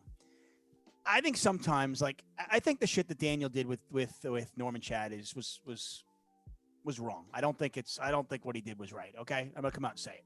I don't like it. I didn't like to see that. Okay, I'd rather these two guys kind of handle this on their own on the side. At the same time, though, for people that say that Daniel is not a good ambassador, I think they're ridiculous. I remember being in the Empire Casino in London when Daniel was playing Barry Schulman heads up for the World Series of Poker Europe main event. And they had a 15-minute break for, runs off. He goes and pees. I don't know. He grabs a banana, Daniel. And on the way back to the table to play heads up for the main event, he got stopped time and time again to take pictures. And every single time he stopped, he said hi. And I saw that and I was like, wow. And I have seen that for, the last 10, 12 years of his career. So, while I really hated to see what happened on Friday, and I don't condone that, I didn't think it was okay. I think Daniel's been an amazing ambassador for a long, long time. And I think poker is in a better place today because of Daniel Negreanu. So totally. And I think all of that can be true. Sides. Right. Exactly. It can all be true. By the way, you can be a great ambassador and still occasionally be an asshole. Okay. Yeah. That happens. By the way, we don't know the history there. So we don't, but I'm just saying, even if it is though, it doesn't make a difference. Like, listen, right. At my wedding, the guy who gave the best man speech, he started off with, goes, the first time I met Tuchman, I thought he was a prick. Right. Now I know he's a prick. Listen, you can be a great guy. You can be an ambassador and still occasionally be a jerk. That's okay. And I was just going to say, even though, who knows what the core of it is. And if they ever decide to get it out in the open, even though that happened, you can still choose to, I don't know, go on a rant, put someone on full blast, or you can choose to look the other way. Knowing Daniel, I know he's going to do that. It's how he's wired, guys. And the thing is, I think Norman should have known that as well. You can only poke a bear for so long before it just snaps back. And that's the reality of the situation. Right. And listen, I'm not condoning it, of course, but don't also point fingers and say, "Oh, you should have stopped it." That's bullshit. And you and I already talked You and I about touched this. that. You and I touched on that earlier on. I think it was ridiculous for anybody to assume that it was your place or Jeff's place to stop Daniel. Daniel is a grown man who can make his own decisions and do his own things. And like I said, I have no insight into what their feud is. I don't really care. I wish, two prominent people in the poker industry could kind of do it out of the public eye, but that's not their place. I mean, Norman didn't do that. Daniel didn't do that, and you don't expect it. And it's fine. But right. like I said, I've thought throughout the years, like I said, I mean, when there have been people out there that have kind of ripped Daniel, and there have been a few, obviously, I have always on my podcast been like, I don't know, I think you guys are crazy. I mean, I genuinely, I was just like, listen, is he a perfect human being? No, we talked about this before. He's a poker player. And he happens to be an amazing ambassador for the game. I think that's why he's so likable, because he's just like most people, right? He wears his emotions on his sleeve. He's passionate. He's competitive. I think that's why most people really like Daniel Negreanu. And it's, if you want to say bad things, fine, so be it. But you can't deny all the good that he's done. That's just silly. I mean, it's really silly. Anyway, let's turn our attention back to the game here. Daniel down about 760,000 overall. He is down about 20,000 today. So, pretty bit of a middling session today. And it feels like a win. Yeah, it's got to feel. I mean, I guess both players probably feeling pretty good about this in the sense that Doug is up $750,000 with a couple of sessions left, and he also has the money coming in from his side bets. Daniel was down 200,000 today, and has clawed back to even today. So I think for both players, they probably feel good about this. I mean, if you had told Doug 5 hours ago, hey, you're going to be even today, okay, I'll take it. Oh God, yeah. I mean, Daniel was down over $200,000 today. To be stuck, $20K right now, 25,000. Got to feel like a win. And he's going to be playing for a little while longer, guys. We already know that. He wants to end the feud this week. He wants to play roughly 1,500 hands a day. I don't even know if we're at the halfway point. It's probably close. Amanda Negreanu is back with us in the chat. Welcome her back. Say what's up, Amanda, if you're in the chat. Hey, we ever getting that show back, by the way? Speaking of you. Friday Night Poker? Yeah, you. I mean, that was fun. Amanda, Jeff Platt, that was a lot of fun. I wish, man. I don't know what's going on. They did a great job. All in table one. Look at this. Oh, there it is. Pretty. I mean, not much. Obviously, a flush draw missed, a couple straight draws missed, but so he bets. He goes all in. Wow. Now the pot was 19,000, but keep in mind Doug only has 30 behind, so this all in is effectively only 30K, but still, obviously more than what was in the pot. Yeah. Yeah, It was great to see. By the way, when Friday Night Poker came back, it was great to see Amanda back in the fray.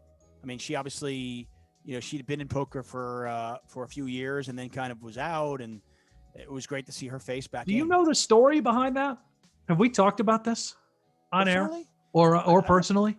I don't. I mean, I mean, only loose stories, but I mean, probably hearsay or whatever was written, or maybe a podcast that I listened to or not. All right. So, I'll make it short and sweet. Please. Friday Night Poker came into fruition. It came from this sporting company called Stadium, and they wanted to partner with us and do this really fun show. And it was going to involve chat, just like we are doing here today. Lots of polls, lots of cool stuff that we can do, bells and whistles. And it was during the World Series of Poker. We knew we were going to launch it in the fall.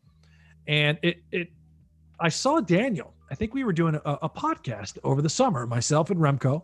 And we had Daniel on, and I said, Daniel, after the show, whatever happened to Amanda Negreanu? Because I think she'd be great to have on as part of this show that's coming up called Friday Night Poker. And I explained all the reasons why, and talking with chat, great personality, blah, blah, blah. Long story short. You probably didn't call her Amanda Negreanu at the time, right? No. It was Amanda Leatherman. Yeah, Amanda Leatherman. And he texted her right then and there on the spot. And she immediately wrote back. And he connected the two of us, and the rest is history. She wanted to come out to Vegas, be a part of the show. She stayed at Palms Place the entire time we filmed it, and in Daniel's bed. Hold that thought. You got a 4-bet pot. Wow. Yeah. And I want to hear Palms Place. Yeah. So they hadn't been talking. Ooh, there's a call. Pot's 32,000. Well, I don't know if they hadn't been talking. Okay, fair enough. We got an SPR of less than 1 right now. That's stack to pot ratio, so it could easily go in right here. Big words and terms. Sorry. I'll dumb it down a little. Daniel betting 9,700. He bet 5,000 on the flop. Gets called again. Pot now 51-8. Six of spades. Sorry, on the river. I mean, Doug clearly has. What my a filthy God. river! What an absolutely filthy river. I don't know if he needed it or not, but have to imagine. I have to imagine we had the winner. That hand, I think. That is filthy. Wow.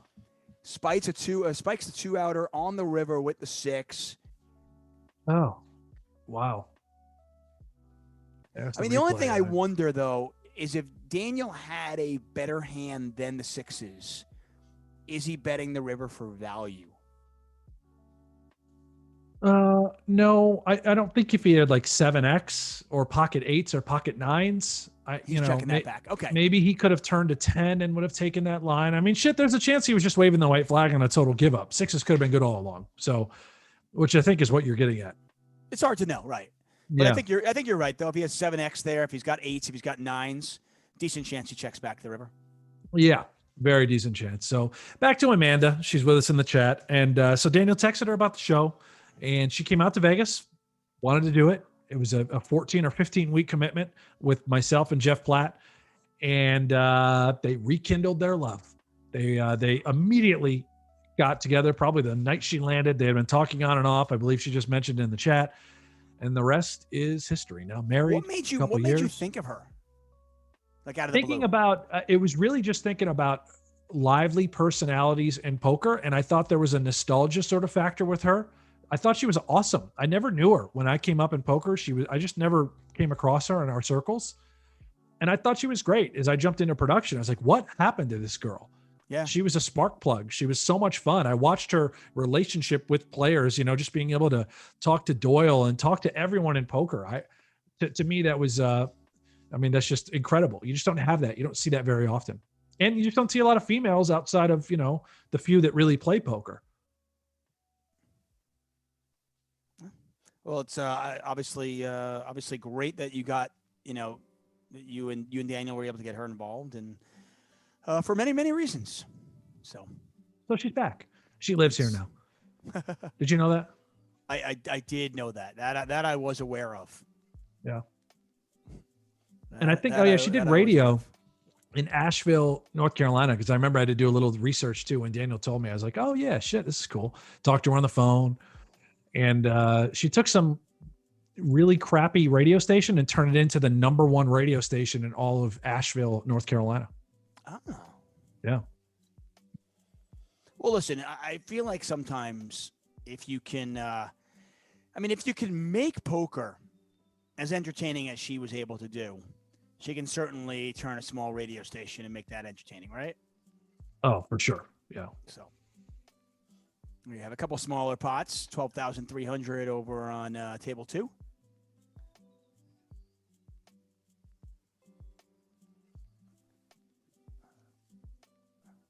Daniel with around $245,000 spread among his 2 tables.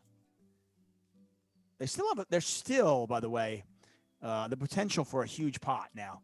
I mean, with the 6s, you're looking at both of these tables, by the way. We're looking at about 90,000. We could have about $180,000 pot on either one of these tables. One time, please let it happen. Now, you say that now. What happens when Doug wins the pot? Well, then I take it all back. Okay.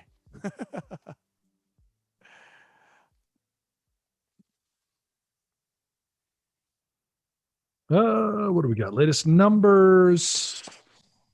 I think that's accurate. 42,000, still a buy-in. Just down a little bit. Gaspar Perez says we need to stack Polk. Might happen here on table 1. Let's see what develops. Unlikely, but who knows? I mean, we'd have to see something absurd on this river.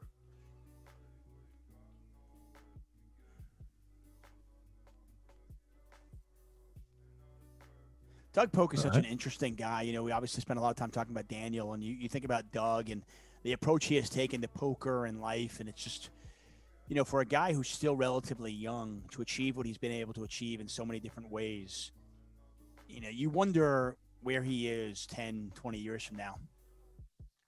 I don't know, man. Who knows what he wants to get involved with? And pretty clear he doesn't love poker the way he used to. He showed at least some sort of interest in getting involved in politics. I could see that. I just think he's just got a ton of money. I think he can just relax and enjoy his life and sort of figure it out. Maybe he doesn't even need to have a plan. Just see what develops. Just roll it, you know? I listen, I don't know him that well. I had the pleasure of commentating with him a few times. Actually, the summer where we had the break desk, and I was covering the break desk for Poker Go and the World Series of Poker. He actually accompanied me for a lot of those, and we talked a bunch, you know, because there's a lot of free time, because we'd sit at the desk and we'd wait for the break, so we'd have an hour to talk and everything, and he and I had some good conversations. I have no doubt he'll be successful at whatever he does, but he doesn't strike me as the kind of guy who would be happy just resting and just counting his money and not doing anything. I have to imagine he'll be involved with something. I don't know what. Yeah. I stand by it. He's not going to fully remove himself from poker. No shot. But he's just going to enjoy himself. He's got a very successful business, obviously, with Upswing. And he's in a comfortable spot in his life. He's winning a bunch of money for this high-stakes feud. Doug Polk will be just fine. But, yeah, it's interesting, man. I want to see where he goes. Yeah, I'm certainly not worried about him, that's for sure. Kay Rennie says, true story, I used to be on Team Polk and anti-DNegs, but now it's the other way around. Adam Smith says, I used to dislike both.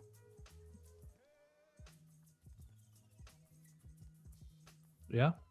Well, I didn't know what I thought about Daniel when I first started talking to him. I was like, I don't think this guy likes me. And then it turns out he didn't think that I liked him. It was funny. Now I consider him a pretty damn good friend.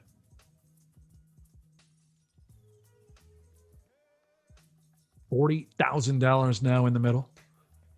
Hey, what are the odds that if Doug ever gets married, what are the odds Daniel's at the wedding?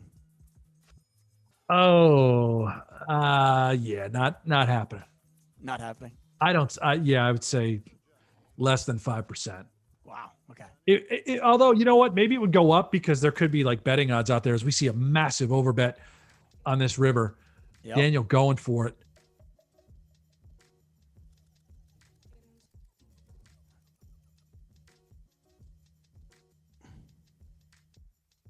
You know, the 8-9 straight got there.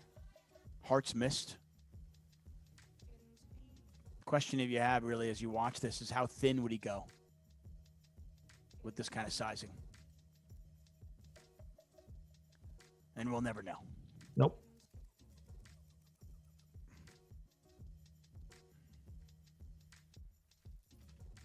Amanda, yeah, he called me Brett for a few. Well, I was better with Brett than it was Bud. If he calls you Bud, he has no idea who you are. Hey, what's up, Bud? He has no idea. Do you have a system with your wife whenever you go to a party or you go to some function where, you know, a guy acts like they know you and your wife comes over and, you know, he's expecting you to introduce yourself or introduce her? Do you have a system in place in case you don't remember his name?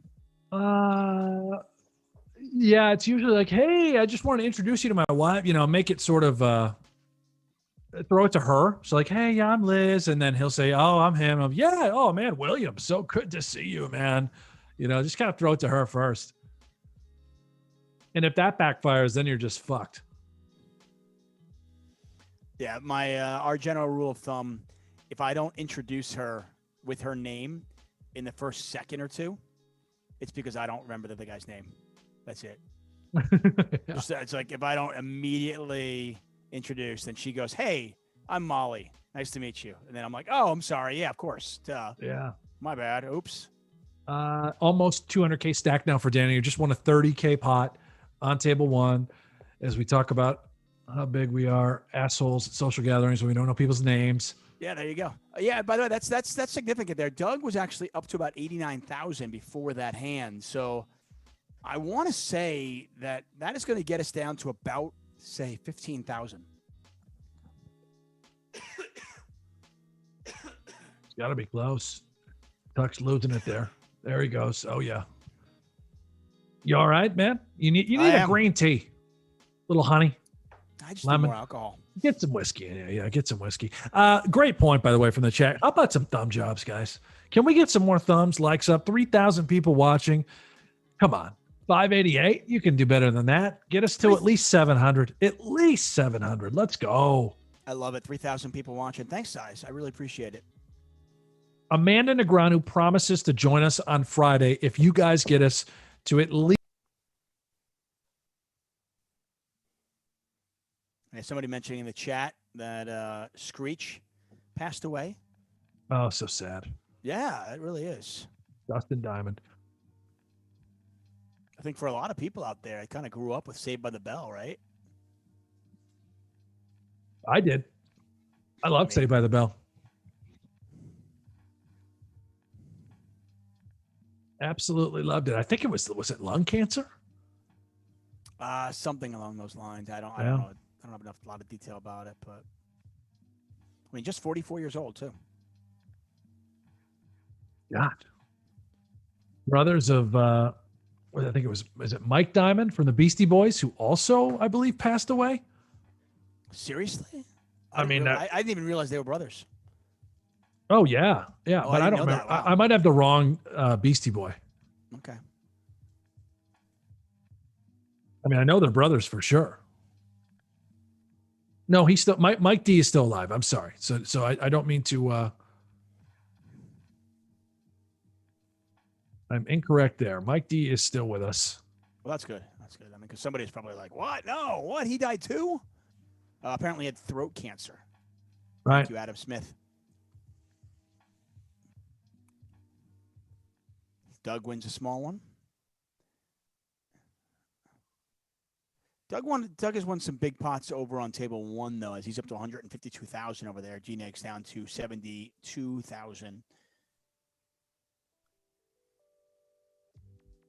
These players approach 4 hours of play today. How long have most of these sessions been? Well, they started off much shorter. Remember, Daniel had a cutoff time. He'd only play 2 hours. And then he wanted to call it a break. And then that slowly moved to 3.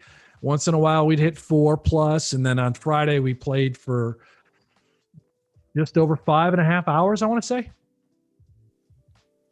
Well, I mean, at 2 hours, this match would have lasted until, September. So I'm glad they stepped it up a little bit. Yeah, big river race here by Doug. Oh, my. And then a shove by Daniel. Boom. Yeah, and we have seen that raise on the river, and then usually ends up being a fold by Daniel or a call off. But this time, he gets a little bit more aggressive. Could simply be a situation where Doug just kind of stepped in it.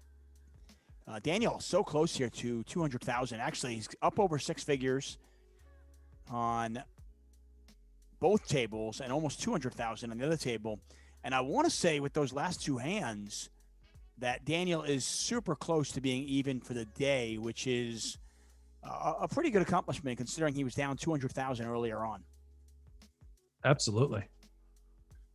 By the way, this is what I love, chat. This whole time, this is like years. I never realized it was a rumor that Mike D from the Beastie Boys and Dustin Diamond, Screech, they're not brothers. It's just like a wild internet lie. Okay, good, because I had no idea they were brothers. When you said it, I was like, really? Wow, that's pretty cool. Yeah, this whole time I thought it. So that is that's fascinating. You were spreading fake news. Fake news. I mean, well, that's what happens. Again, as Lon said, very Trump-like. So yeah, there you go. Nice job there. On brand. Right on brand. Daniel back to work on table 2, overbetting the river. You got to be really impressed with Daniel's play here in the sense, I mean, how easy it would have been for him to just quit. How easy it would have been for him to get demoralized. Oh, that's not going to work, though, as Doug's got the aces, not going anywhere. Wins himself a nice pot. And we got a big pot here on the 7 of diamonds turn. Let's see if Daniel wants to continue. It's 11,000 more if he wants to call. Doug's only got 22 behind.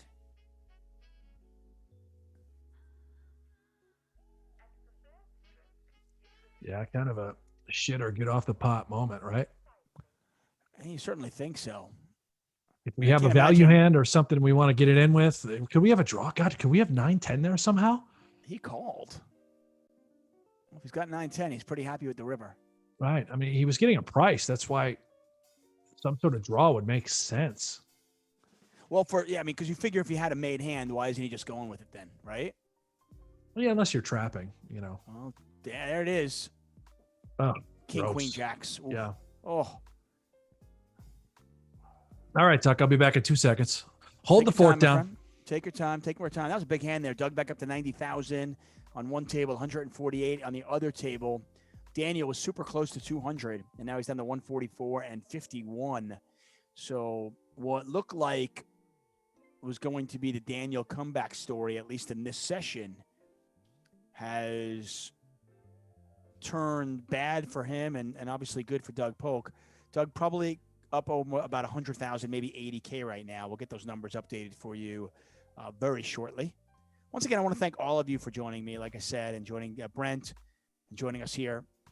I've been watching this heads up battle for the last couple of months.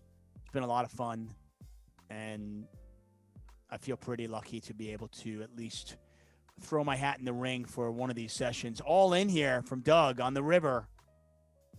Daniel bet 13,000. Doug moves all in. It's 38,000 to call. Monster pot.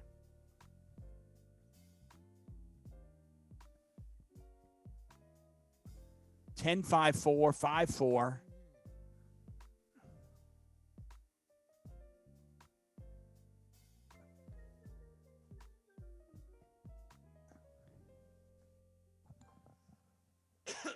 It's all of it if Daniel wants to call this. 38,000 more.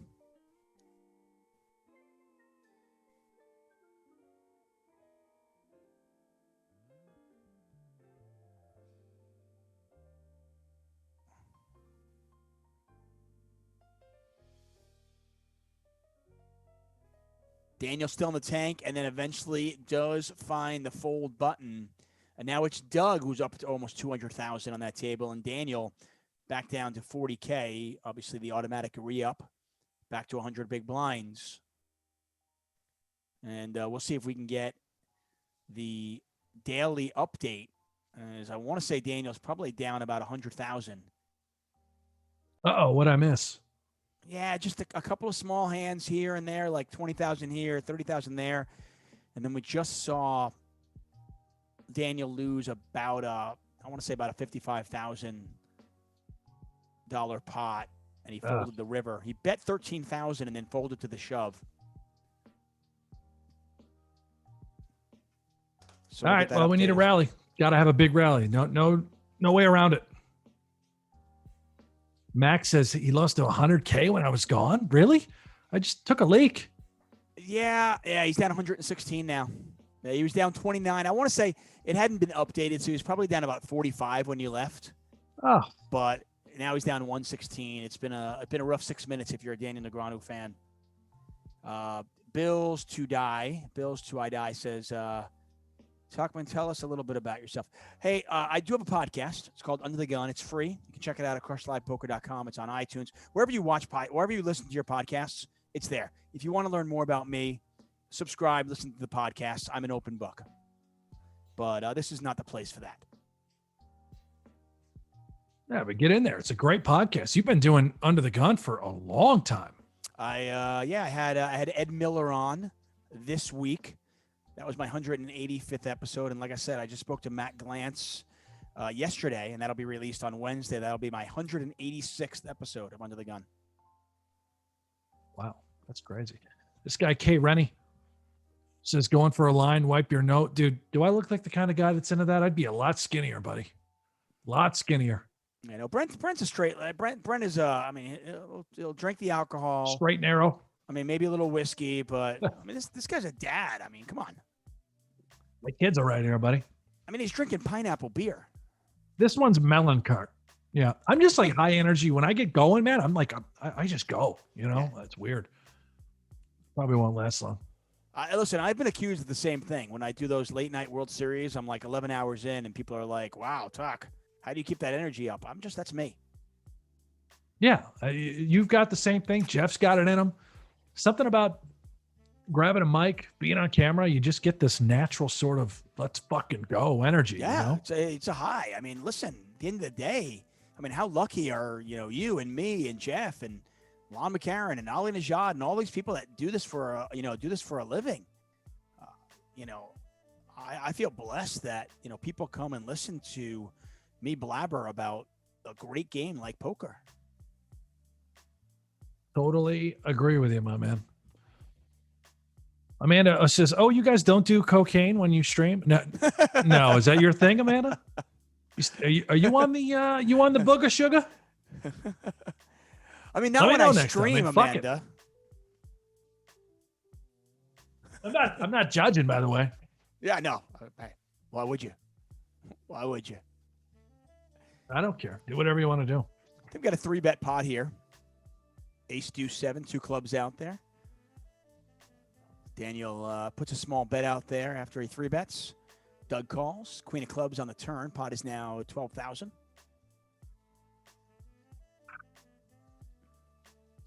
I love you too, Adrian. Ready for it? Ready? Are you ready, Chuck? Hold on. Does it for me every time. It really does.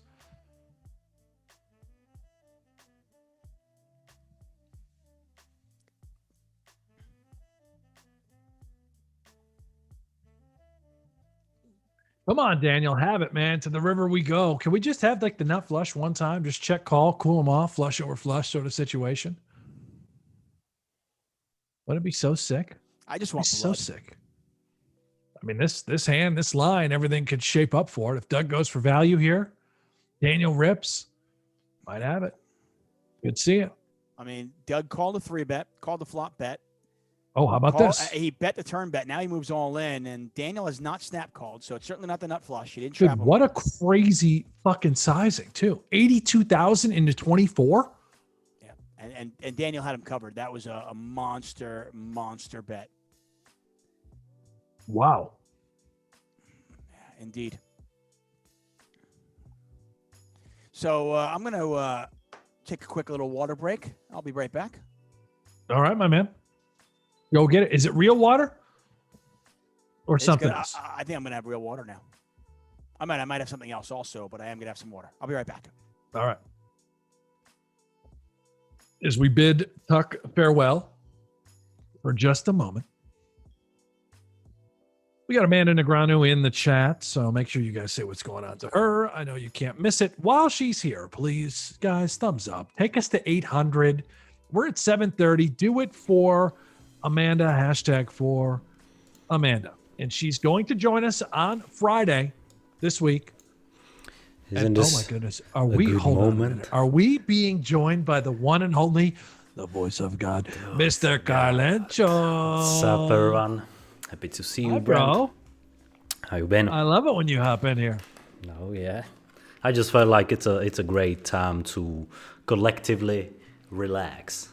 So I just jumped in. We gotta just find these relaxing moments. $32,000 in the pot here on the river. Doug going for a fat bet, 22 into 32. This time he does not elect to overbet. Just looks like straight value, right? Who knows? The pace of today's play is just insane. When you compare it to last week's Monday when things were slow, seeing them the old limp tank session. Yeah, seeing them just running through hands is pretty refreshing. Shout out to everyone in the chat. I love you all, guys. Thank you so much for tuning in. As always, I'm awake. I'm not sleeping. All right, everything is under control. And yeah, if you were watching, some of you guys, if you watched the stream on Friday, I'm sorry for the technical difficulties. I was streaming literally from my TV and my laptop, and I had to not even a comment about that today, man. Yeah, they're pretty nice to me. So, oh wow, as Doug flopped us straight over there on table 2, and he is just sizzling hot right now. He's got a 200K stack. increasing that lead. Did we reach 1,000 likes already, or? No, we're at 750. We're not even there yet. Come on, guys. What else do We're we not want? there yet. You've I got don't the know. legendary Brent Hanks doing the commentary, not even talking about the legendary David Tuchman. Yeah, Amanda I mean, it's in the chat.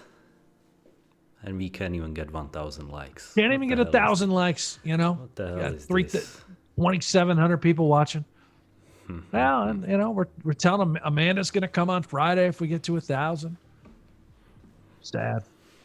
It is sad. Daniel Negreanu, latest number, down $163,000. So about 4 buy-ins today. He had it back, man. It was like even just a moment ago, and then Doug just started going ape shit. Not nice. And Doug is typing something over there on table 2. I saw the old ... I have a feeling it had to do with that last hand where Doug flopped a straight.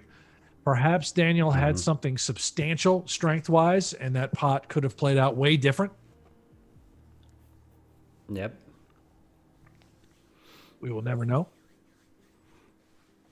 Although it sounds like we're gonna get a bunch of content from both Daniel and Doug when this is all said and done. I know Doug was talking about taking some stuff over to Upswing, going through a bunch of hands. So hands we've never seen showdowns for, or excuse me, not showdowns, hands that we have not seen showdowns. And we have no idea what anyone had because we don't see whole cards. That will be available at some point. And I believe Daniel is going to do something similar on his end. So that's exciting. It's going to be really exciting to watch and find out about some of the hands that we have no answers to yet. And we still wonder. You think they're bluffing a lot, Carlin? I mean, they have to, right? It's heads up. So I think we're going to see some interesting hands. For sure. Mr. David Tuchman is back, so I'm going to head out. Guys, everyone in That's the chat. it? That's it? Just a quick little hit and run from Carlin? Just a little... Yeah, let's just... a little smooch. Yeah, let me just say this. Brent, close your eyes. Yes, please. Just relax. Yes. That's it. I'm out, guys. Shout out to all of you. Bringing David back. How good is that? You just do the old temple rub. You hear the voice of God, Carlin. Mr. Carlencho. I love that. I love that, man. You ever heard that guy's voice before, Tuck? How good is that? Yeah, seriously. I just came in for the end of that, but I mean, that's like, I feel like I could listen to him. I could meditate to that, or that should be the voice of like late night jazz. I know. I call him the European Howard Stern. Man, that's smooth. Yeah. I want him to get into radio. It's like butter. Really is. I missed anything exciting, or are we still? Is it still? Nah, a lot of dick in hand moments. Nothing exciting. We just can't get off the schneid. Yeah, the old sausage in the hand moment, huh? I'm noticing that Daniel is down now 163. Is that accurate? That's right. We're down 4 buy-ins. Yeah. Ugh. So he's down 900,000 overall. That is that was not the plan going into today. And if that is the case, you have to wonder, how the next couple of sessions go. Because I think if you go into the last 2 sessions down 900,000, it's over, right? Oh, well, I mean, yeah, again, I don't think anyone really expected if a miracle happened, it happened. But I think Daniel was pretty content knowing that the feud was pretty much set in stone, but he just wanted to play well, finish well. There's something about going out with a bit of a bang and feeling good about your overall play. So, I think the fact that, when we heard it from Kevin Rabichow, he came on and he said, maybe early on in the match, right when it started, Doug was a 10 or even a 12 big blind per 100 favorite, But now Kevin, who's going to know as well as anybody, was saying that maybe it's closer to 5. I think even that alone, you've got to be, if you're Daniel, you got to be pretty proud of that, Right. And, going back to what Kevin said as well, and you asked him, what can Daniel take from this experience? What can he take from this and bring it into, the high roller scene? And the answer was a lot. I think sometimes we forget that, one of the greatest poker players of all time, obviously a Hall of Famer, Daniel Negreanu. You forget that, these guys still have to work on their game. They still have a lot to learn. And especially in poker, if you stop learning, you fall behind. Isn't that amazing too? You think about how much better Daniel has gotten, how much better Doug has gotten, who was already, considered at his time to be one of the best heads-up players, but that they have so much still to learn. This game is not going to be solved. No Limit Hold'em is just not going to be solved. I don't care what anybody ever tells you. There's just so much digging to do, and it's fascinating. It really is. So we have 2 6-figure stacks on one table, 237,000, 238,000 total on that table, and then Doug with a 200,000 chip stack over on the other table. So Daniel looked like he was going to possibly eke out a small win today, as the last 10, 20 minutes or so obviously have not been kind to him. Yeah, and it sounds like just a moment ago we've played 1,000 hands. So my guess would be he's going to play between 200 to 500 more hands today. So wow, we'll see. Unless he just cuts it short and then he goes real hard on Wednesday, Friday. But I think the target is probably right around 1,400 hands today.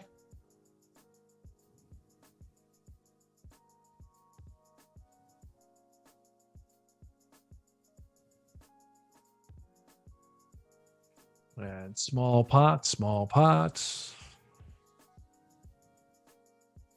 Oh, what's going on in the chat world? Let's revisit here. Ranking dog breeds, really? I don't really have a dog in this. I've got dogs. I love dogs. Basset Hound, German Shepherds, Lab, Retrievers, Rottweilers, and all other breeds. I don't know, Tuck. You a dog guy? You got a preference? I am. I mean, I've had dogs my whole life. We have 2 dogs right now. We had 3. Yeah. One passed away, unfortunately. We've got 2 golden retrievers right now, and I had a mutt as well. I've had German Shepherds in my life. I like big dogs. I will say big dogs are better than small dogs. But besides that, I think dogs are great. I love dogs. Dogs are. I live in a fucking zoo, though. Let's be honest. I've got 3 cats, 2 dogs, and a pig. And yes, you really have a pig? I'm not joking. I've got a pig. Dude, I've got a pig. I absolutely want. You guys want to see it? Are you like raising the pig to eat? Or you just have a pet pig? It's our pet, man. Her name is Lady Poppy. I will bring the pig on the air. How's that? All right. I mean, if this is real, yeah, you need to get the pig. This is my baby girl. Okay, can you go now? Can you go get the pig? Seriously? Are you being serious? I'm dead serious. I will get the pig at some point. All right. Well, I think listen, we all you just said are in agreement. We want to see the fucking pig. Yeah, we're not going to be done in any minute. I've got the pig. I promise you. I've got a pig. I got a pet pig. Wow. The wife wanted a pet pig. You know what they say? Happy wife, happy life. Wow. Is it? Let's talk pigs. I built a pen full and stuff like that, and she eats. We got some hay for her and everything, and she does her thing like any animal would. I've got my 7-year-old, actually, one of his chores is to pick up the pig poop. It's small. It's not just, the pig doesn't make a big mess. Is it gonna get big? No, it's a mini pig. It's a mini potbelly pig, half Julian. So she'll probably get to about 35, 40 pounds. Wow. Yeah. This is amazing. I didn't even know you could just buy pigs as pets. There you go.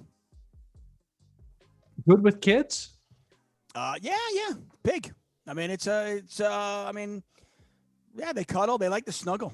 They're really. Oh yeah, they love snuggles. Let me ask you this: if I brought her in right now, she literally snuggles at night. So she was sleeping with my kid. I put pictures up on Instagram. You guys want to follow me on? No, I didn't. There are pictures up of she sleeps in bed with my 7-year-old.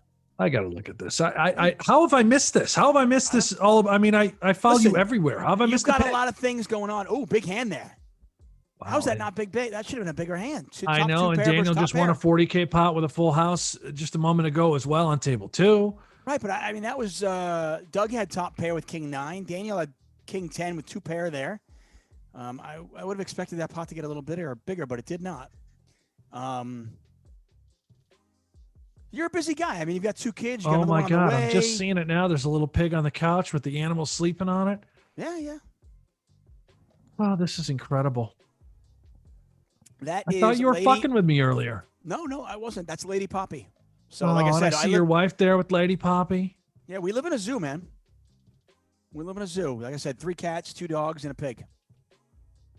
Unbelievable. Believe it. I do now. Wow. A day in the life of me says, can't wait for this feud to be over. Tired of Doug the Luck Box Polk. Online is trash. Wow. Okay.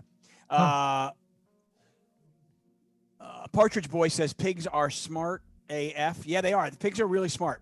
Pigs are smarter than dogs, for sure. That's awesome. I mean, that's real really smart animal. Really cool. Yeah, I mean, I always thought my wife was joking when she said she wanted one, and she just kept pushing it and pushing. I was like, "You really want one?" She goes, "Yeah."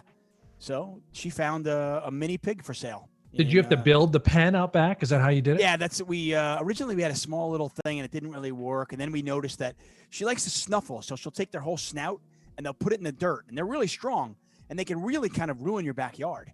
So we decided to take part of our backyard and kind of build like a little, wooden horse corral, like mini, small, because they don't jump, so they can stay in that little pen area. It's big. But, I can put the hay in there and stuff. So that way, and I got a bunch of dirt, and I put the extra dirt in there so she can snuffle and stuff like that. And she doesn't she doesn't bug my, the rest of my garden, rest of my yard. Wow. If you want one, I can point you in the right direction. I don't want you to say anything. I hope my family doesn't hear any part of this, because I'm afraid we have a pretty big backyard. I'm afraid of ending up with a pig. I actually don't think my dogs would get along with a pet pig. I think they'd probably go after it. Is that not a concern? No, the pigs end up being alpha because they're smarter and they just kind of take over. I mean, the pig is in charge. But they're fine. They get along. I mean, you can see, I put pictures up there of like pig and dogs together. I saw them. You're not bullshitting. You're not bullshitting. They're chilling. The whole time I thought you were bullshitting. This is. I mean, listen, it's me. I could definitely be bullshitting, but I'm not in this case. Wow. Yeah, Kay Rennie says, I hear pigs are actually very clean. Yeah, they are. I mean, like I said, she gets a dirty snout, but yeah, they're generally actually a clean animal. No doubt. No big pots brewing as of right now, but as you can see, Daniel down about 150 today, down about 900 overall.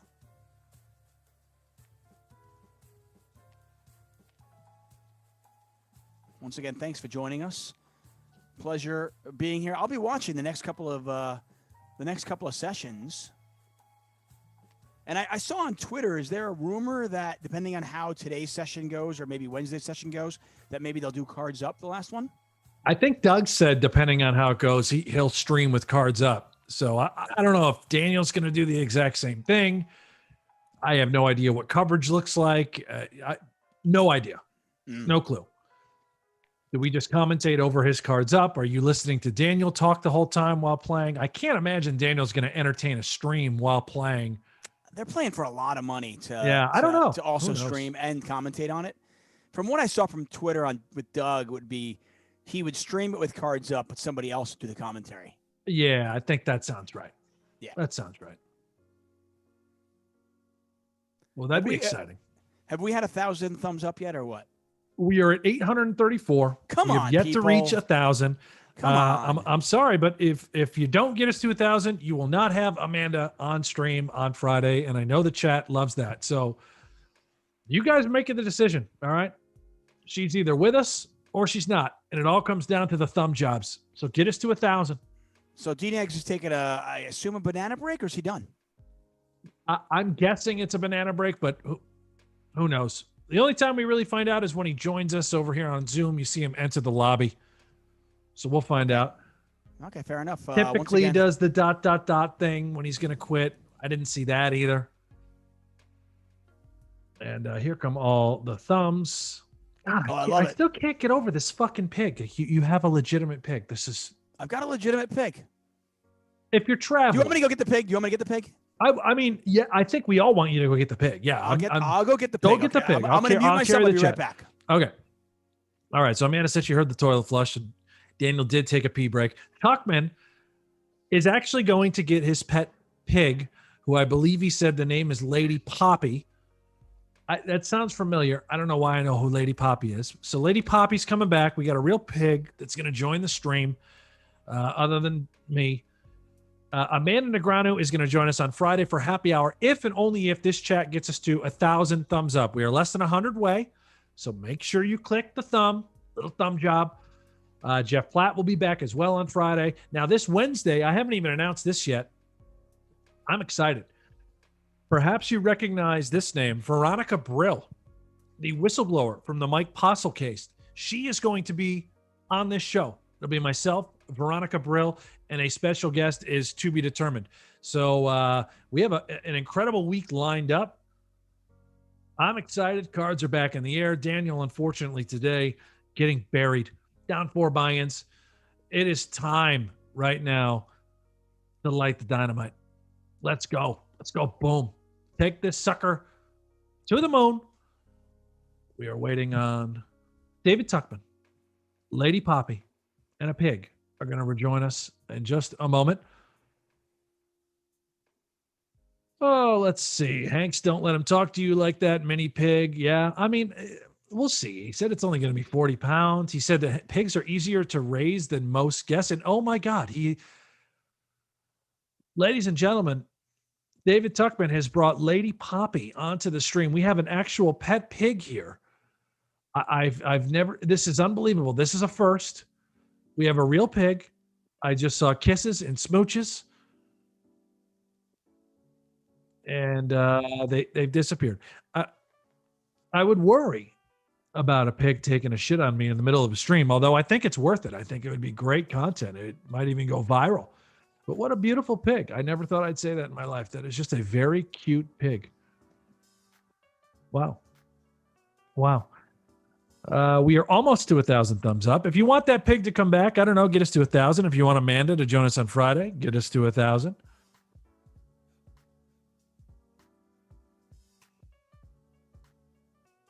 Doug's going to win a small pot with Queen 10. Daniel's going to win a small pot. Doesn't go to showdown on table 1.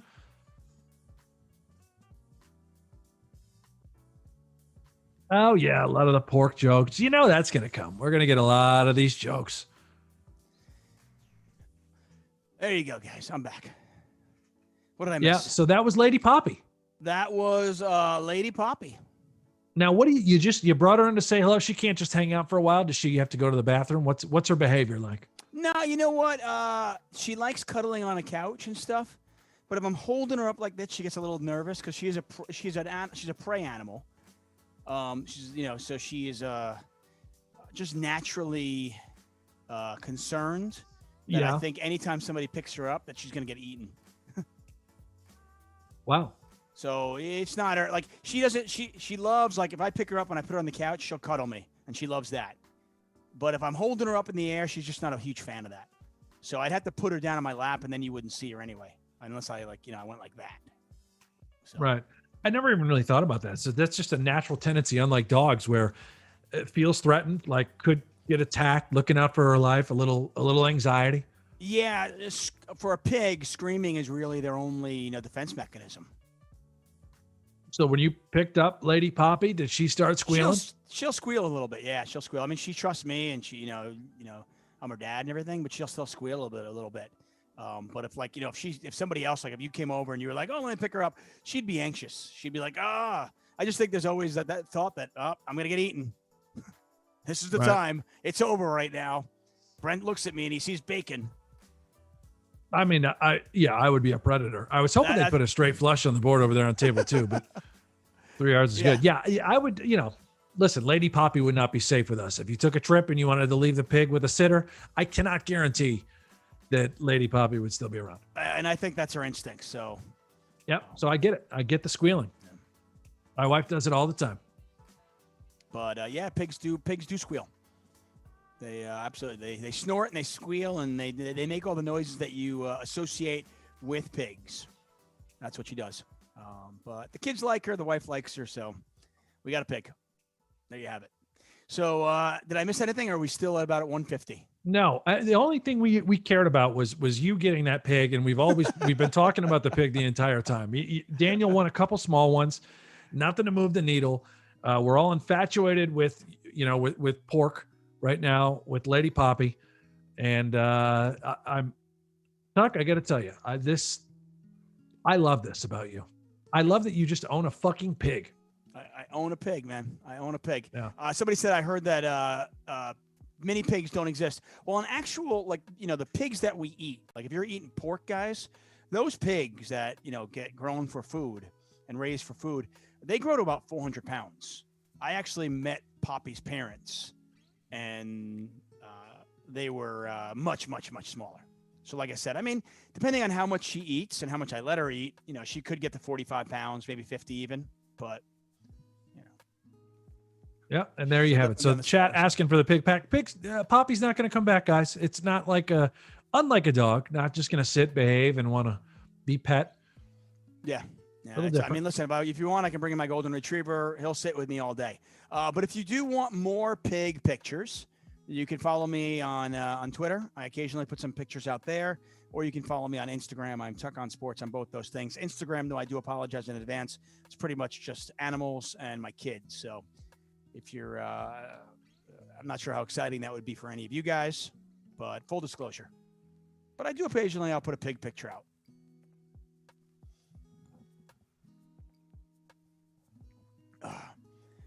People asking how long she's expected to live. I think they live around a dog age. I think, somewhere in that 12 to 15 range. Oh, so that's a pretty good life, man. Yeah. I mean, she's got a good life. She wakes up in the morning. She goes out. She eats hay. You guys are not vegans, right? No. I have no problem eating bacon still. We thought maybe we'd have a problem with it. Nope, no problem whatsoever. I'm not asking this in an insensitive way. I'm really not. But I mean, at the end of Lady Poppy's life, do you give her a proper burial, or is the way that you part? No, I don't think since she's a smaller pig, she's actually not very good at eating. So the people we bought her from raised pigs, and the guy who actually runs that place, by the way, decent sized pot on the Six of Hearts, yeah. 18,000 into 13. Action on Daniel. What do you do with a jack right now, huh? Not love it. Find a lot of folds. Find a call some of the time. Roll it. Do the old randomizer at that point. Yeah. So the guy, the farm we bought it from, the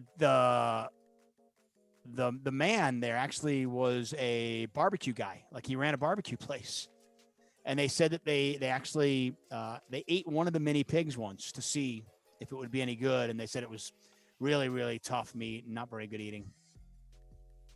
Yeah, I mean, I wasn't, I was half trolling. I know plenty of countries eat their pets or whatever. No, we eat pigs. I mean, it's not. So no, this is from what I've heard, like I said, the smaller ones are just tough meat, not really good food. So I would, and the kids are quite attached to her, so I think that would be pretty traumatic. Yeah, that'd be an awful thing to do to your children. Right.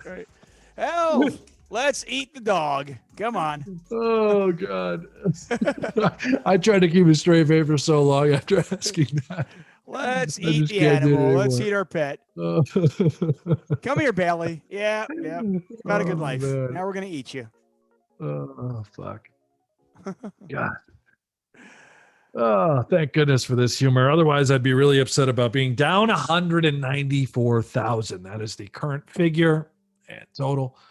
You're not actually down that. I know. I just the royal we. Yeah, it stinks, Stuck. It stinks. That's okay. We have chat. We have Lady Poppy. We've got David Tuchman in the house making his debut. Here on High Stakes Feud. This has been an absolute blast. Yeah, it's been fun. I was rooting for Daniel simply because I really wanted there to be a sweat the last couple of days. I was hoping, if Daniel could win 350 today and then there'd just be absolute bloodshed. I like to see how people react to adversity. And I just think it would have been, what happens if, you go into the last two sessions and you're only up 400,000 instead? That would have been a lot of fun. Man. I mean, it was a great question. If he knocked off a huge figure today, crazier things have happened. That's just truth. Absolutely. Daniel now down almost 200,000 though today. Check raise here at table 2. This could escalate. Kind of a weird board. Relatively dry. Daniel's been check raising on boards like this sort of texture, a bit more frequently as the match has developed over the last couple of weeks. He can be very wide in this spot. Somehow this king could have connected with him. I'm not even bullshitting. What do you think? Like some sort of backdoor overcard draw, flush draw? Could be. Yeah, very well could be. He could have just been check raising just to give up on turns if he didn't improve. How about this? The double check raise, and there it is. 8-6 oh my God. versus King Queen. Wow, yeah. Well, Doug picked up the diamond draw, didn't hit the diamond, but does hit the 6. Doug and Daniel, to your credit, by the way, you said the king could have connected with him. It did. I mean, he just he check raised with air, got there on the turn, only to get sucked out on the river. Another huge pot. That was an 80K pot, and it went Doug's way. Doug now up over 200,000 today. Yeah, very unfortunate. And Daniel goes for the unheard of double check raise. Does it on the flop, does it again on the turn. And he walked into a hand with a pretty good amount of equity with one to come. Daniel's line is creative as fuck. Doug's line makes just total straightforward sense, right? Pair, turn the flush draw, pair, flush draw, never folding. So talk about, listen, I'm not a heads up specialist, so I don't know. And maybe you don't know either. The check raise on the flop, what are we trying to do there? What are we trying to accomplish? That hand that doesn't really have anything going on. Yeah, I missed the raise, but it's really just to suggest it's opening up your range, right? It's suggesting that you have an arsenal of hands. You could do that with something like 8-9, 3-4 for a gutter. If you can also incorporate it for a frequency of times with a hand like King Queen, Queen 9, Queen Jack that has no pair, no draw, but does have overcard coverage, which should give you some equity for the times that you do get called and have a tendency to connect, right? You can continue to run a bluff for the hands that you are repping, and then you can also just create total value, which is what we saw in that particular spot. I don't think he's doing it all the time, but he's definitely added that gear to his game over the last couple of weeks. It's really interesting because, on the start, I mean, if he's doing it all the time, it's obviously he's bluffing too many. He's bluffing too much. That would be clear. It's a really interesting choice of hands to do that with, because you'd think, and like I said, I mean, this coming from me, I'm a layman, you'd think that you would choose the overcards that have clubs, spades, or diamonds in them, where you've got some backdoor flush possibility as well. Yeah, I think it's just a matter of, you don't allow your opponent to put you on a certain range of hands when you do it with that particular holding, right? It's like, how often do we expect to get check raised by something that's like no pair, no draw, just straight stone overcards? And again, the frequency can't be high, but it's definitely there. We just saw it. It just so happened that was a great example of somehow I was right, and he had that exact sort of holding, and it went to showdown. But that was spooky, by the way. The fact that you said it, and then I immediately went to, I was like, well, I guess King, whether it's a King 7 or maybe it's a King X of clubs, King X, and it wasn't. Yeah, you could do it with like something that has a blocker card more often. So it's like King 5, King 8, King 4, where certain turns allow you to run that sort of bluff. And I think that's why once in a while he rolls it with King Queen and says, okay, I'm not going to check fold here. I'm not going to check call. I'm going to throw a check raise in from time to time. And I don't know how often he's doing it. I don't know what his system is to determine how often that frequency is, but definitely doing it. Yeah, clearly. And I think sometimes we, the audience, the commentators, we make the mistake. We see a play like that and we think, what is he doing? What's the thought process behind that? And then going back to what you just said, which is he could have literally used a randomizer where maybe he only check raises that particular hand 5% of the time, and that just happened to be 1 in 20 right there. Very well could have been. Yeah. Yep. And it's hard for Doug to combat against that. And Doug's doing the same thing, by the way. It's like, okay, this is how good we are. We don't have to have some sort of backdoor equity in order to check raise with hands that we're bluffing with. We can do it with hands like Queen Jack, King Queen. Not all the time, but we should definitely have that as part of our game. So anyway, I think after that loss, we have got to be close to down $1 million again. We are, yeah. New numbers are going to be coming in just a second. I think they're It's been updated ugly. now. Daniel's down 237 for the day and about 970 on the overall. I believe that has been updated. Yeah.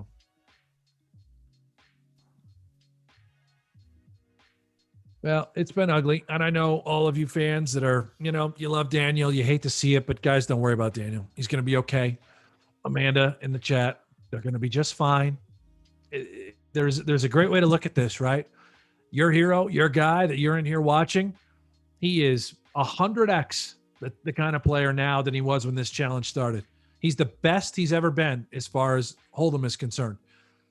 You got a lot to look forward to. Maybe we'll win a tournament for the first time since 2013, for crying out loud. Come on, Daniel, win a goddamn tournament this year. And I think that all of this preparation, all of this hard work will only pay off dividends in the end. I think it speaks a lot to his character, the fact that he accepted this challenge from Doug, his archenemy. And, essentially now they're sort of handshaking, right? They're saying, you know what, man, good on you. And then Doug has said that numerous over and over again about Daniel. And there's a lot of positives to look at as far as perspective is concerned.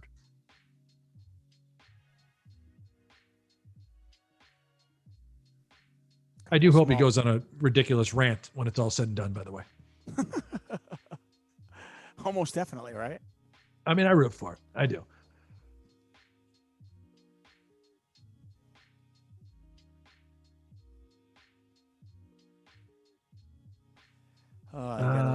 Gotta love it. Brent Hanks, David Tuchman here for the High Stakes Feud. And we are approaching the end of not only today's session in all likelihood, but the end of this overall. I mean, we are over 22,000 hands in to this match. So less than 3,000 until we put a cherry on the top of this thing. And as you also, Tuck, it's a big number being down 1 million, but I mean, it's not even like 30 buy-ins over 25,000 hands. It's really not that crazy when you think about it. He could have lost if he didn't catch up skill set wise, or if what he was learning didn't register. Say he wasn't nearly as strong or as intelligent of a player that he truly is. He could have lost $3 or $4 million in this. Oh, thing. no doubt. No, there's no doubt whatsoever. I mean, in all fairness, it's all relative. We look at the numbers and you go, oh, lost $1 million. What? It's all relative. And, depending on what stakes you play, whatever you're comfortable playing, you have a number where you're like comfortable losing and comfortable winning. And obviously those numbers that make you sick. These guys are playing 200, 400, right? I mean, the buy-in is 40K. So, clearly you're talking about players that fully expected and knew that there was a chance that they could lose in excess of $1 million during this match. And not only is the buy-in 40K, but they're always topping off to 40K. Like that adds up in a heartbeat. Yeah. Right. Plus, heads up, obviously the variance is so much higher. There's nowhere to hide. You're getting in hundreds and hundreds of hands in a day.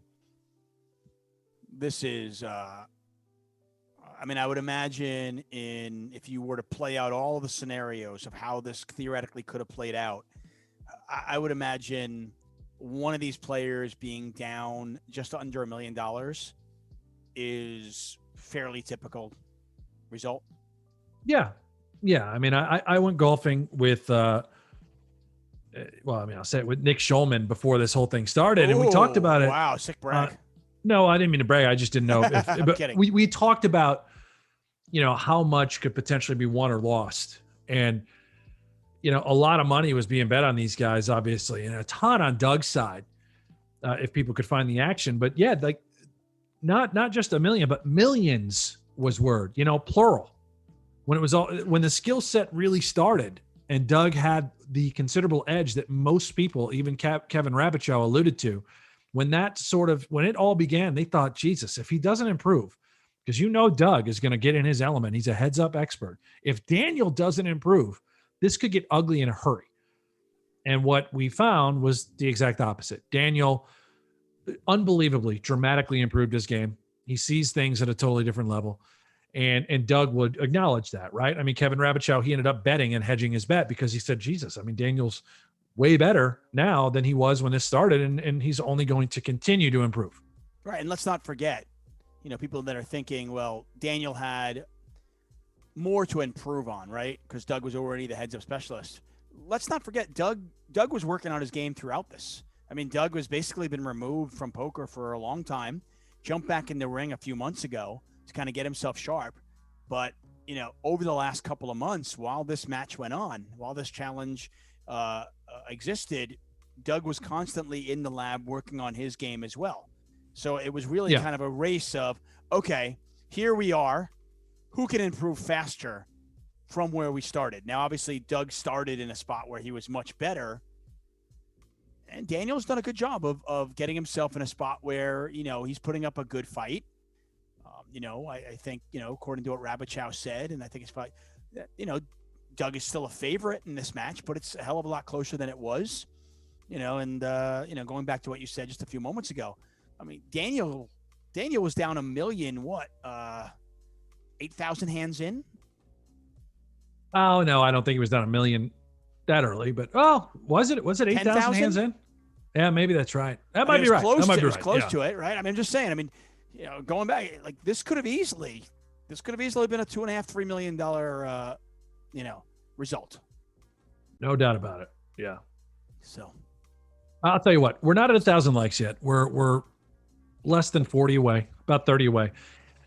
If you want Daniel to play somebody else in high stakes feud when it's all said and done, and he's called out Helmuth, he's called out Ivy, I will bust my ass and work alongside our good friends at GG, and we will come up with another high stakes feud. If that sounds good to you guys in chat, if you want us busting our ass on this to make sure that it continues to happen, whether it's online or live, get us to 1,000 likes. Get us the thumbs up. Make sure you subscribe to GG. It helps their channel a ton. If you guys want to see more of this on the GGPoker YouTube channel, you have to support us. You got to do it. Thumbs up, subscribe. Let's go. Let's go. I love it. Yeah, I love it. I can't imagine Phil doing it online though.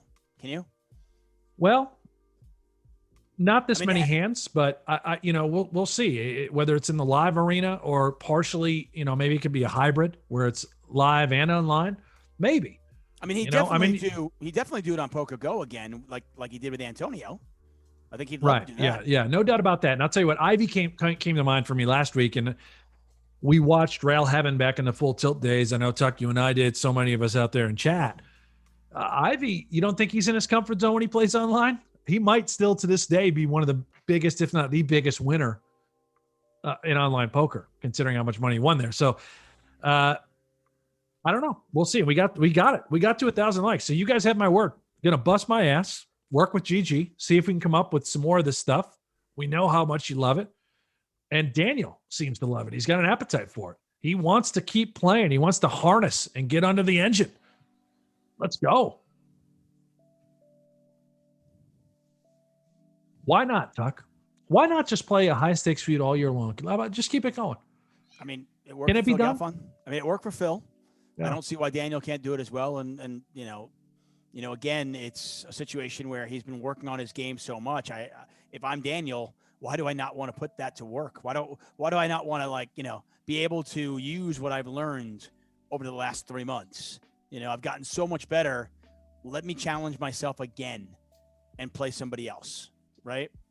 He wants to. He's calling people out. He wants to do it. Whether it's cash, you play 25,000 hands or 10,000 hands, or a series of freeze outs, 100K a pop, 500K a pop. He wants to play some sort of format. Needs to be done. The fans want it. Daniel wants it. It's a no-brainer.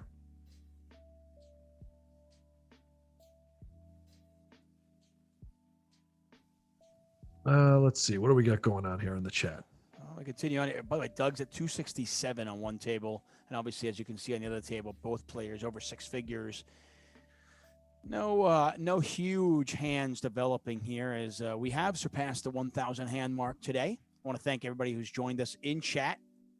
Richard Laxton, Tails, Chris Brewer, Running Rock, Peter Dawson, Milan. Thanks for joining us, guys. By the way, if that is Chris Brewer, who I think it might be Chris Brewer, congrats. I think you just won an Aria High Roller. I know you're in our Discord channel on my email list, and if that's really you, you're the man, dude. Looking forward to watching you play, meeting you in real life. Well, Chris, just Another said, I great will question. play Daniel any format, any stakes he wants. So Yeah, it sounds like it's him. It sounds like it's him. And here's a good one for you guys. This is for the chat. If there was another high stakes battle or high stakes feud, who do you want to see? I mean, is it Daniel versus somebody, or are there two other people that you want to see collide in this sort of environment? I'm just curious. Throw it all out there. You know, Gigi's watching. We got production on the back end, and what they want to do is make you guys happy at home. They want to entertain. I think it'd be fun. What about like a Daniel Fedor? Daniel Tom Dwan? Love it. I mean, Fedor is not a heads-up specialist. I mean, obviously he's got a sharp mind and he's a great poker player. But look at this 5-bet all-in table too. Daniel Foltz. Okay, carry on. He is not a heads-up specialist though, so I think that would actually be quite an interesting match. I mean, I think I'll put it this way. I think Doug is certainly a better heads-up specialist than Fedor is. So I don't think, I don't know who the favorite would be now that Daniel has played and been practicing and working on his game. I don't know who a favorite would be. I mean, if I'll put it this way, from a bettor's perspective, I don't know who I would bet on depending on what the line would be. You know, Fedor Daniel would be a really good match, I think. Yeah, I mean, I've already said it. I'm on record, and I will continue to say it. I want to see Daniel versus Ivy. I want to see a battle of the Titans. I want to see this. It reminds me of like the old days where you had Full Tilt and Poker Stars collide, the two biggest brands. You know, we got GG and Poker King. I want to see a total feud, a total collision where both seem to come together at once and put a lot behind it. You know, Ivy is still that unicorn, and Daniel's already shown what he's got. What's that? I mean, this is going to kind of sound sacrilege, but just because of what I've seen in the last 3 months or so, and I have no idea what Ivy has been up to, I think in purely heads up and a purely heads up duel, I think Ivy might be a dog. Oh, he might even agree as a dog. Yeah, that's what I mean. I mean, you're talking about playing a guy who's been in the ring, practicing, working on his game. You know, Ivy, I don't even know what Ivy's doing right now, whether he's in China or he's playing, playing 6 max or 4 max. I mean, how much heads up poker does Ivy play these days? Right. Yeah. I mean, I'll tell you another guy I want to see in there, and he was in our chat just the other day. I'd want to see a live animal like Garrett Adelstein. Not a live animal like Miss Poppy or Little Poppy, but I want to see a guy like Garrett Adelstein, who is notorious for the cash game scene out in LA, live cash, plays nosebleed cash. Bring him in the online environment. I'd love to see Garrett Adelstein versus a guy like Jason Kuhn, right? Or even Garrett play Daniel, get in the ring. And that to me would be fascinating. I want to get to know Garrett a little bit more. I want to see his game. Yeah. Develop his character as well. I love it online, and I love it even more like, live on PokerGo, so I can see the faces and I can see the characters. And, obviously we get less hands, but I do love the mix. I love the fact that this feud started on PokerGo and I was able to see them, and then it carried on to online. Obviously it's just the logistics. It's impossible to get that many hands in live. Yeah. Apparently Doug is commenting all of his blood. He's doing something on social right now where I don't want to take away from the YouTube stream, but if you open up another window, follow the chat. I'm sure you guys all see it. Doug's doing something. He's posting hands. He's doing something right now on Instagram or on his page. I don't know what's going on. I have no idea, but Doug is up to his old tricks, putting on a show elsewhere as we speak, as we stream. Yeah, it's a fascinating topic, man. These high stakes, sort of heads up for rolls battles are here.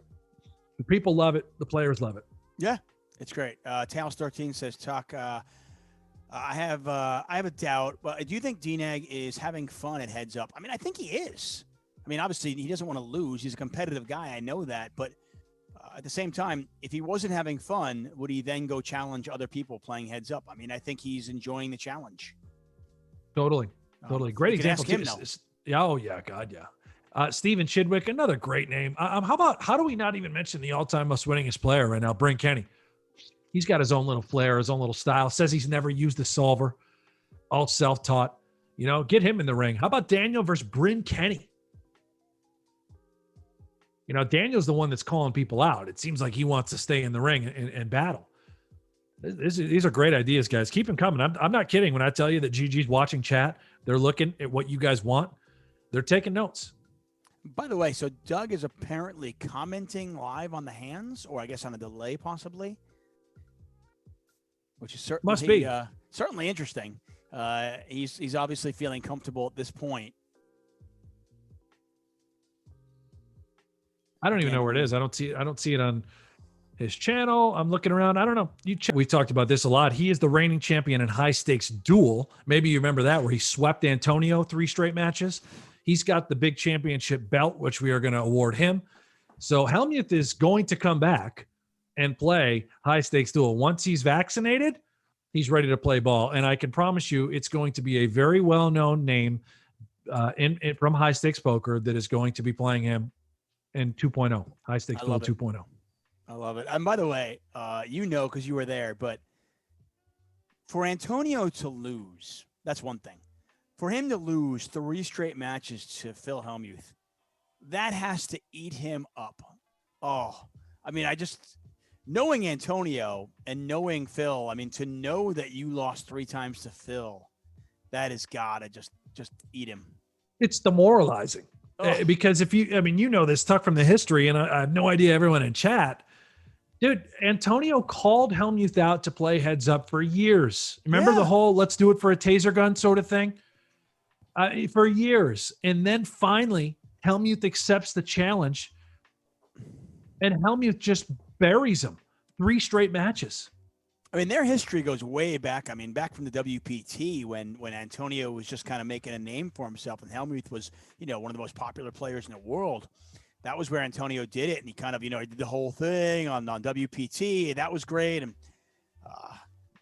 I did a show with Maria Ho where Antonio and Phil were part of it, so they know each other. They're already competitive.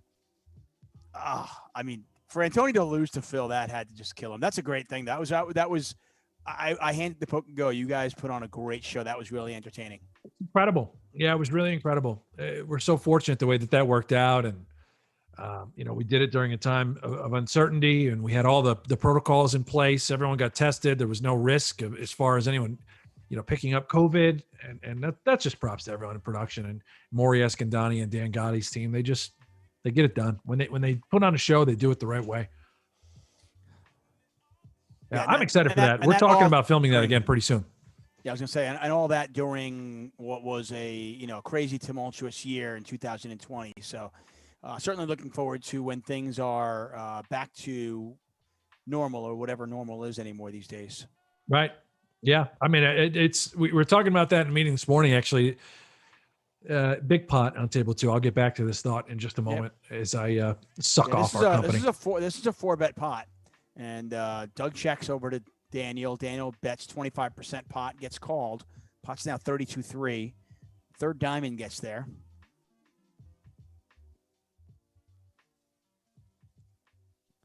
And now Doug is going to lead out. So after check calling the flop, he leads, and Daniel goes away. And Doug now close to 300,000 over that table. Yeah. Well, I'll just leave it about what Poker Go did, and we sort of took it all into perspective. The fact that we filmed high stakes poker, brand new season, Poker After Dark, brand new season, high stakes duel. We did 3 new shows with a cast of characters.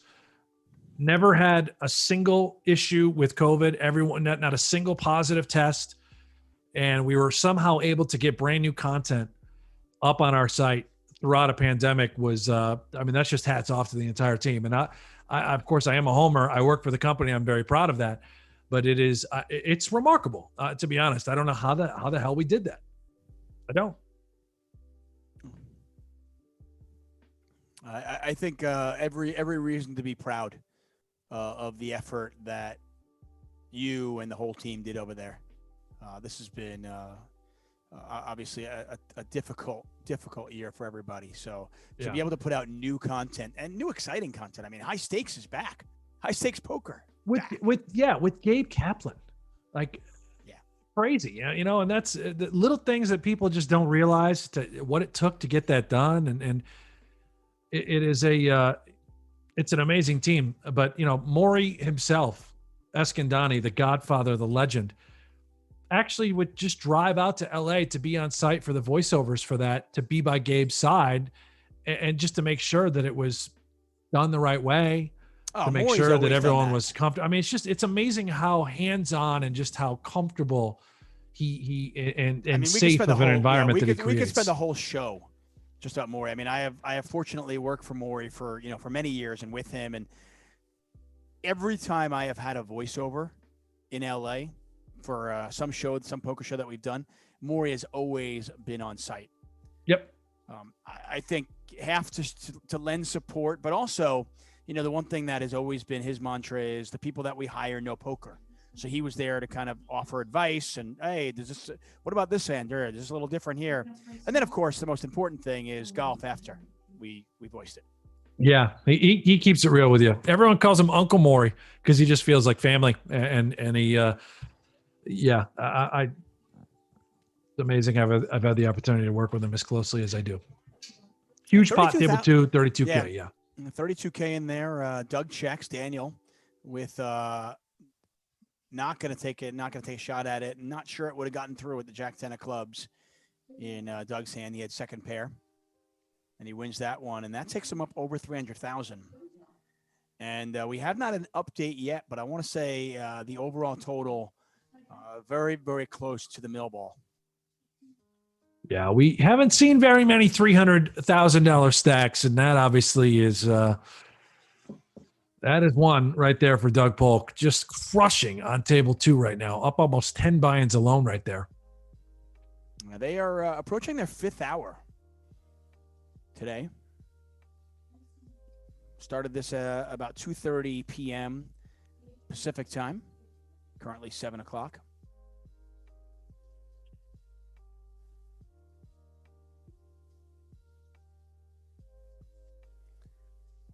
Am I saying the session has been a complete disaster for Daniel? You know what? Like I said, I promised when I joined this stream, I said that I would, try to be unbiased, and I'm going to be. I don't think it's really at this point, you watch the way this has played out. There have been some crazy hands. I mean, there was one hand in particular. Daniel's got ace-3. Doug's got pocket sixes, and the flop is 6-3-3. There was another spot where, Doug spikes a 6 on the river. When he has a pair of sixes. So this has been a tough day, and I don't know how much of that has been Daniel's fault, so to speak. Yeah, it's pretty brutal. I have yet to find the, I guess Doug is definitely doing commentary and streaming. I don't know. I didn't find it. Well, somebody can they put a link in there or whatever? I don't know. I don't know. Entertaining. Curious what Daniel will do for the final stream. If he'll air his whole cards, what he wants to do. Guess we will find out as we move through the week. Lyman Cuervo, Hanks, you need to make a trip to Mexico and play on GG. Jeff goes too, maybe even Daniel. Dude, I'd love that. When this is all said and done, I'm for sure going to go. I've never streamed while playing. I think I'd have a blast playing some tournaments and streaming all day and talking to the good people on chat. I thought about that last year. It was funny when the World Series of Poker was, in Nevada, and I actually thought, I said, man, I should just go to Tahoe and I could play on that site. And then I was thinking with GG, go to Mexico. Obviously with COVID, I wasn't going to go anywhere, but it certainly is tempting, rent a house, go down there for 3 weeks. Yeah, I think it's you get knocked out, you jump in the ocean. I mean, you could live a worse life. Huge pot, table 1, $32,000 in the middle, and we are only on the turn. They are deep on table 1 as well, both stacks. Yeah, this one could be almost 200,000 if they decide to play ball.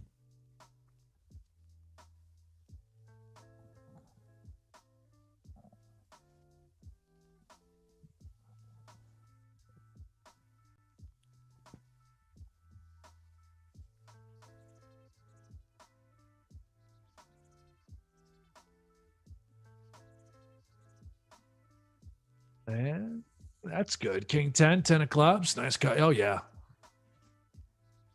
No more winning the pot after that, but Daniel wins himself a nice little pot, and that's it. And by the way, guys, don't mistake. I actually think, like I said, I think it's clear. I think Doug Polk is a better player. I think he's still a better player. But there are days where whether you're a better player or not a better player, you're also gonna get unlucky or lucky. Tremendous. Yeah, I mean, I short term. I trust someone like Kevin Rabichow, who joined us earlier and talked about how much closer they are skill set wise. It's very close. I think he said there's no way he would even give Daniel 4 big blinds per 100. That the edge might even be smaller than that. Yeah, I don't know. I think he settled on he thought the edge is around 5 right or now. Around 5, around 4 to 5. Yeah, that's minimal.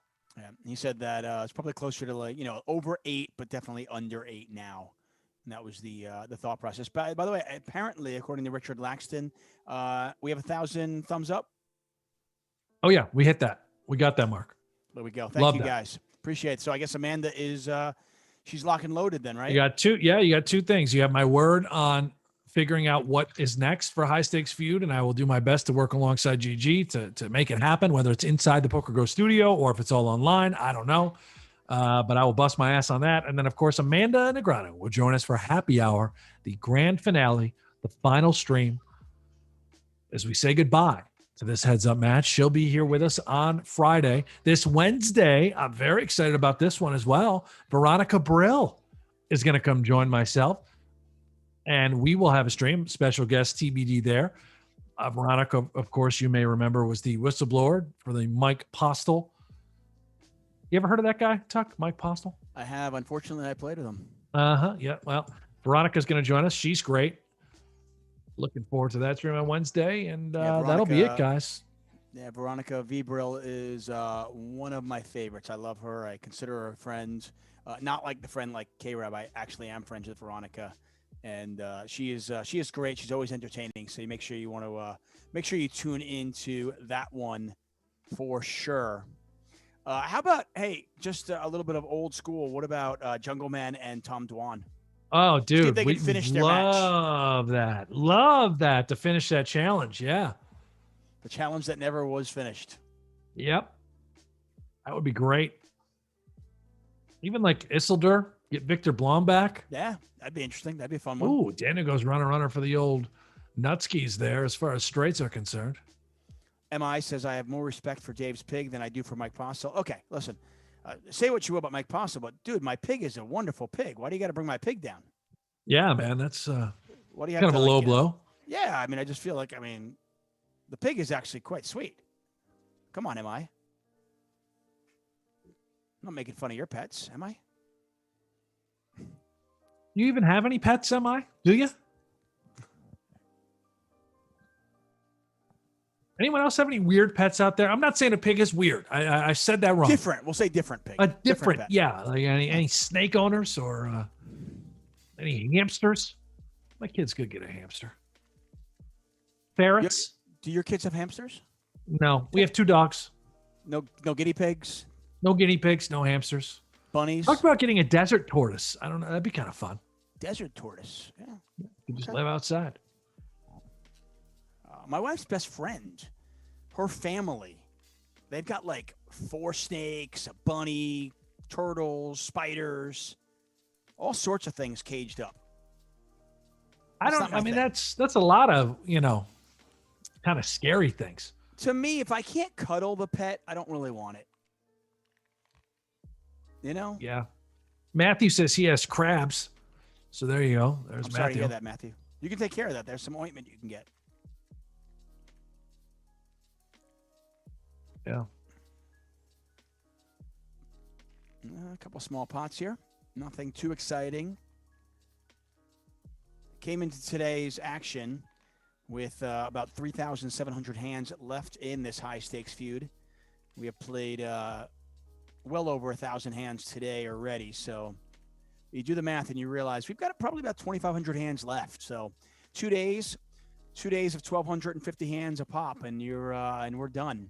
So Wednesday, Veronica Brill, like you said. Yep. Friday, you got Amanda. Sounds like a great week. The final happy hour, Tuck. Maybe you can come join us for happy hour. Would you come have a cocktail or two? I will have a cocktail. How's that? Come rip a shot with us. I will definitely come on the show and rip a shot with you. Please. We're going to Just all let me need know to go down with the ship. Yeah, let me know what you're drinking. Everything. I was drinking Screwball on Friday. I was drinking High Noons. Then I moved into beer. I had a lot of drinks on Friday. Yeah, Friday's a good day for me because I don't have anything going on Friday night. Friday night is just it's pizza and movie night here at Tuchman. So You don't have any. No one's going anywhere at all. no, but I play hockey. So once in a while, like on a different night, I might go out and play hockey that night. So it's Oh, are you allowed to play hockey? drink. You can get in the ring. yeah, rinks are open. Really? Yeah. You have to wear a mask while you play. How's that work? I wear a mask anyway. No, you mean like a face mask? No, you got to wear like, a mask when you. No, you have to wear a mask when you go into the ice rink, and when you leave the ice rink. But when you're on the ice, you can take your mask off. I'll be damned. Yeah. Good for you, staying in shape. Honestly, if I didn't play, it's for my own mind. If I didn't play hockey, I'd be a terrible human being. So I've got to do it for my own psyche. Good for you. Good for you. My guy Jason Harvey was in the chat who won that giant parlay bet that we talked about. He says I've got a big bottle coming on Friday. So whatever that is, and if there is something like that coming, I will certainly dive into that. Well, Jason, let me know. Can you send me like a little whisper and let me know what the bottle is so I can at least I can partake and possibly at least have a shot with them. Yeah, I mean, hey. Whatever it is, I'll drink it. I'm not very picky. I mean, I like wine coolers. I like wine coolers that have been in the fridge for a week, open. Refreshing. Not for you, huh? Yeah, I notoriously win a lot of beer bets each and every summer, and Jamie Kerstetter, being the trickster she is. When she lost her beer bet to me, instead of getting me beer, which I like, she got me wine coolers. I was very upset. You drank them? No, I won't. I haven't had a wine cooler since I'm in college. Sorry, they taste terrible. They're like sweet and gooey. I don't like sweet. Yeah, but I expect you could have made a little video out of that. Like Jamie, this one's for you. Just pound it. Just pound it for the clicks, for the likes. Speaking of clicking, 4bet, table 1, alert, sound the alarms. There you go, 21-5 in there.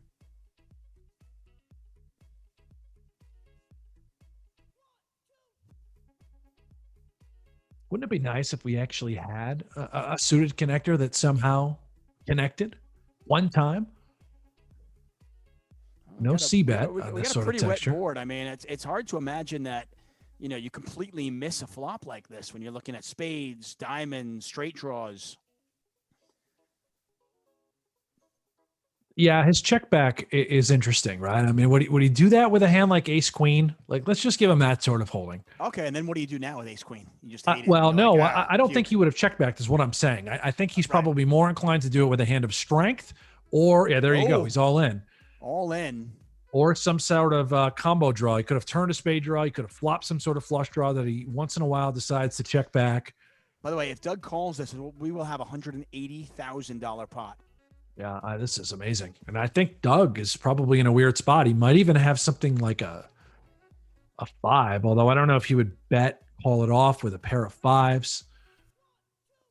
Sizing is interesting on Doug's end. 3/4 pot on the turn. Once again, this is a 4-bet pot. Went check on the flop. Doug led turn, and Daniel said all of it. Shoved it right in his face. There's the all-in. Ace-10 versus ace-jack. Spades don't get there. Boom. And he checked back the ace-jack, hit the jack on the turn. So he did check back a hand like that. I wonder how often he would, considering on textures. 9-5 deuce, not that favorable. 2 flush draws. Here comes the replay. Center of your screen. That's a monster pot by that. That was a $180,000 pot that just went. That's the biggest part of the day. Yeah, that's the biggest part of the day. That's a huge swing. When you're down $237,000 and you win a $180K pot, that feels good. That's going to completely rotate the momentum, shifts it right back in Negreanu's favor. He's now stuck. Numbers are in. $132,000. So he took almost $100K off the deficit.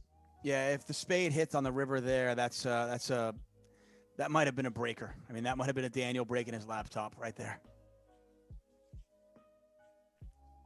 Yep, that would have been a hashtag CSF moment. And of course, we don't have to keep it clean here. That would be the old cock shit fuck moment. Had a spade come home. Yeah. Trying to think of Doug's call off there. Is that standard call off? I don't know if anything's standard about that, but probably, right? You think that maybe ace high, maybe if your opponent has connected with king jack, could possibly be a holding. Then your ace is live, and obviously your spade is live. You hate when you're seeing a hand like ace jack. You're a little worried about your opponent that would have checked back, like for whatever reason, top set if he had 2 9s. But that could be it. By the way, we hit the near 4-hour mark, or excuse me, 5-hour mark. And Daniel is out after winning that huge pot. Maybe he wants to end it on a positive note. Maybe he's just going to go take a leak. I don't know. We'll find out if he's going to return. Keep you posted either way. We will, in fact, have Daniel Negreanu joining us for the exit interview. I know I'm in favor of a rant. Tuchman, I'm sure you're in favor of some sort of rant. Let's hope it's nothing demeaning towards, some of our colleagues. But we'll see. We'll see if we're going to talk to Daniel in a moment.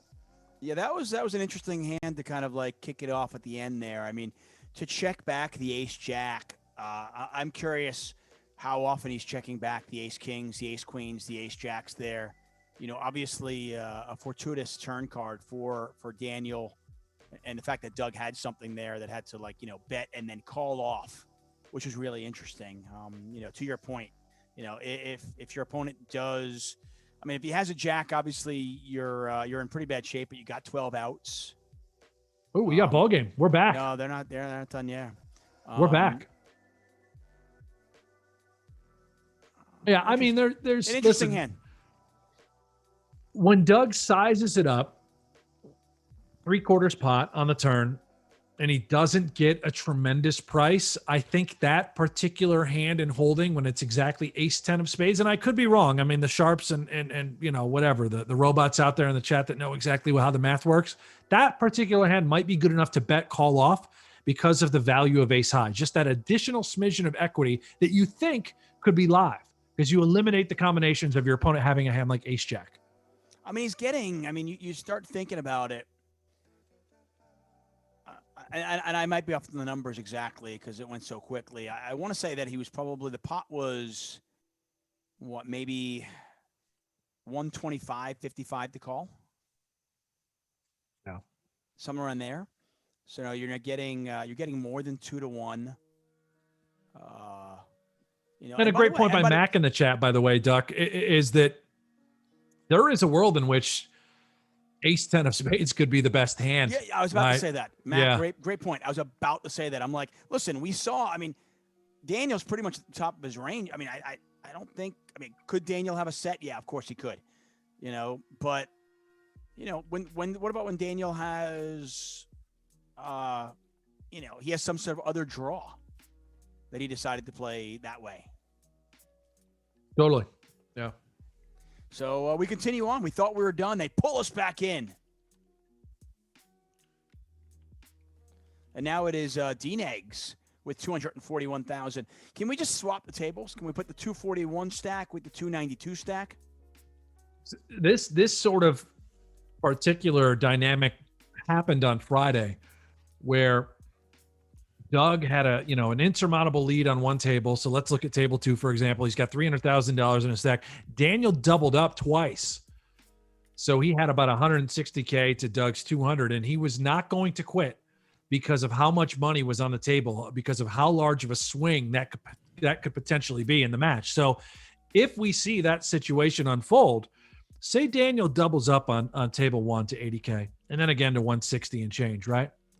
We might, for the first time in this match, see Doug elect to say, let's call it a day, because you don't want to allow your opponent to win back that much money. Right? Does that make sense? Yeah, totally. I mean, I'm not saying he would, but I think that would be the only situation. I definitely think that it makes sense to have some management, quote unquote. You're up a lot of money. You got a lot of money on the side. It makes sense. Both these players obviously are used to playing long sessions now. So I don't think stamina really is an issue at this point. No. Stamina and skill set are no longer an issue in this match, whereas early on they were. That's why Daniel limited himself to a couple hours play, multiple breaks. That whole thing has changed. So I think what we're going to see is Daniel go after table 2. I think we're going to try and see him come to win all that money that you see in Doug's stack, right, as he's going to work right now creating a pot more than $20,000. We played about 1,300 hands today. By the way, John Jantz in the chat says this, and I can't confirm this, but there's no reason to think John is lying to us. Says Doug just went through that hand, the ace-10 versus ace-jack hand, listed all the things Daniel could have, and said sometimes ace is good there, as we said, plus the flush draw. Plus, he was banking on how lucky he is. There you have it. Thanks, John. Appreciate the insight. That's spot on. Yeah, I love that, guys. Thank you so much for giving us the insight from Doug, who is live streaming this somehow on Instagram. And I think did we just see Doug stack Daniel? Yeah, fire up that replay, guys. Look at this. Yeah, while we were talking about it, Doug has stacked Daniel over on table 2 with kings full. So 3-bet pot. 3-bet pot. Check call. Oh, look at Doug like playing it coy with the kings. Check call. Check call. Yeah, he's just a jing Check card, again, right? Yeah. And then he just let Daniel go the whole way. Do we ever find out what Daniel had? He had queen jack off. He turned the gutter and just had to barrel it off. So he floated with queen jack on that board rather than check raising some of the time, rather than just check folding. Queen of diamonds in his hand. He's probably never really folding. And obviously just a dream trap scenario. Time. What's that? Daniel was the one who bet the entire time. I mean, Doug checked all 3 streets, right? Well, no. Doug, it was a 3-bet pot where Doug led flop, and then he checked turn. Yeah. Okay. I thought it was a 3-bet pot, and it went check call, check call, check call. Okay, so it was 3-bet. Doug bet, led. Daniel called. Okay. Yeah, and that really just shows you how aggressive Daniel is. I mean, both players are so overly aggressive, but Daniel's repping a 9 there. He's just saying, this is how I would play 9x, right? Rather than a busted draw. Daniel back down 168,000 now.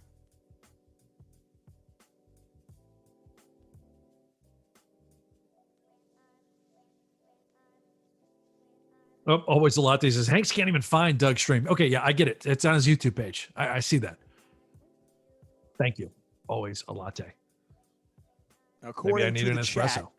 According to the chat, and again, I'm not listening since we're here, but according to the chat, Doug is doing a bit of roasting, which is very Doug Polk like, you'd imagine, right? Yeah, I mean, I roasting might be a bit of an overstatement, but Doug is, again, he's borderline comedian. He's very good when he streams. It's just natural. He's funny. There are guys out there who I would guess are really good winners or good losers, right?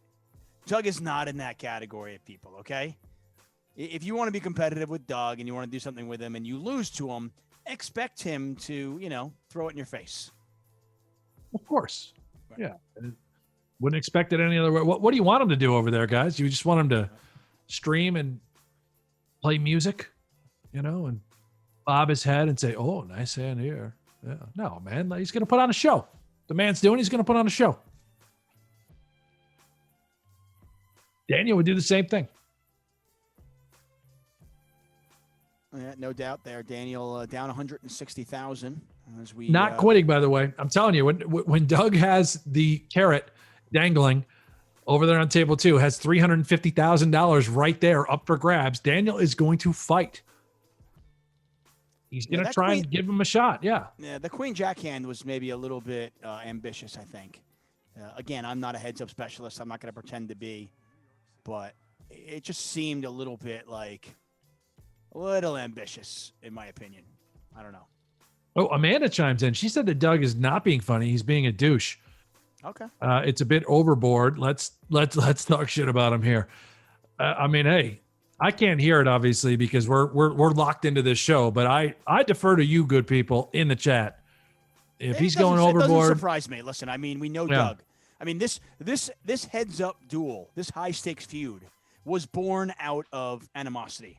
It was born out of what we all thought was hate. Now, they obviously had shown less of that as of, over the last month or so. And we thought, okay, there's some healthy respect for each other. But let's not forget where this feud came out of, right?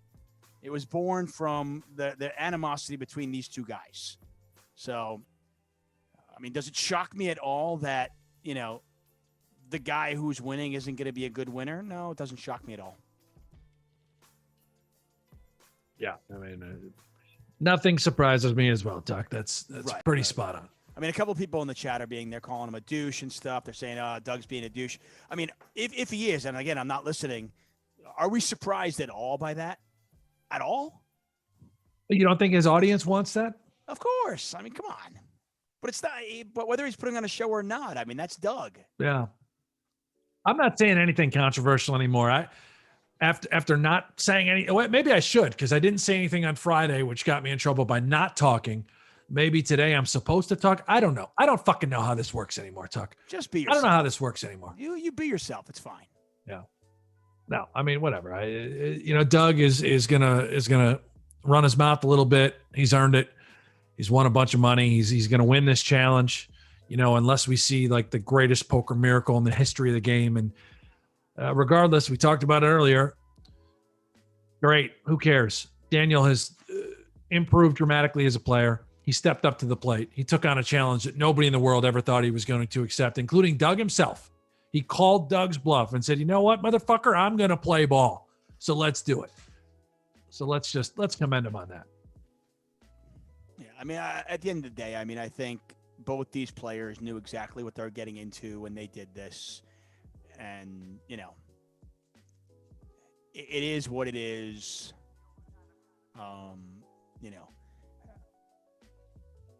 Yeah, I'll leave it at that.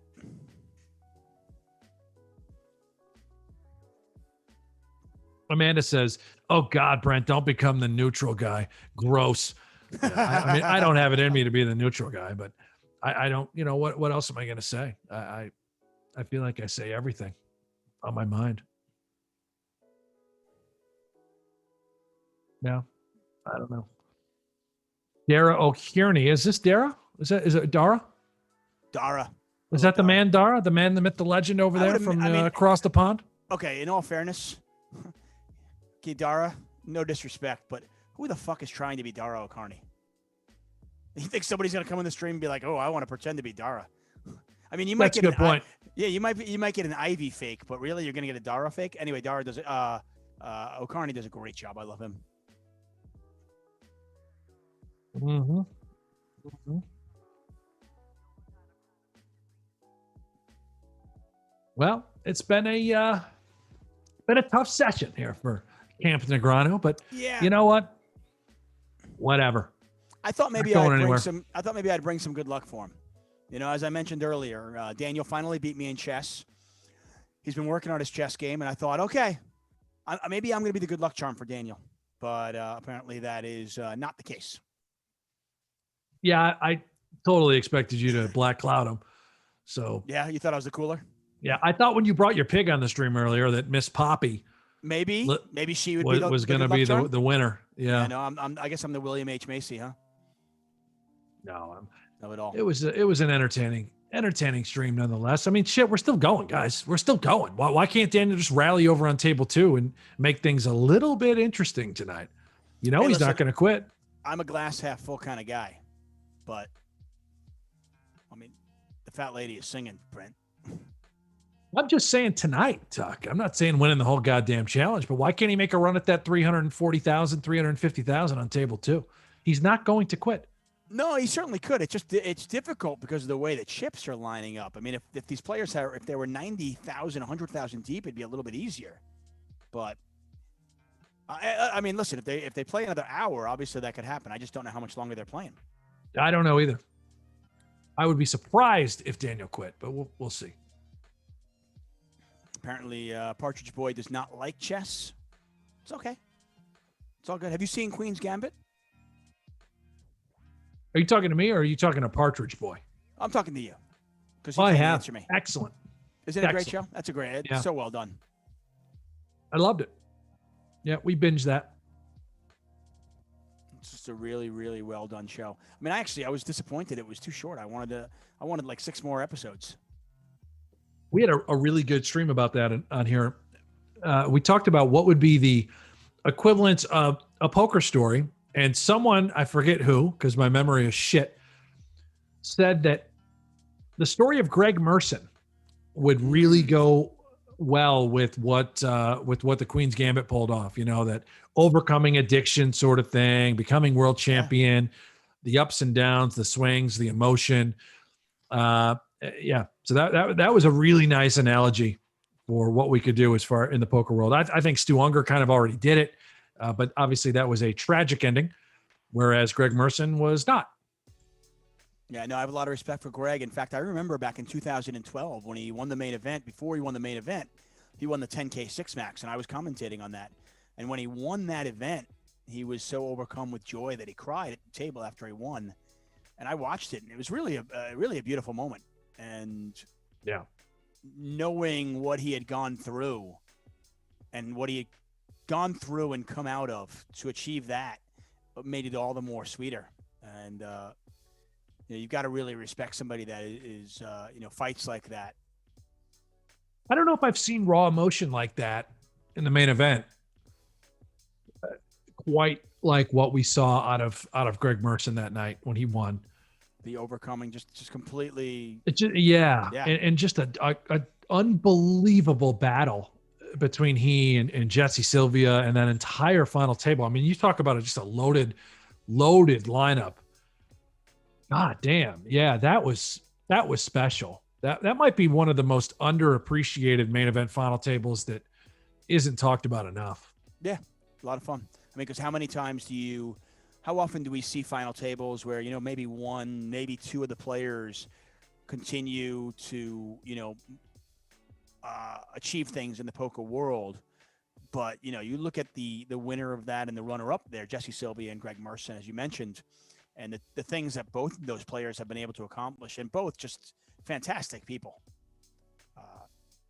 I am a huge Jesse Sylvia fan, and I like Greg a lot. So I think that was definitely a bright star in the poker universe, so to speak. Yeah. Table 2, one liner to a straight, 20,000. Yeah, that roughly is a in the wet middle. board. Look at that. I mean, 3. Yeah, and then the straight's there. Now they get the straight. Who's got an 8? Extra creamy. How about 8-9? Can we just have 8-9 somehow? Oh. I think somebody would have bet on the turn with 8-9. I think, because it would have been an unbelievable semi-bluffing hand. Okay. There's a huge. Okay, we have the 8. We actually just have the 8. Wow, what a draw for. We just have the 8. Well, there's one double up, Tuck. So we talked about this. Now Daniel has more than $100,000 on the table. He's not quitting because he knows he could play a 200K pot. Like this is what I'm talking about. Yeah, now things get interesting. What a draw, by the way. Daniel picks up the straight draw to go along with the nut flush draw, spikes the straight on the river, and really the perfect card because he gets Doug to kind of commit. All while Doug had the nut flush draw on the flop, right? Yeah. He's got ace king of clubs here.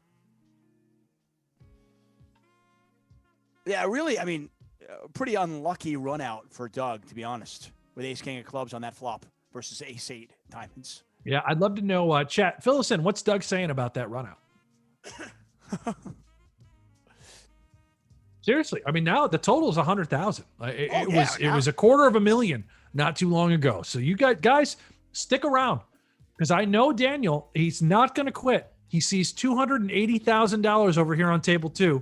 He's got 6 figures in his own stack. He's coming after it. If he gets stacked again, or if he gets stacked, if he loses a couple pots on table 1, then he'll quit because he realizes he can't take a chunk of money out of this. But he's coming after all 280 on table 2. Why not? It's strategy, right? Why would you quit right now? You can't. Well, I mean, let me ask you on the other side of the coin. I mean, if you're Doug, would you quit? I would, but Doug has never quit a session. But that's Tuck. I know this is your first one, but you should know that Doug has yet to quit a single session throughout high stakes feud. It's always been Daniel who taps out. And I shouldn't say taps out. It's just him that determines when they're going to stop play. That could change. Always a latte predicting that Daniel's going to end this session plus 150. Now, I mean, listen. If he doubles up here on table 2, all hell is going to break loose. This chat's going to go ballistic. Apparently, Doug is saying that he talks about luck. There's nothing you can do to combat luck.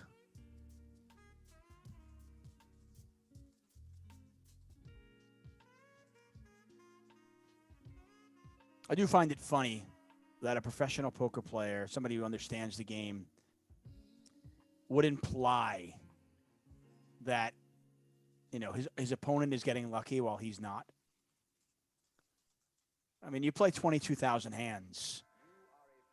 There's going to be a fair amount of, it's going to even out. So I find it somewhat funny that, Doug is implying that, Daniel's the one who's getting super lucky on that. I mean, he got lucky in that particular hand, but what about the other ones we were talking about earlier? Yeah, and Daniel was in the tank there. I thought we might see something pretty crazy a moment ago on table 2, but he elected to fold after a lengthy time bank. Yeah, this could get really interesting because, I think you're right in the sense that Daniel is going to push the envelope where he can possibly win a $200,000 pot. I mean, it's YOLO mode, man. Like never quit. If it was a blowout or if there wasn't much money to be won over there, he would quit, right? But can't. He just can't. We might be here. Shit, we could be here 2 more hours. Might be longer.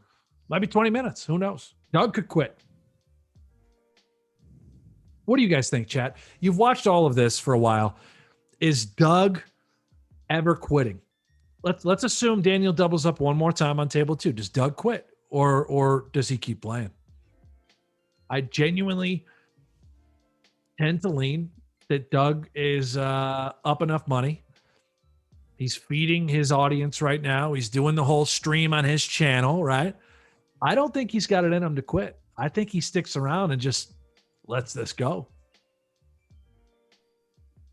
And the chat is on me a little bit because they're suggesting that I'm only talking about Doug. I'm not. I'm talking about any professional poker player.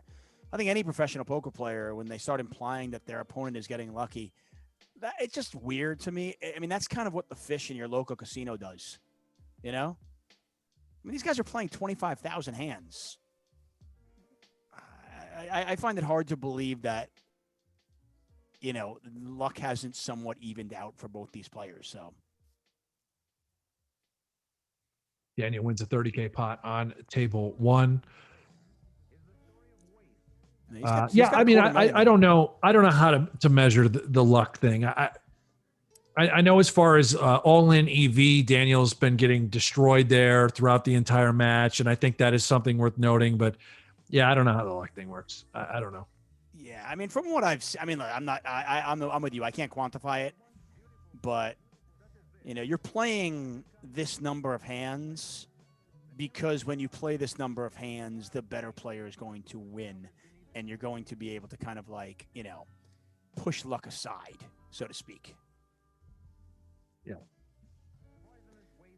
You play 5,000. You play 5,000 hands. Anything can happen. Obviously, short-term variance is a tremendous amount of luck in one session, but yeah. Brent, in the beginning of this is from Aki. In the beginning of the match, Daniel stated that they agreed when to stop every match, and Doug would play no matter how long Daniel wanted to play, regardless. So yeah, I mean, but the thing is, I don't think that's like a contract. I don't think that's set in stone. I think based on today and trying to protect your lead and not allowing Daniel to come back into it, he could probably technically quit. I could be wrong, but maybe you're right. I don't know. I never have seen the written contract. Caleb Stone does the unicorn cigarette thing. I used to do that all the time, Caleb. I like your style, dude. Amanda, are you still with us, by the way? Amanda, are you with us in the chat, please? Chime in.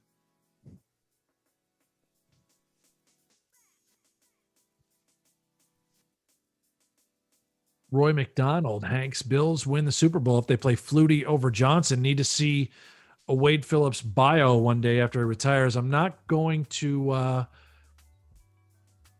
Don't get me started on that, man. I was so pissed off when they took Flutie out. That is some old school. Yeah, that got me. Oh, ace king versus ace king, and we got the free roll. No. Chop it up. Chop it up.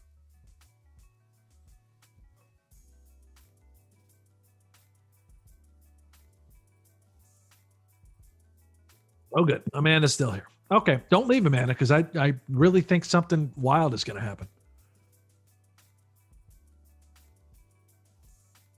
I mean, I'm assuming that she's going to get a front row seat to it no matter what, right? Well, she's got one right now. Yeah.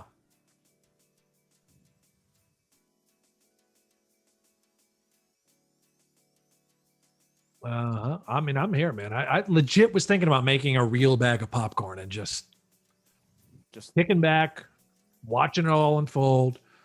Anyone out there in chat actually having popcorn? I mean, did they just finish it tonight? They just go next 10 hours. Let's go finish it all. I would be fully supportive of that. I mean, fuck it. I've got a lot to do this week, so let's just do it all today. That'd be great. Just knock it out. I would love it. I feel bad for our good friends on the production side, for Garlencho, for James, for Eric, the Danish Sausage, Booze, Brugy, who I love saying that guy's name. I feel bad for them because it's very late, especially Carlencho. I think it's probably 4 a.m. his time. Carlencho, what time is it right now? Can you let us know? What time is it where you are? Where is he now? Is he in Malta? Armenia? Is that right? It's almost 5 a.m. in Czech Republic. Czech Republic, 5 a.m. There, Wow. that was the voice of God. That is Carlencho. I love that. What part of Czech Republic is he in Prague? I'm on the eastern-ish side. It's like 200 kilometers away from Prague. On the other side of Rozvadov, if you know where Rozvadov is. I do know where Rozvadov is. Yeah, so I'm on the other I know side Rozvadov well. Mm-hmm. Fair enough. There it is. The like you said, the voice of God. I love it. Yeah. Watching these two guys battle here. That is Euro Stern. Carlencho, can you say, hey now, as low as you can? Give us the Euro Stern, hey now.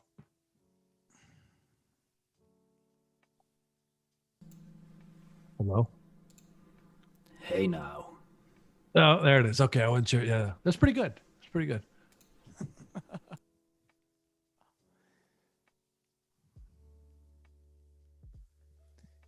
Going back to what we were talking about with Kevin, now that, there's that pie in the sky, so to speak, where, Daniel can go after that $300,000 stack of Doug's.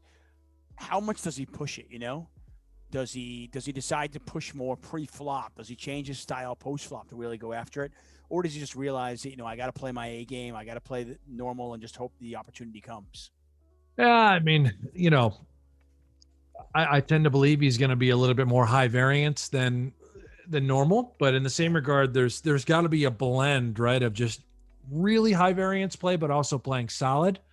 I don't know how to put that in solver terms, but I'm sure it exists. But I also think Doug is willing, knows how to combat that, and maybe that's where that limping strategy came from last week. Or maybe you just fucking quit, right? If you think your guy's just going YOLO and he's kind of running hot, you might just quit. Yeah, Daniel down about 100,000 today, but remember, he was down well over 200,000 a little while ago. He went on a little bit of a heater here. And as you can see, $250,000 in front of him on one table, about 90,000 on the other table. Made a nice little comeback here. Table one, development, 26K in the middle. Yeah, Doug's only got 28 behind. Yeah, I mean, he could stack him here. A lot of straight draws, flush draw on the flop. None of them got there. There's the all-in. And there is the snap call from Doug with just top pair, no kicker. Or Doug can double up here. Yeah, I mean, I think Daniel, too, you notice the tank legitimately was deciding or rolling if he's going to bluff or just wade the white flag. because he'll do that from time to time. He'll just check back, give up because he thinks he's getting called way too frequently. But the fact that there were 2 missed flush draws and the presence of some straight draws, it's very unfortunate when you have a 10 in your hand that blocks some of those combos. But anyway, long story short, yeah, I don't think he bluffs there all the time, but he just did there in that moment. Yeah, it's hard when you get to the river and you've missed your flush draw and you've got 10 high. And there's a lot of money in the middle there. You're thinking, okay, I'm not going to win it with 10 high. So it doesn't mean, obviously, that you're going to bluff each and every single time. But right. Yeah, I think that was just an okay spot to do it. You hate having a 10. But there were 2 big missed draws as far as flushes are concerned. And, yeah, it's okay. I'm sure it's fine. I'm sure the old solver, when you plug it into the machine, would tell you that his line was okay. Stick around, folks. It's going to get interesting. No doubt about it. Daniel's going to go nuts on table 2. He's not quitting because he sees how much money Doug has in front of him. And if you look at the grand total right now, right, he's stuck 158,000 on the day, grand total 895. Well, what if Daniel took every dollar on table 2? I know it's a big what if. I realize that, but that lead is cut remarkably. It's bleeding. Hey, you're selling me on it. I'm like, yeah, what if? What if? Well, it's crazy, man. Heads up poker is just high variance, and it can happen. We shall see. Certainly not going to quit on the final week of high stakes feud, right? You're sitting here to play ball. You get stacked again. You get down to, I'll tell you what could happen if he gets stacked again on table 2 and he just gets down to that 40K, he might throw in the towel for today and just say, okay, I'm not going to chase after that 350,000, but he might not either. He might just keep on coming, might bring the heat until that account is tapped. Who knows? I mean, they've played enough today that this will easily end this week, which is what Daniel had mentioned he wanted to do, finish it on Friday.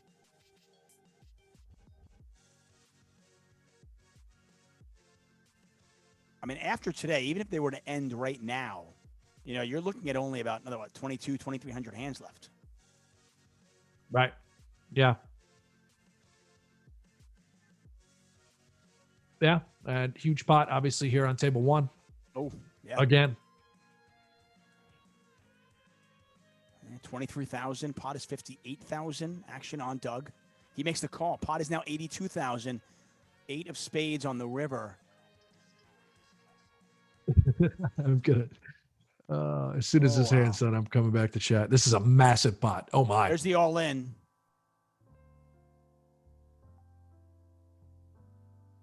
Oh my! Doug in the tank. This is a massive pot.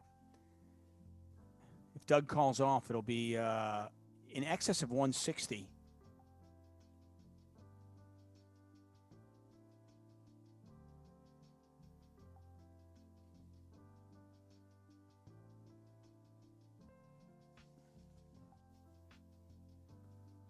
Wow. He does win with 2 queens. Doug almost found a full with 2 nines, and all of a sudden, wow, Daniel has a 300K stack in this match. That was huge.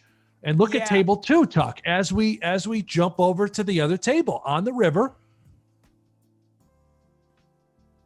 Wow. Queen on the river there. Yeah, that last hand was really interesting. If we can get a replay of the 9s hand, that would be the 9s versus queens one. After we see this one play out. There's the call. Oh my. And another win. Another 2 back-to-back there. And while what you said certainly hasn't come to fruition yet, we are well on the way. Daniel now with over 400,000 on the 2 tables. Don't go anywhere, ladies and gentlemen.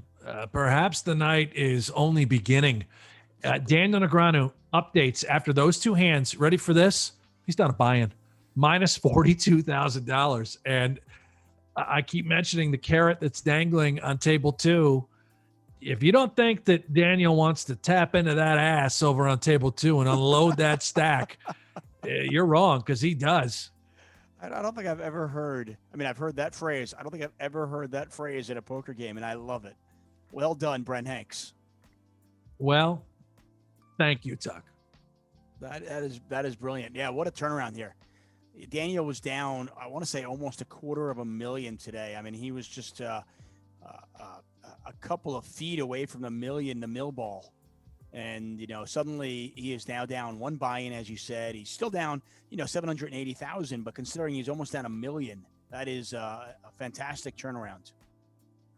Yeah, this is nuts. Yeah, and that other table there. I mean, Doug's got 272. Daniel with 120. Look, how much money? I mean, come on, math guys, pull out the calculator. How much money is on the table right now between these two games? This is insanity. 300, over 420, 300. There's like just shy of 800,000. Is that right? Yeah, somewhere in that neighborhood, $750,000. Holy shit!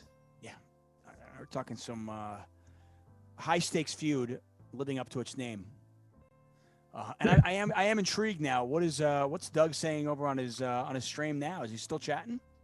Yeah, likewise. And there's roughly 750K on the tables combined. I mean, Daniel's only stuck 779,000 if our math adds up. Let that sink in. Put that into perspective. How much money is on the table right now? This is bananas.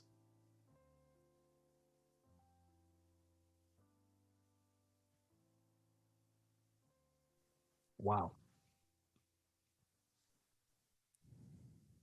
All right. Well, ball game.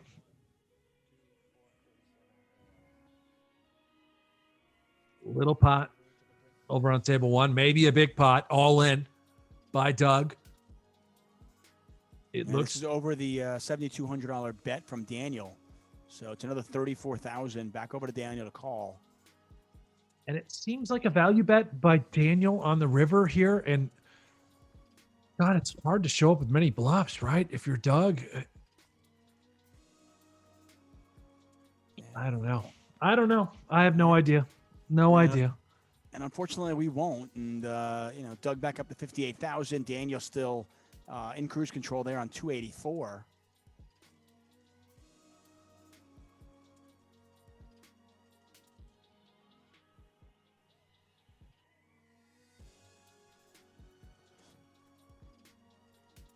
That's funny. So Doug's comment was he's still joking about it and laughing. Said, "Easy come, easy go. It's about the friends you make along the way." So I guess that's easier said than done when you're up all the money. Hey, listen, going back to the whole, the luck thing and this. I mean, Doug plays the game, like you said, plays the game as well as anybody. Doug said, "Easy come, easy go." That was a tough spot with the nines. I mean.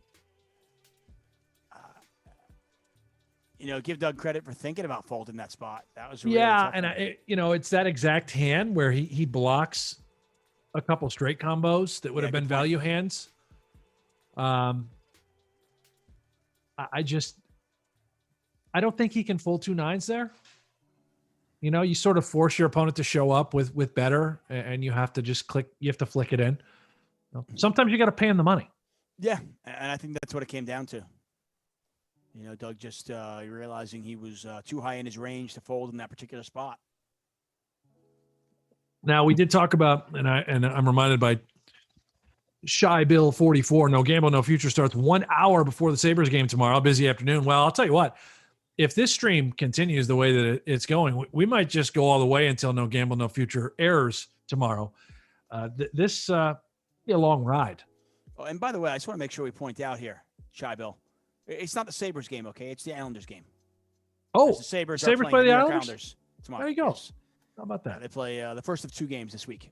All right, let's go. Are you going to bet them?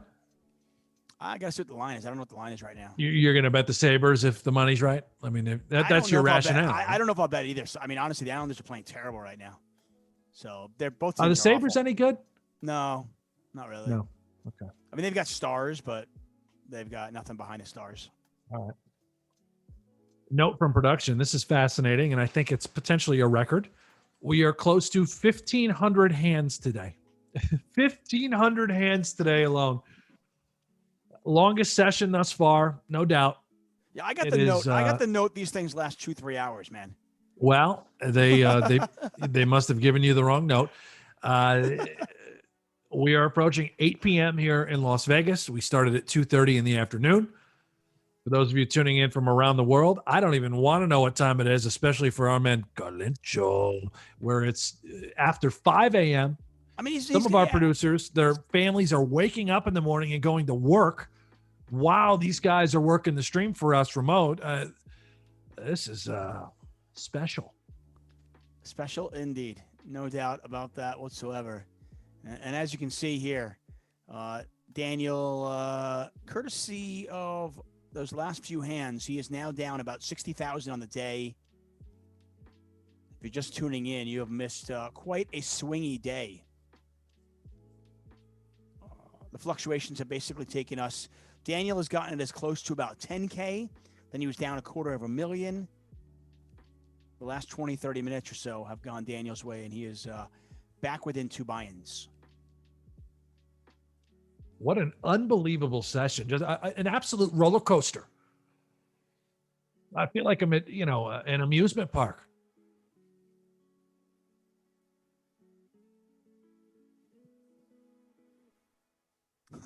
This is great. Always. I haven't seen my kids. I know they're here. Are you sure? They're here somewhere. Yeah, they'll be fine. No big deal. Always a latte, says Doug, claiming that it was bad that Daniel got so stuck as he plays better stuck. Well, if that's true, by the way, that is something that is not very common in the poker world. Most players do not play better when they're stuck. I don't know if that's true. I mean, it very well could be. I don't think it is.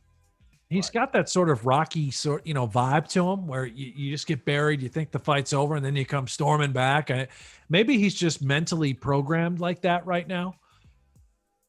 Very well could be. Totally random question. I mean, but listen, I think Daniel's rock solid. At the end of the day, yeah. He's just a really, really good player. He's going to play. You said it earlier. I mean, the tilt, emotion, that's probably not going to affect him all that much, despite what we've seen. Right. Until the exit interview. That's when he lays it all out on us. That's when we're the psychotherapists. He's got to have a release, right? Oh, yeah. Yeah. And pardon me, I decided not to use the cough button. I'm just letting it go. Caleb Stone said, "What's your favorite movie, Hanks?" This is very random, but for me, it's quite clear. It's The Big Lebowski, and it's really not even close. It's a good movie. Doc, you got a favorite movie? Slapshot. Slapshot. Chat while we're at it. Let us know. I love these questions. What's your favorite movie? Caleb Stone in the chat. Great question. Let's get this conversation rolling. Favorite movies, put them out there. You've seen Slapshot, right? Is it the comedy one? Paul Newman? Yeah. Yep. Phenomenal. By the way, I'm not suggesting that Slapshot is the best movie of all time. I am saying that it's my favorite movie. Two different things entirely. We got what do we got here? We got Drop Dead Fred, Blues Brothers, Pulp Fiction. Ooh, Fight Club. Goonies, Fight Club. Goodfellas, great movie. Caddyshack, so classic. Inception, The Matrix, Shawshank, Rounders. Some good choices there. Raiders of the Lost Ark. Someone just says The Green Mile sucks. Just putting it out there. While we're putting in our favorite movies, guys, don't miss table one. Almost $30,000 in the middle. Yeah, clubs get there. Daniel checks.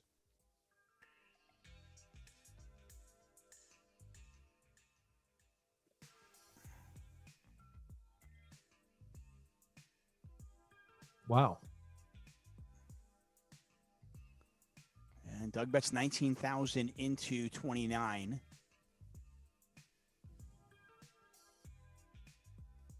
Really tough bet if you have, a 5 in your hand. Not only does clubs get there, but, a couple straight combos, ace 3, 6, 3 somehow comes home. You're worried about the king. King and there 6. it is. There's the king. Yeah. Like you said, though, imagine, sometimes you just got to pay him off. Yeah, sometimes you got to pay him the money. I have to imagine that Daniel has, at least a 6. Maybe could have 7s, pocket 8s.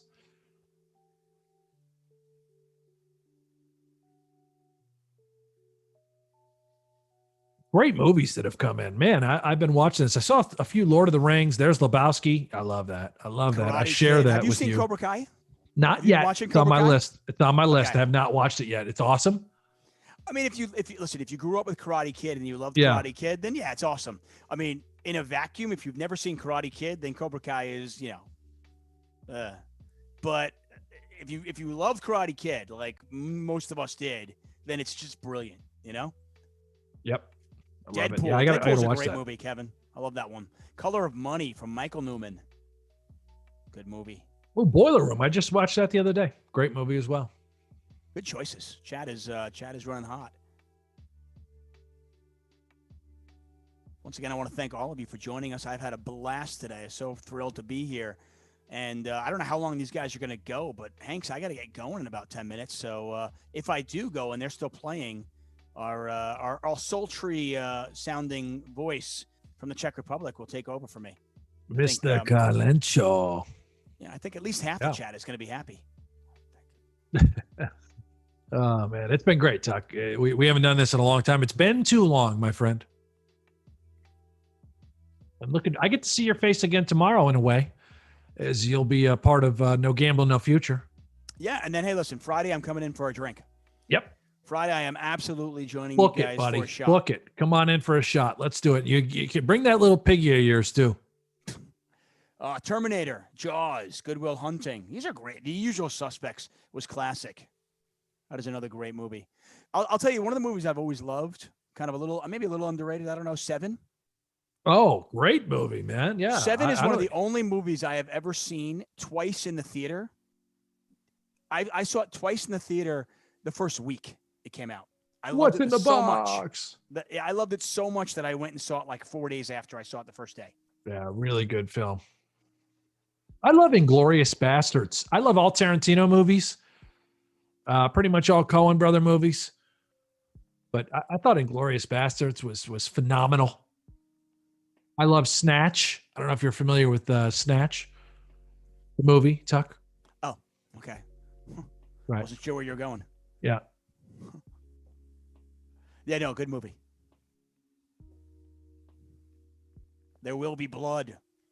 Speaking of blood, are we going to see more blood today? We still have a lot of money out there. DNegs with over six figures. Doug with $281,000. We could still see a $200,000 pot.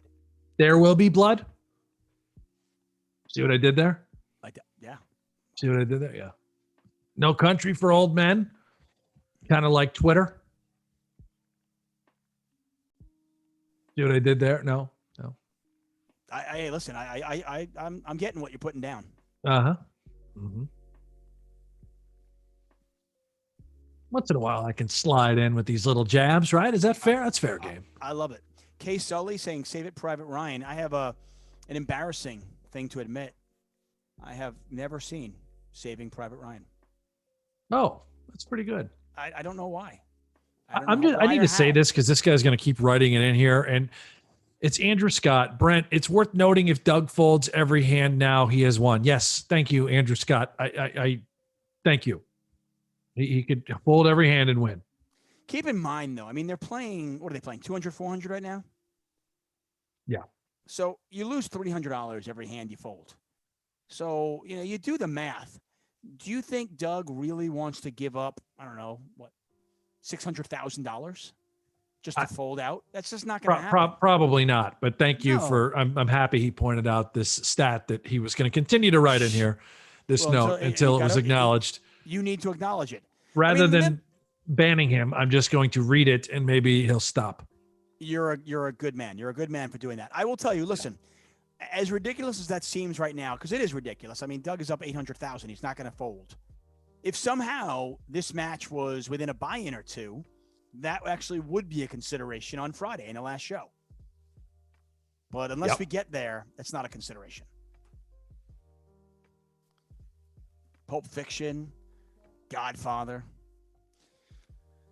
I mean, Rocky 1, Rocky 2, I consider that one movie, by the way. The first two Rockies. More Yama Hanks, mind if I do it, Jay? Phenomenal Lebowski line. God, I love that movie. I'm going to watch that movie this week. I'm going to find time. I'm going to fire up Lebowski. At what age can I show my kid the Big Lebowski? I don't know, birth. Right? I mean, I just feel like you're never too young to teach your kid the Dude, right? To show him. No. Okay. A lot of valuable life lessons in Lebowski, and everything there, with the exception of, the coitus. I think you can talk about stuff's legal. Yeah.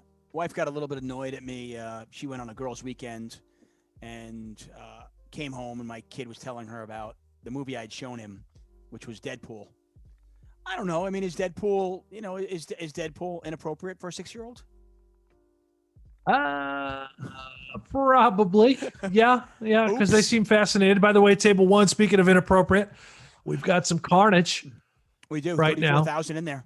Look away. If you can't handle a big pot, look away right now. Don't look at table one, because it is going to be big. A lot of girth. Yeah, there's a lot of money here. Doug started this hand with over 100,000. Daniel's got him covered. Do we see it go in? Is this going to be the biggest pot? Well, it goes check, check. So maybe not. Backdoor hearts get there.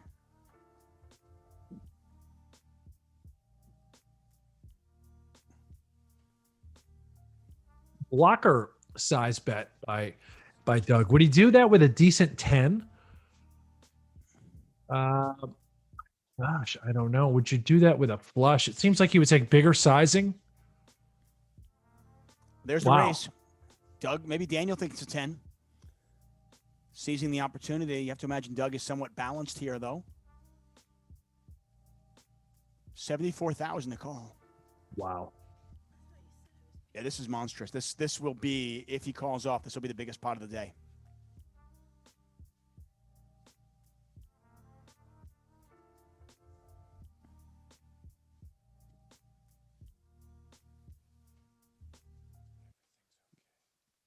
Gosh, this is crazy. Doug does not like to fold. He can look him up pretty light with a 10. I mean, even if you have like a ace X, you hate it, and he does fold. Wow. Huge pot. Thumbs up from Daniel Negreanu. He's back up to 270,000. Doug back down to 73,000. That was a huge pot, and certainly could have been bigger. I think your instincts on Doug's holding was probably correct. Obviously, if he's got a much better hand than a 10, he's going to be calling off. Yeah, I mean, right? it's still, you're still in jail with ace X, right? It's such a brutal spot. Obviously, you beat a variety of bluffs. I don't know if he would bet fold ace X. It might be more of a check call sort of candidate.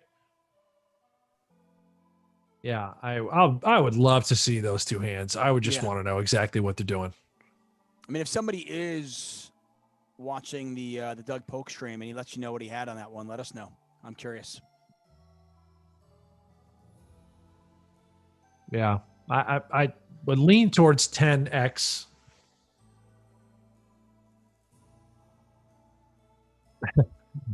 I think your read is spot on. Thank you, Jeff G. I appreciate that, man. This has been a lot of fun.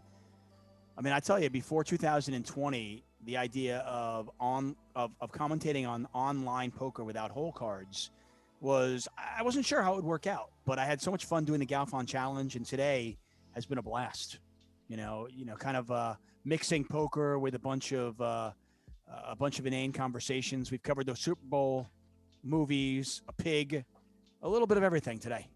We certainly have, and this stream is amazing. Our fans are incredible as we see Daniel correctly calling with King 5. That's a 25K pot. There we go. There's the old evil eye pump up emoji. What's remarkable to me, Tuck, look at how many people are watching right now across all of the various streams, right? You've got, 10,000 people tuned in live right now? Whether it's what you got Joey Ingram and Jeff. Joey, we got you and me over here. Yeah. By the way, who loves it more than Jeff? Jeff takes a day off here for one day, and he goes, I'll go to Joey's stream. So you got those two. You got here, and then you got Doug doing his own thing. Yeah, it really is amazing. I mean, to think that this can support 3 different streams is pretty phenomenal. Incredible. Kudos to the entire poker community for tuning in, no matter who you like, whatever your taste is in commentary, whoever your hero is, whoever your villain is, as we see a collision on table 2. My God, it's escalating. My God, here we go. What has been the biggest pot of the entire feud so far? So Harrison T just said a 200K pot would be the biggest of the entire feud. Have we not seen a 200K yet? No, we have. Okay. I'm wondering what we could potentially see right here on table 2. 100%, I mean, yeah. If we have a decent flush, we might just stuff City. Oh, I mean, Daniel bets 13,597. Doug raises. Wow, we cool them off. Yep. Set of fours is good. Holy shit, guys. This is real.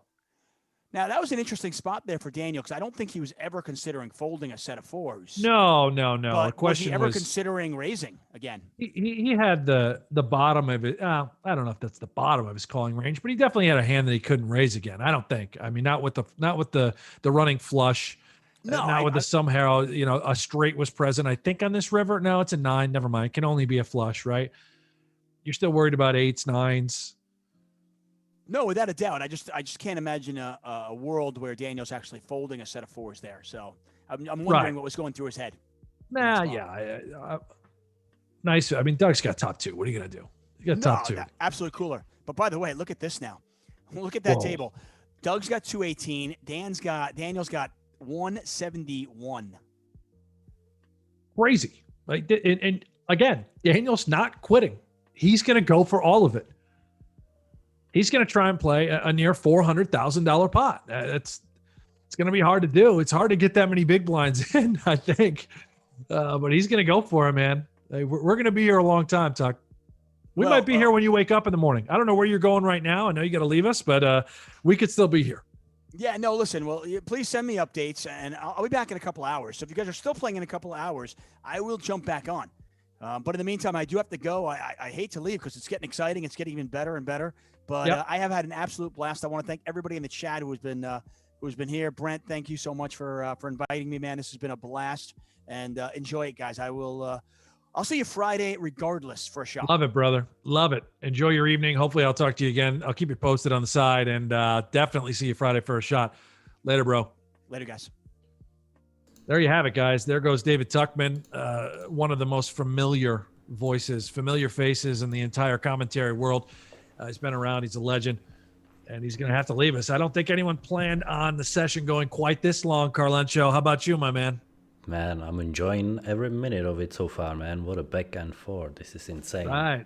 And the Daniel potential is now sitting out. So I have to imagine this is a bathroom break. Yeah, no 3 guts. I'm sticking to my guns. I don't think he's going to quit with that much money on the line over there on table 2. Yeah, that table 2 has some potential. Let me tell you that. I don't think, we're ending anytime soon. I think it's going to be either one of those cases. Either he wins a huge pot and calls it a day, or he loses one of those annoying ones and, I agree. I totally agree. I mean, how many hands are left? Can you get stats? Give us the update here, would you? Mr. Booze, Zakara Pro, how many hands have they played tonight? I'm really curious. Are we at the halfway point of what they had coming into the week? Have we approached 1,800 hands? I think we're surely above 1.5K, maybe 1.6, 1.7. There we go. 1,537 hands have been played today, folks. More than 1,500 hands, which means math, which I can't do, production can. There's 2,150 hands remaining. Holy shit. Crazy. Wow. We've been live. I might run out of beer. Hours. I didn't think I could possibly drink this. I'm on beer 5. It's Monday. What a start of the week, huh? Oh, God. Is it ever? How you holding up over there, brother? It's what, 6 a.m. your time? 5:18, yeah. But it's good. 5:18, sorry, 5:18. Yeah, I took a nap shortly before the stream, so I'm all right. You sure? I mean, you need a coffee? You need to take a little exercise break? You want to do some push-ups? You want some shups? Nah, no push-ups at 5 a.m. Come on, Brent. Don't do this to me. Now the chat will pressure me to do it as well. No, I would never do it to you. No. You're not doing that tonight. That's bad for the health. Bad for the health. Trust me, I don't do them. I know what it's like. Oh, buckle up. I mean, I might need to stand up and stretch out a little bit. I usually try and stay parked the entire way and get locked into these streams. I take as few breaks as possible because my mind operates weirdly. Mm-hmm. Oh my God. It's actually one of the questions that I would like to ask Daniel. What was the main difference that he felt in this session, being that long compared to other sessions? Great question. Yeah. Because I think the longer you play, the more you get into the flow state and into the zone. So I would like to ask him about that today. Love that, dude. He's vibing right now. He's vibing. Yeah, I won't steal it. I won't poach that from you. That's all you, homie. You got that one. So I don't want anything to do with that question. I appreciate that. But still, I'm not too good in doing interviews, so please take the main role. I'm gonna just throw a question here and there. Well, I don't really. You know how it works with Daniel when we get to the exit interviews, right? Yeah. it's a lot of he's gonna say what he wants to say. Yeah. And then we'll sort of go from there. Bear with me, by the way. My laptop is about to crash, and that doesn't mean I'm going to lose connection with you because I'm on a different setup. But I'm rambling here. But I'm fighting a crash on my laptop. So chat, I have no idea what's being said. Can't see chat. Sorry, guys. Don't worry, Brent will figure this out. I'm trying. I don't know what I've done. I probably need a damn new work computer. This thing is about to just die.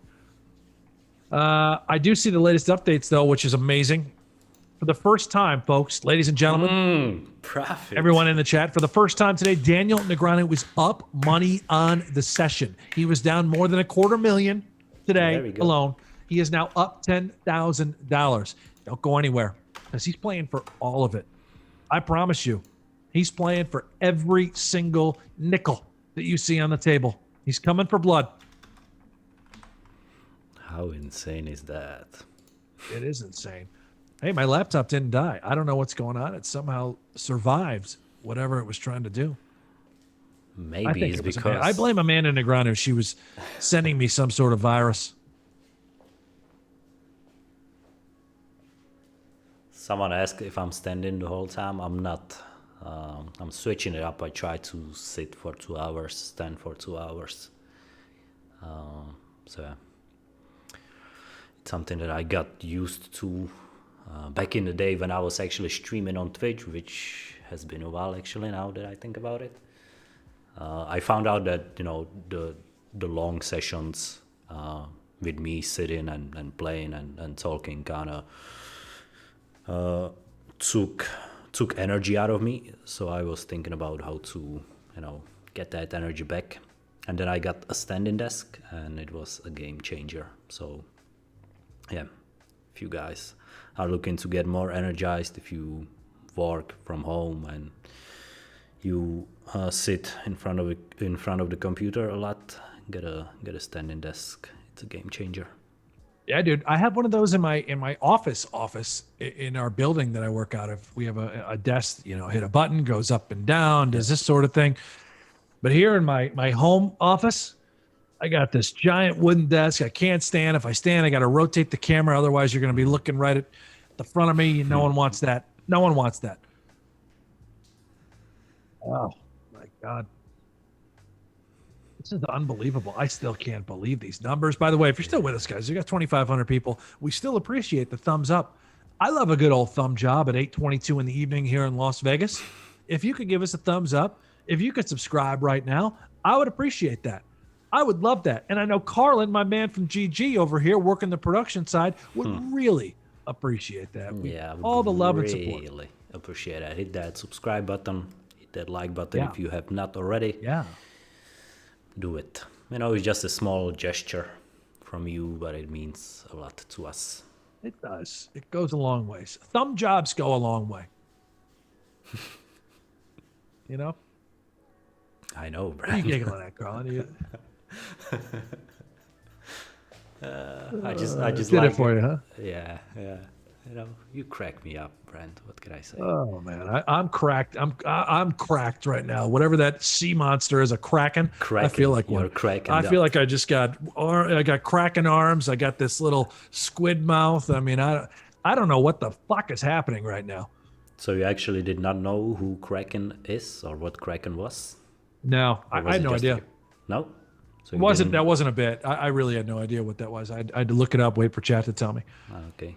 Yeah, let me know if you want to hear the whole story. I can tell you the whole Greek mythology story. Oh, it's. Well, I didn't know that. Oh. So, yeah, long story short, Yeah, my man Perseus, who was a son of Zeus, really. killed Kraken with Medusa's head. So basically, I know Medusa, the snake lady, Yeah, all over yeah, her yeah, head. Yeah. So first Perseus killed Medusa to get her head, and the head had the power to basically turn humans or other creatures into stone. So he needed the head to kill Kraken with the Medusa stare. No shit. Yeah. How do you know all this stuff? I mean, I read books, you know. Yeah, I'm really into like history and stuff. I know a lot of stuff. God When it comes to damn. history You're a and- fascinating dude. You came from the streets. Yeah, Romania. exactly. You can do the beatbox thing. You got this like chill vibe. You're a producer. You can do all this crazy shit. And I know history. You know stories about Greek mythology. Yes. Yes. You've got this. There must be things you do that we are not aware of that are real. I mean, you're already unbelievably talented, but I mean, let's face it, Colin. Are you sort of gifted in many ways? I am, yes. Let's call it what it is. You know, I don't want to sound douchey Right. or like I'm bragging, but you know, I'm a cool dude. I think you are a cool dude, man. I mean, this is the proof is in the old proof is in the Carlin pudding. Exactly. God damn, fucking Euro Stern over here. This is crazy. Oh, chat. What do you guys think about Carlin? This guy is a fucking legend. Yeah, guys. Absolute OG. Everyone in the chat, put your personal opinion on me in the chat. 3, 2, 1. Let's go. Let's go. 3, 2, 1. What does that mean? So, like, is it a It was- ranking thing? What is it? What is this? No, What is this lingo? It was a countdown, Brent. Oh, okay. You know. 3, 2, 1. Say, what's up, Carlencho? Love this guy. Wait, is Carlencho single? That's what Amanda wants to know. So wait, Amanda, are you interested? You come on. You're not going to leave Daniel during the feud, right? That would be awkward. No, I'm not, Amanda. Yeah, you're taken, right? You got a serious lady, serious squeeze. Yeah. Been taken for You a ever while. you ever get time for yourself? You know, a little. You know, how you get time for this sort of stuff? For myself? What do you mean by that? Like if- you and the if lady, I'm- you guys have special times. So Yeah. you're working around the clock. Yeah, she works even more than me, so it's all right. And we also like do time management well. So when she's free, I make sure I'm free. So we schedule around ourselves. Good for Quite you well. guys. Good for you guys. That's awesome. That's awesome. My wife hates me. Come on, So she there's loves that. you. She loves you, Brent. No, she does. you Yeah, can- these are tough times. She's more than 7 months pregnant. She's got my 2 young ones, 5 and 3-year-old dudes. And if anyone in chat, you know, parents out there, you understand what it's like raising kids, especially young boys at this age. Oh, what a handful. She's a saint. She's been running around with them out in our house this whole time while I've been in here, you know, sucking down suds, screaming poker. Legend. If you can get yourself a good guy or a good girl, don't let them go. Exactly. Do not let them go. Treat them like Bitcoin. Just hold at them forever and never sell. That does, One liner, that doesn't straight make flush sense. over here. Just do it. No, it's not there in the river. So let me go through a couple of those questions. Carlencho, blah, blah, blah. Oh, I like this one from DY. He says, Carlencho, please go away. I mean, if I go away, this whole stream kind of would not work without me. So I'm sorry. Yeah, I think we're going to have to hold on to him, folks. Yeah, I have you to know, be here. I'm sorry. some of you want to watch how this match unfolds. We're going to keep Carlencho around. Nothing too big over the last 10 minutes or so, but we're getting there. Change to 130. Okay. I'm just checking emails right now. No big deal, Carlin. You know, just taking a look at a couple of emails that are rolling in. Of course, take your time. Business on the horizon. Man, something is coming on that table number 2. I feel it. It's every time I'm here. We got like quads or some ridiculous stuff like that. Yep. Rolling down the street in my 6-4. We have someone in the chat asking you to do a little beatbox. Is it possible while we have a little downtime? Can you hit us with something raw? Of course. Yeah? Yeah, let me try. Yeah, let's go. You all right, ready? Let me count you in 3, 2. Hold on. It might be 1. too loud for some of you guys, so turn the volume down. I'm not sure how it's Oh, is this you go nuts on this? You go crazy? Nah, just chilled. You know, it's 5 a.m., guys. Hold on. Don't wake up your girlfriend. Is she in there sleeping? Nah, this is a separate studio. We are all alone in the whole building, by the way, so Look we at can you. do. All right, here we go.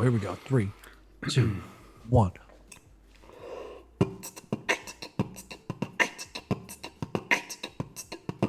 I don't hear anything. Am I the only one that doesn't hear anything? You didn't hear that? Audio cut out for me. Yeah, it was maybe Zoom, but I think people on the They Zoom heard is you. limiting. Yeah, Well, they're spoiled. I got none of it, but I'm sure it was amazing. Let's see what they. guys, let me know if you could hear that. I think it was Zoom limiting. They're saying dope, so they must hear. I didn't hear a single fucking thing. I thought you were trolling me. Yeah. Well, yeah, they all heard it. That's great. Yeah, That's thank good. you You so just much, keep. guys. I love that. I Oh, can- they love, I- look at I- this, dude. They love it, man. They love this. I can also do a sound of a helicopter, and I really hope you will be able to hear that. So, let me know if you hear this or no. Even if you don't, people on the chat will hear that. Let me know if this sounds like a helicopter flying. All right. All right. I hope I hear this one.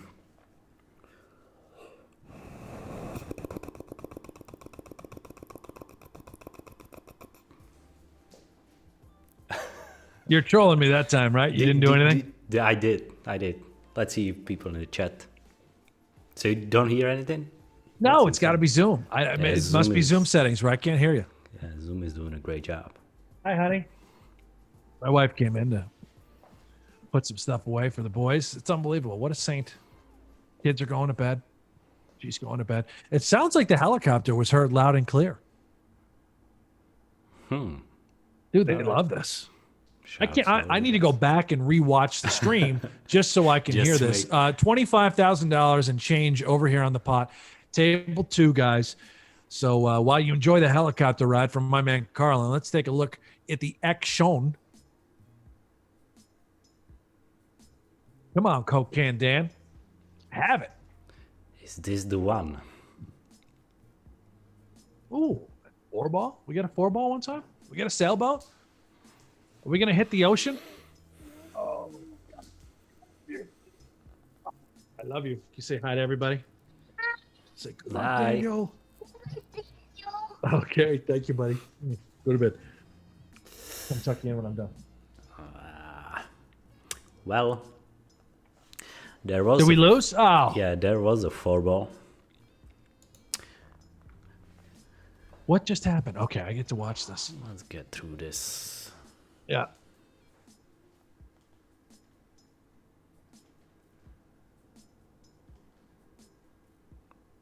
All right, I'm watching the replay. Okay. Okay. Doug Betts keeps here. We call. All right. I'm still watching the replay. And what? Four, Four, five. Got Okay. there What the we place. have? What the hero have? We don't know. We don't know what we No. have. No, but I would say maybe something like a bucket pair, 8, Okay. 7, something of that sort. Maybe a 10x would make sense as a check call on the river as well. Yeah, that's a bummer. Yep. I missed it. Once in a while, you have more important things in life than watching the old hand unfold, like kissing your son goodnight before he goes to bed. Exactly. Guilty as charged.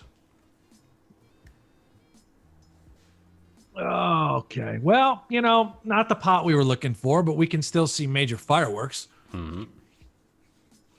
We're That's staying what I'm here optimistic.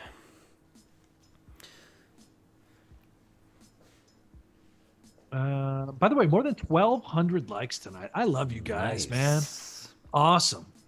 That's like half the stream. Well, a little less than half the stream. You going to bed again? Okay. You want to show them Sharky? There you go. This is the good luck shark. Don't hold the cord. Okay. There you go. Good night. All right. Came to say goodnight one more time, and he brought Daniel good luck Sharky. So this should turn things around. Sharky today, yep. Oh yeah, he loves Sharky. Your son sleeps in Batman hoodies. No, he'll take that off before bed.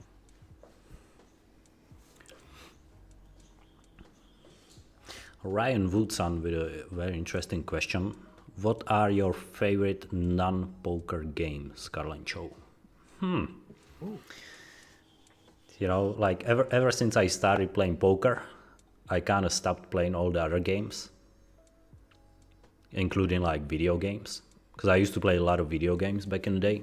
But ever since I started with poker, I just like forgot everything else. And I just focused on poker. So I don't even think there's any other game that I enjoy besides poker. Poker is a great game, it gives you a little bit of everything, so you don't even have to look for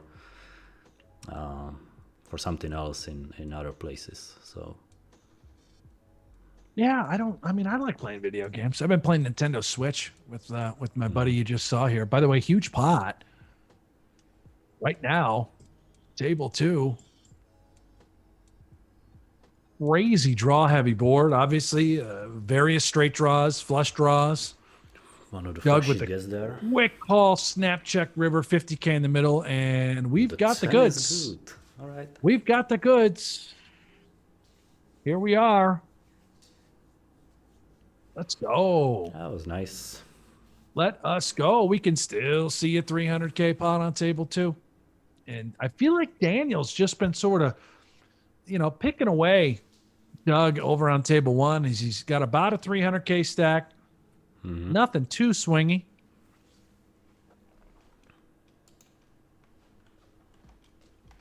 Carlencho, just the tip is the best game. All right. This is funny. Carlin has the most relaxing voice. This is from Sid, but his constant swang is making me seasick. Well, guys, it's like 5:40 in the morning his time. He's been up all night long. That dude's gonna have to keep himself up. Sometimes you got to keep yourself upright. Yeah, I can't be static. That's the last thing I need right now. Got to keep the blood flowing. It's important. Totally, dude. Totally. Shout out to my numbers are suggesting that Daniel's down 24K. So barely down, just a smidgen. Shout out to my man. Oh yeah, go ahead. Boz Broja is how you pronounce his name, by the way, Brent. I go booze. Booze. Okay. Booze. Yeah. Sounds like better. Booze, just because I like booze. Yeah. Yeah. Sounds better. Boz Broja. What is my guy? Our other producer that's in here keeping track is that Zika Pro. What's his real name? Do we know real names? Patrick, if I'm correct. Patrick. Cool. All right, Patrick. All right, Burja. I might be Patrick, wrong. James, Carlincho, Eric. We got the whole crew, man. It is Patrick. My dude, Patrick. Zika Pro. Yeah, I think Boz Broja is Jeff. Danish Sausage is Alex. Alex. I'm just going to always call him Danish Sausage. Yeah. I love that. Oh, I thought Boz Broja was the name. What does that stand for? I think it's something with freaking...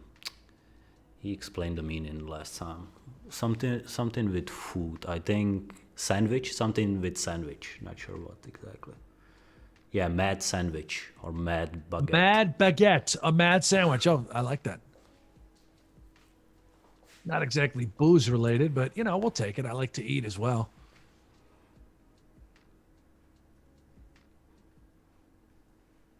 Shout out to those guys as well, by the way. All of them from Europe, so it's 5 a.m. for them as well. Oh yeah, just grinders, man. You guys are doing God's work behind the scenes. It's really everyone that you can't see that keeps this whole show together and afloat. So mad shout out to Boz Broja, Patrick. Mad shout out to James, Carlin. Obviously, you're on the back end. Alex, everyone involved. My man Eric. Is Eric still with us? We still got Eric in the house? Yeah, he has to be. He's I running think so. the replay. Yeah, he's chilling. Yeah.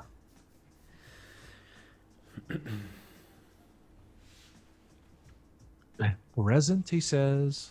I'm here.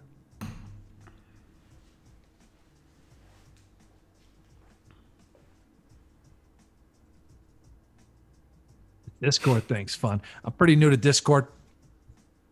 Didn't realize what a world was out there. Yeah. I'm an old man, Carlin. You know, these things, it's probably been around for a decade. You're not, Brent. You're like 36. 38. Right? 38. 38. Yeah, 38 years young. It's not old.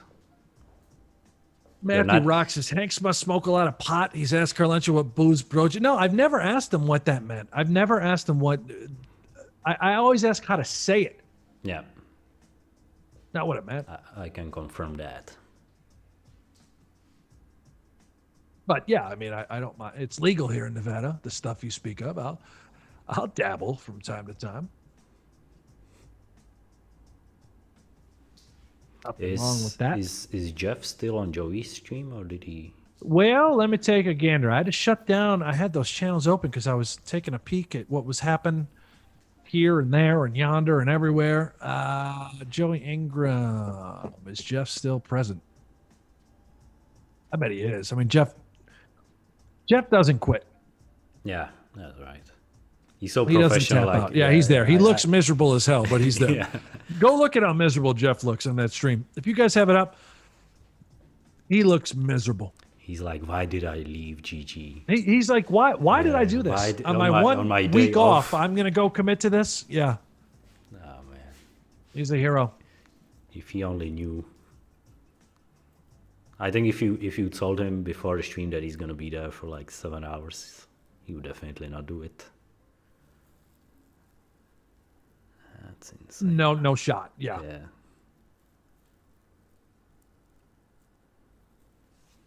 Oh, what do we got here from Fish Finder? Brent Hanks, you think we should be getting the crew on Wednesday? What if it ends Wednesday? Use that as an excuse to drink. Oh, God, don't tease me. Or I shouldn't say tease me. Don't tempt me. It might be over Wednesday. If they pull this sort of marathon, this sort of bullshit, I really think it's just a dynamic at hand, right? That's created. What we're seeing is if Doug wasn't so deep on table 2, and if Daniel didn't get so fucking buried early on, I think he would have wrapped it much faster. But the reality is he's not going anywhere because he's chasing that stack. He knows it's the only way he can take a chunk out of the lead. Makes sense. It's a logical thing to do. Yeah, it sounds like Joey's been hooking up Jeff over there with some ladies. Ah, okay. So he's right in his element. Yep. So it feels like Tinder for him, basically. Yeah, no doubt. I mean, Joey's out there. I think Joey's got a real serious girlfriend, but they do the nightlife stuff. Jeff loves it. He's probably got a Tinder date lined up tonight after this is all said and done. Yeah, I would bet. That's for sure.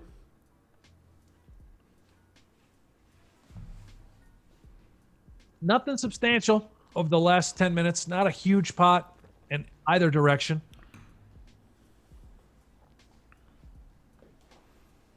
Laughing my ass up. Brent is getting sick of Carlentia. What are you talking about, DY? What? Huh? That's impossible. Yeah, right? Well, that's pretty absurd. Never, my man. Never getting sick of Carlentia. In fact, we are going to stay on after the stream's done just to chill. Exactly. We'll just what chill do you guys think? You think we just end up. the streams when they're done? No, man. We hang. We'll just talk about life for another 5 hours. We talk about life. We talk about Greek mythology. We talk about Kraken. You know, it's what we do. I'll tell him all the stories that I know about different parts of human history. Right? Growing up on the streets of Armenia. Yeah, exactly. Learning how to beatbox. He teaches me how to beatbox on the side. Imagine you just doing an intro on Wednesday with a beatbox. That would be legendary. I don't think anybody wants to about it. hear that. Ronnie Barta. You're familiar with Ronnie? Yeah. He's that nice. Dude can do it. Yep. He's got a mean beatbox. Mm-hmm. He got deep in some tournament as well, right? It was the WPT that was going on. Not too long ago. He won it. They chopped it. Yeah, down in Florida. Mm-hmm. Backdoor flush for Polk is going to win a 22K pot there. Funny story about Ronnie Barta that I can remember. Very few things stick out in my memory. I think I have a very bad memory. But this one I can remember years and years and years and years and years ago at a casino called Turning Stone in upstate New York. I wasn't really into the ganja scene, and I was sort of fresh on the poker scene. But Ronnie was just a welcoming, cool dude. You know, I was at the time good at poker. He was good at poker, and he invited me to go smoke a blunt. So I took him up on the offer, and I go up and I meet some of his buddies, and I'm out of my element because it's like the first time I've ever smoked a blunt in my life, I think, and the way he did it. And we did this on a break, and then I went down to sit down at the poker table, and I was just out of my mind. I remember feeling like I couldn't understand what was going on. I was just frozen. I busted like 10 seconds after sitting down. I have no idea how, no idea the sequence of events, and was just out. And that was my introduction to my man, Ronnie. That's a pretty memorable one, I imagine. Yeah, I remember because I remember the anxiety. Yeah. You know, I remember the cold sweats. I mean, shows you that Ronnie knows what he's doing when it comes to the material that he's smoking. So it was, it was just, I wasn't ready. I wasn't ready for the experience. You're out of your element, Donnie. I love that. Very well played, Cody. 20K in the middle, table 2. 4 to a flat. There it is. 3 of hearts. Going to be good enough. Doug is slowly chipping away. Daniel down 200 and something. He was up at, 200K, right? He had 200K in table number 2 at one point. You're talking about Daniel? Yeah. Mm-hmm. Yeah, we had right around 200,000 and obviously a couple of collisions the wrong way.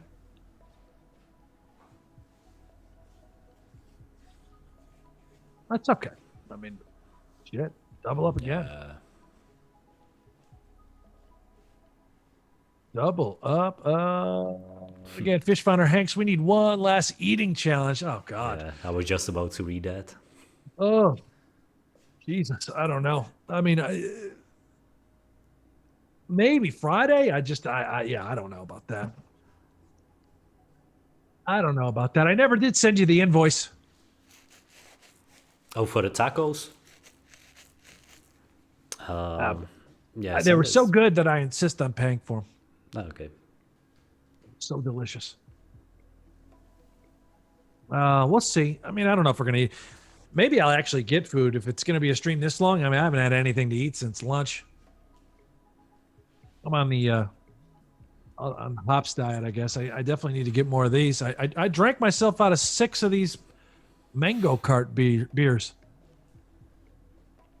You gotta be ready, like Jeff, with the pretzels and different type of snacks. He takes a lot of snack breaks. Yeah. I don't do that. I just can't. I can't keep taking breaks. I feel like I miss too much. Brent, what content are you doing after the feud? Just No Gamble, No Future? Anything live? Good question. We are definitely doing No Gamble, No Future. That'll be every single Tuesday. We are going to be filming again new seasons of Poker After Dark, new seasons of High Stakes Poker, and eventually we're going to be filming High Stakes Duel. Once Phil Hellmuth gets vaccinated, he is going to come back and play. I'm going to be working with my dudes here at GG to try and figure out what other shows that we can collaborate on. High Stakes Feud must continue, right? Daniel's been calling out people. I feel like that's a great opportunity. It seems like a pretty big hit for all you guys out there. And I know that that's what took us over the edge, getting those likes tonight. So that speaks volumes. Yeah. So stay tuned, guys. I mean, a lot more excitement despite the nature of this pandemic. Content is still being made at a rapid pace. Most certainly. Was Phil's next opponent announced officially? No, and we have not announced that officially yet. Do you know but I who promise it that is? the world will be very happy. So you know who it is. I know who it is. Tentatively, I mean, right. as long as it comes to fruition, yeah. All right, let's do this, Brent. Yeah. Close your eyes. All right. Yes. Listen to my voice Yes. and repeat after me. Okay. I will tell Carlencho everything he asks for. I will tell Carlencho everything that he asks for. And I will answer everything he asks me truthfully.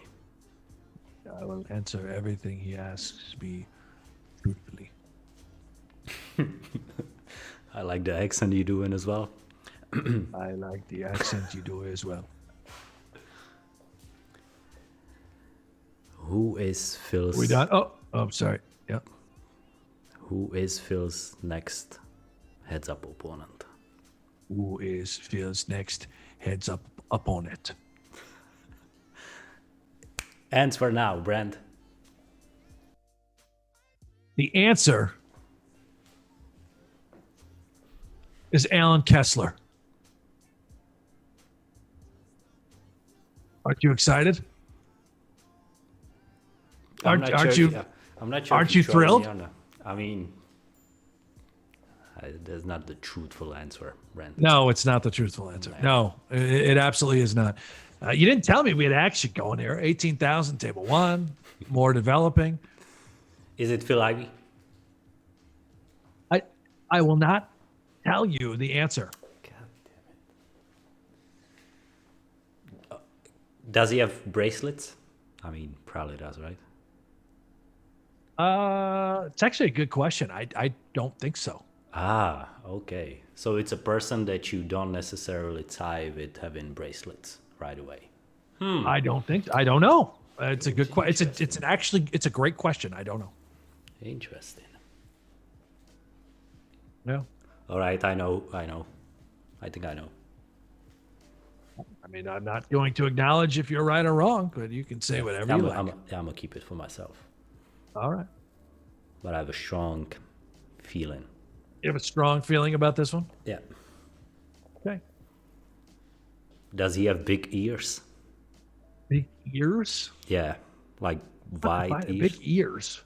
Yeah, without offending Like him, a fucking- of course. Like Jeff? Yeah, maybe like Jeff. Yeah. I don't even know who has big ears in poker. I've never examined ears. Okay. Interesting. I'm gonna think about it. Is there a player notorious for having big ears? Maybe just in my mind.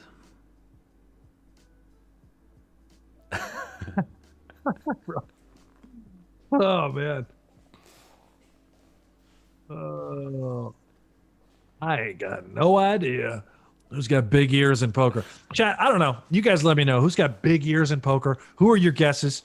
Who will Phil Hellmuth be playing? Eric Seidel comes out. Okay, all right. Now all of a sudden you got me on the big ears thing.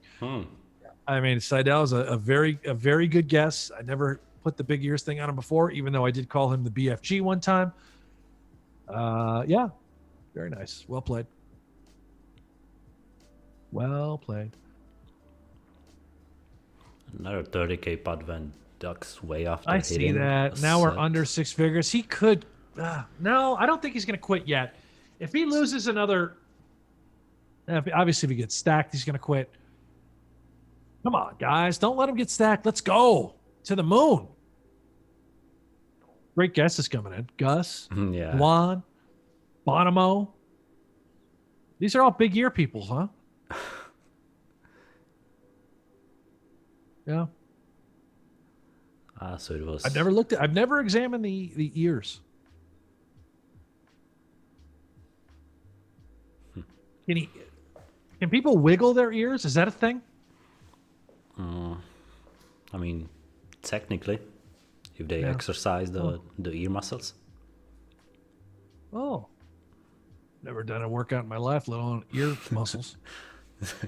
An ear workout.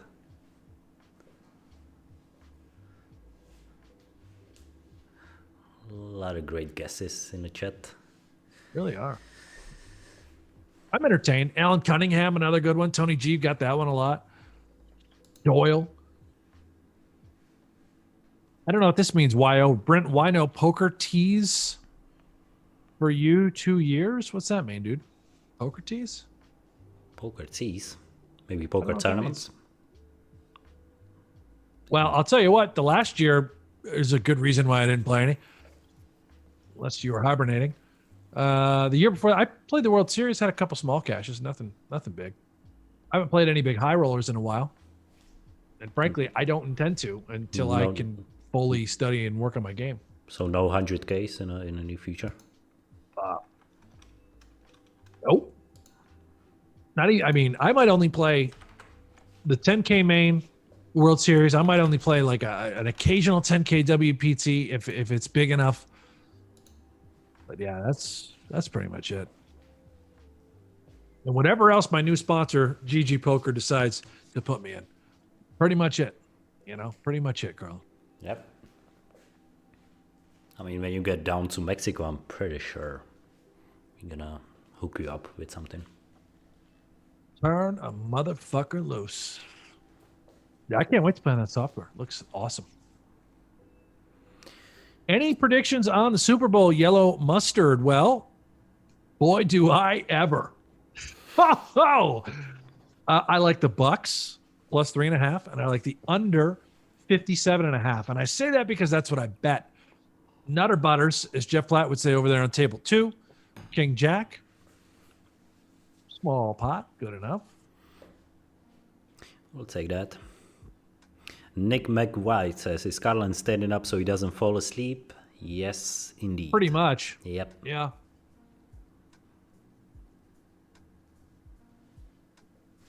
Brent, did you bet West Ham over the weekend? I did not. Did they win? Please tell me they won. That was like a huge upset, right? If they did it. Who won that game, Carl? Any idea? West Ham versus, I don't even know who they're playing. Livers? Was there a Liverpool? Is that who it was? Not sure. I don't really watch football or soccer. For you. Well, that makes 2 of us. Not sure. No idea. No idea who won the West Ham game. I didn't bet it. I don't even think Jeff did, although he said he was going to. I don't think he did. Chat is saying that they lost. Liverpool won 3-1. Yeah, I think they were. West Ham was a big underdog. I remember that. And Liverpool's good. And I realized that all soccer teams are made out of some sort of meat product. Yeah, especially if they're from England. Yeah.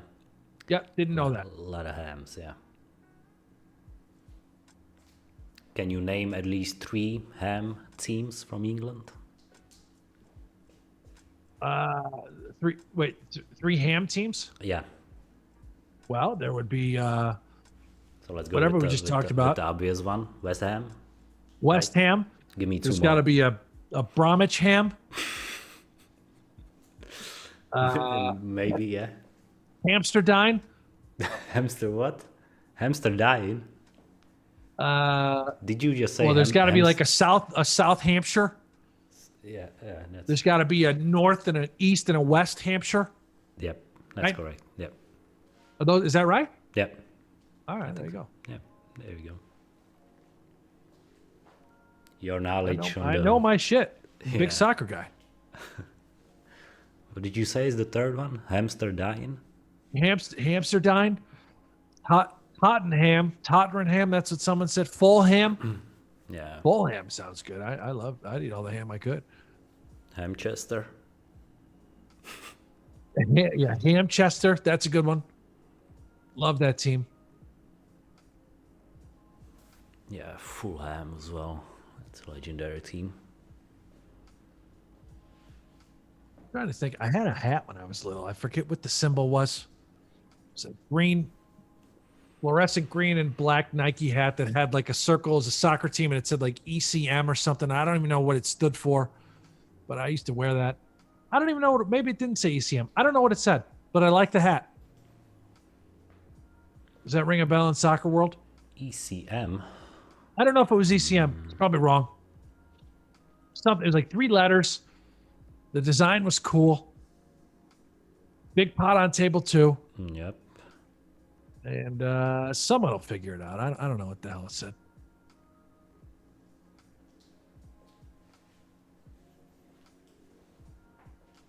We need to find a little momentum, by the way. Both tables. It's been quiet for a few minutes. I know. Was there an animal on it? No, it wasn't AC Milan. It wasn't an animal. It was like letters or something. It was just What color 3 was little the letters. Green? Fluorescent green, like my can, and black. I think I would know it if I saw it. We're a pretty popular team, I think.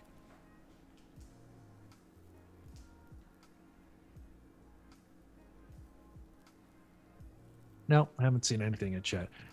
Liverpool, AC Milan. I don't think it was AC Milan. Aren't they red? I'm pretty sure. They're red and white and black as well. Yeah, it wasn't that one.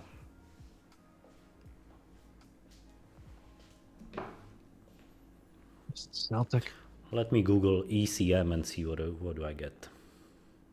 ECM. I don't know if it was ECM, but it may something like that. I don't. Fuck. Terrible. I'm asking an international audience. I have no idea what it stands for. I don't have a clue. EMC, is that a team?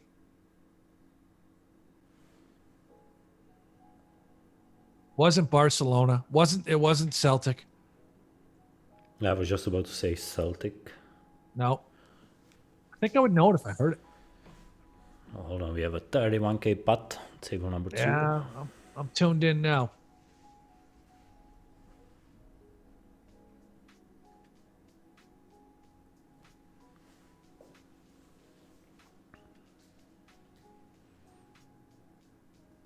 My oh my. That is a fat bet on the turn. Oh boy, into the river we go.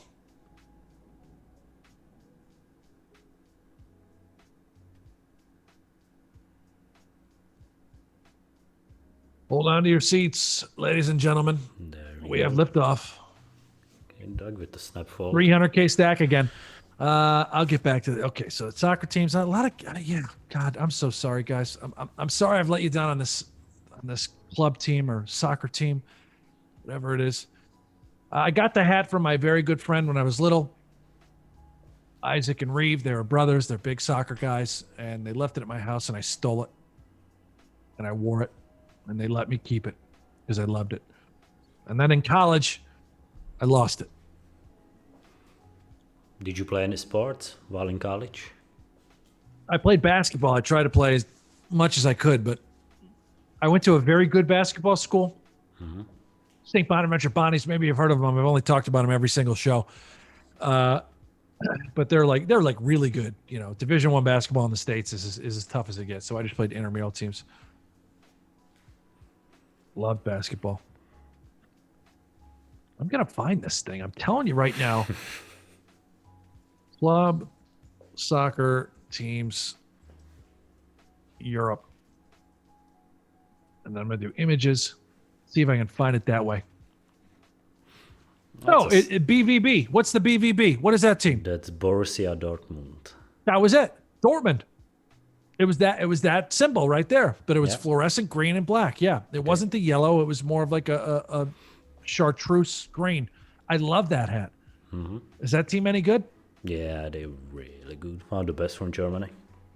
Oh, there you go. That was my team. That's my favorite soccer club. That's a solid pick. Yeah. There you have it. Dortmund. Who plays for Dortmund? Anybody good? Yeah, I'm pretty sure they have a bunch of great players. Chat, help me out here. Not really sure what name specifically, but I'm pretty sure they are stacked. Love it.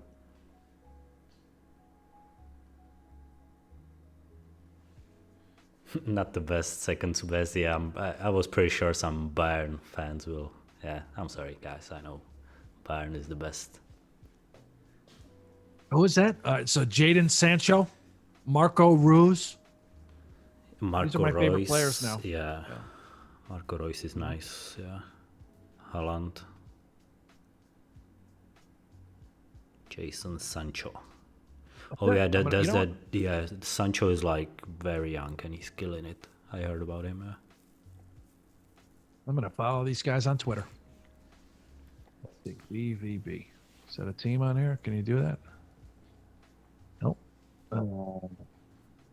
Maybe I gotta type in Dortmund. Yep. Is that it? Dortmund. There they are. Black and yellow. No way. That's their name on Twitter. Incredible. Did they used to be more of a green, or have they always been yellow? I think they've always been yellow and black, as far as I can remember. All right. Well, I guess my memory is piss poor. I thought it was more of a maybe the greener. Yeah. Maybe the hat was worn out, so the yellow turned into green. It could have been. They're my favorite team in the world, and I'd like to find another hat like that.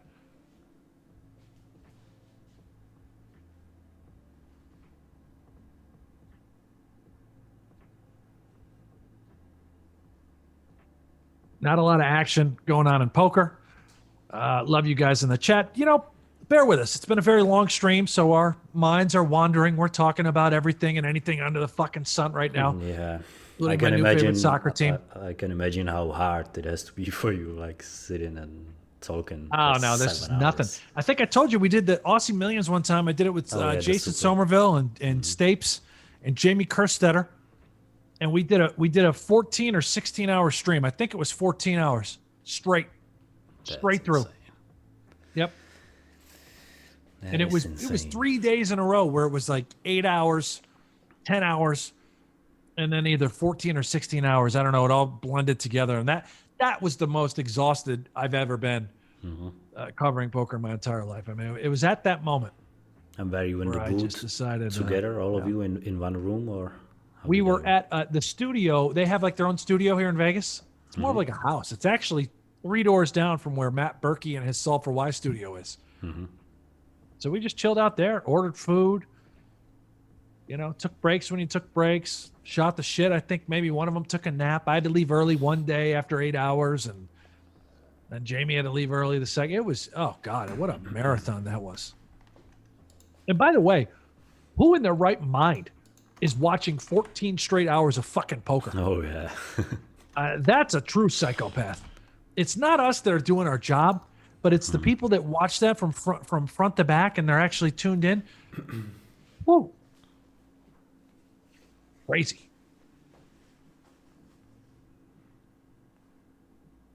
Absolutely bananas.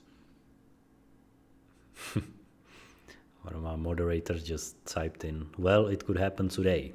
14 hours? Well, that might happen. I mean, we're 14 would be a stretch, but at this point, they could just wrap it all up tonight. Who knows?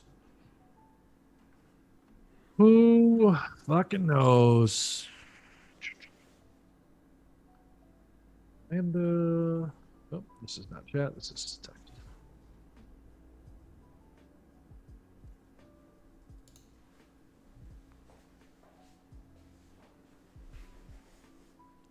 Mr. Rex says, are the numbers not updated? How is Daniel down 96k? I just fixed it. The latest update had him down 56k. So that's fixed. And I also think I can update the hands played. I think it's well over 23,000. So I'm 23,000. Even though it's probably slightly more than that already. Well, Did Daniel... what'd you come up with? Did Daniel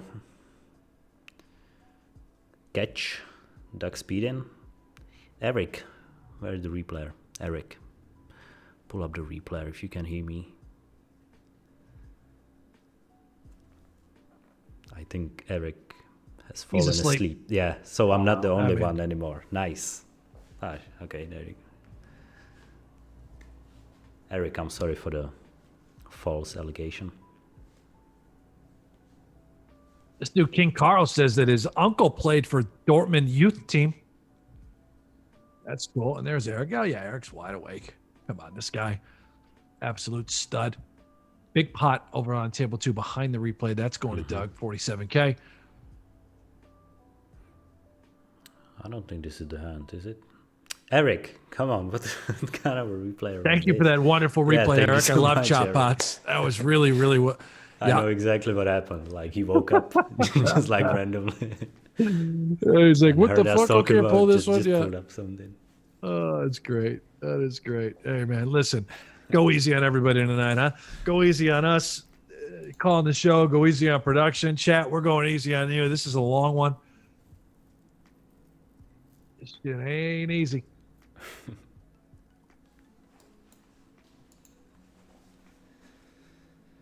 Oh, dear.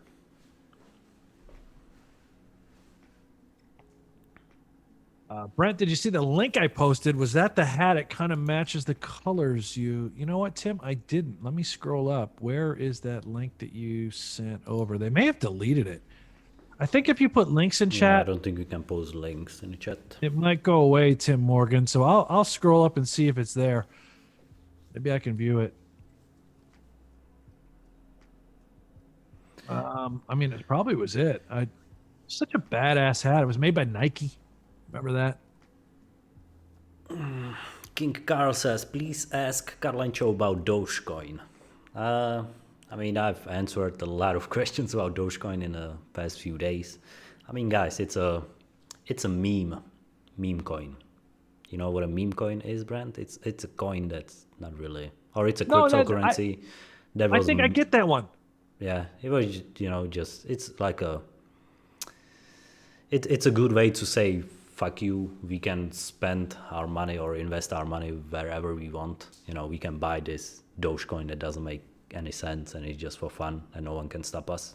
Kind of a meme. So yeah, that's what I think about it. Can you make money on it in short term when you invest at the right time and it pumps? Of course you can. Is it a good investment long term? Probably not, because every meme stops being funny after some time, so that's my opinion. What I don't get is people just having Dogecoin and not having any other cryptocurrencies. It's just mind blowing for me. I listen, it's all foreign to me. I'm not gonna lie, I'd be a sucker for the the meme coins. I'd probably see a meme or a picture and say, yep, that's the one for me. I mean, isn't that what are they doing with GameStop and AMC, right? These are not companies that are doing well. Yeah. But they're just taking it to the moon. Land in the memes. It's just to send out a message to the bigger guys, let them know that even the smaller guys have power and they can do the same as the big guys if they come together. Yeah, I mean, the power of the people and Wall Street Bets and Reddit chat. Yeah. Yeah. Good for everybody.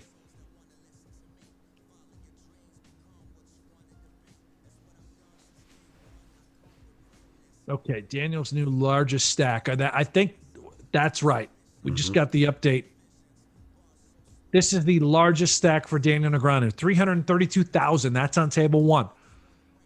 And you can bet your ass, not going to quit until he tries to get as much as he can out of table 2. That's why we're still streaming right now, guys. That's why it's 9:12 at night in Vegas for all of us, and morning in Europe as moms and dads and wives and aunts and uncles and grandmas and grandpas are all heading out to work or just drinking coffee because you can't go to work because we're in the middle of a fucking pandemic.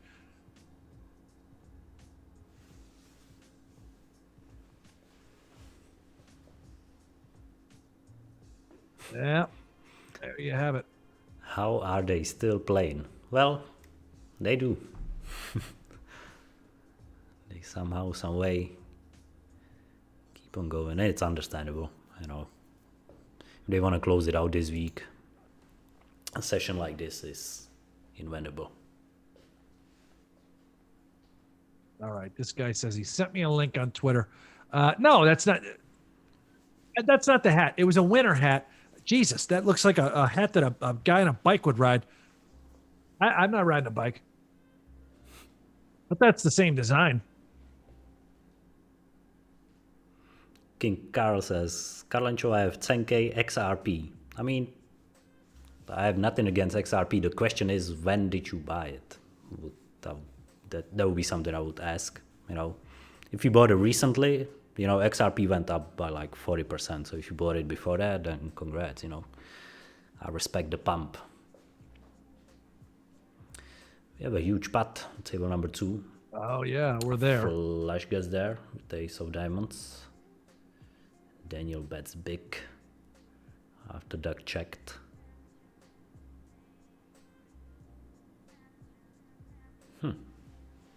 Tell you what, I think we have to win this pot. He could quit. Yeah. Could. This might be the one. Oh. Wow. Oh, dear. Oh, dear. The good old tank.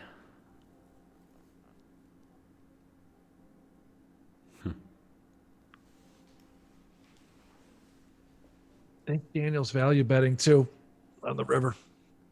Yeah, with that ties in. Yeah. I really do. As thin as like 2 pair. I mean, it's not even thin, right? Just value betting 2 pair. Yeah. Maybe if you somehow made like ace X on the river, ace 9, ace 5, value bets that. I would have a hard time thinking Doug shows up with too many bluffs. It'd be like, oh man, like king 9 with some sort of diamond. We have no idea what Daniel has. What's he blocking? What's he removing? This is gross. And I don't even remember the action. So no, me neither. But that was, I'm pretty certain, a value bet by Daniel. And I think looks like he's going to keep playing ball. I thought he might quit. Here's the replay, guys. Take a look at this one. So it was a 3-bet pot pre. Yeah. Doug with the C-bet on the flop. 7 of clubs on the turn. Ooh, pot size bet by Daniel. Pot. Yeah, it makes me think maybe we've got 2 pair there. 9-10 is possible as well. It is. I just don't think we fold a straight on the river, but we might find. Jeez. Wow. I don't have any idea. My brain is mush. Not that it would make a difference if it wasn't mush. Overall numbers coming in are down 80,000. So we're down 2 buy-ins, and that's nothing. He can chip away over on table 1 to pick up for that. And again, that carrot continues to dangle over on table 2 as Doug sits with $336,000 in front of him. Daniel just might not quit. He might come after all of it.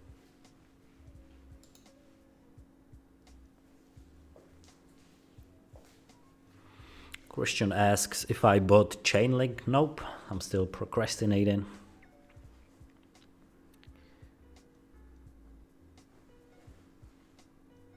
Chainlink? What's that? It's one of the cryptocurrencies. Chainlink. It's an upcoming one. Has a lot of potential. I just need to do more research on it. You know, I don't like buying things that I don't fully understand. I just did not have time to educate myself on it. I don't know. Don't know anything about any of it, Carlo. I just take your word for it on crypto, and I know I need to buy Bitcoin. You had 20 Bitcoin before all of us, Brent. 22. 22. Oh my God. 22. Oh man, yeah. You know, you're not everybody. the only one with a similar story. You know, there's a lot of people that did not take it seriously, and you can't really blame yourself over it. You know, like Oh no, I there's no way you could have known unless you were really deep into the crypto space at that time to really like understand the potential it might have. and I obviously never truly believed in it, and there's a Yeah. reason I don't have any. I have a very small position right now because I never truly believed in it, and I wish I took more shots. And that is a bluff gone bad on table 1. Yeah, And Daniel caught speed in. yeah.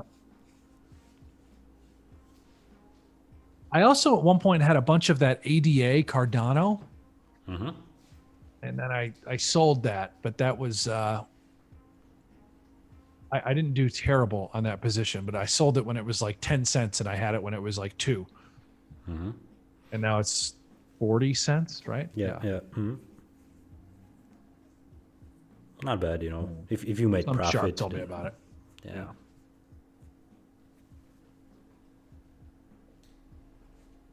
Oh man, chat, you guys are heroes for sticking with us. This is hey, let's face it. It's tough. It's difficult. It is. Our hero is getting beat up, but not bad. He was down $250,000 at one point, but you all know why he's still here. You know exactly why he's still fighting the good fight. He wants all the money on table 2 as he drags a small pot there. Rushi Varma, Brent, how are you feeling? I mean, I feel fine. I'm tired. I'm not going to lie. My bedtime's usually like 9 o'clock at night every night. We're beyond bed. But I love it. Go to sleep that early? 9 p.m.?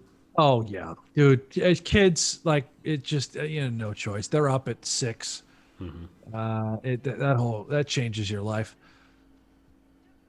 Nightbot, yeah, subscribe to the subscribe and like the channel, guys, please, for the love of God. Shout out More to thumb Nightbot. jobs. Talking to Nightbot now. I'm just talking to the Nightbot. It's me and Nightbot in here. Yeah. Oh, we have That's something great. developing in table number 2. Yes, we do. Doug with a huge turn bet. Daniel calls. Flush gets there with the king of diamonds. Can we have it, please, for the love of God? Can we just move it in, get called, have a winner? I'm predicting this. If he does move it in and get called and we don't have a winner, he's going to quit.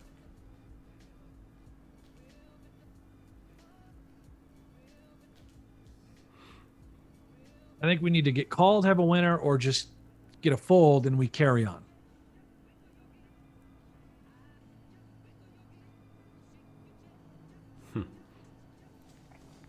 Doug is thinking about it. All right, we march on.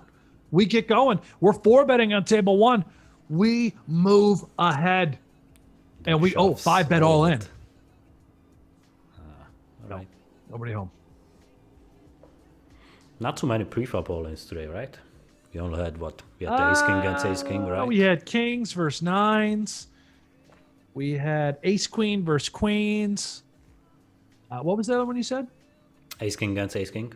Ace-king, ace-king. Yeah, those 3 I could remember. I don't think there was anything else. Yeah. New update? No? All right.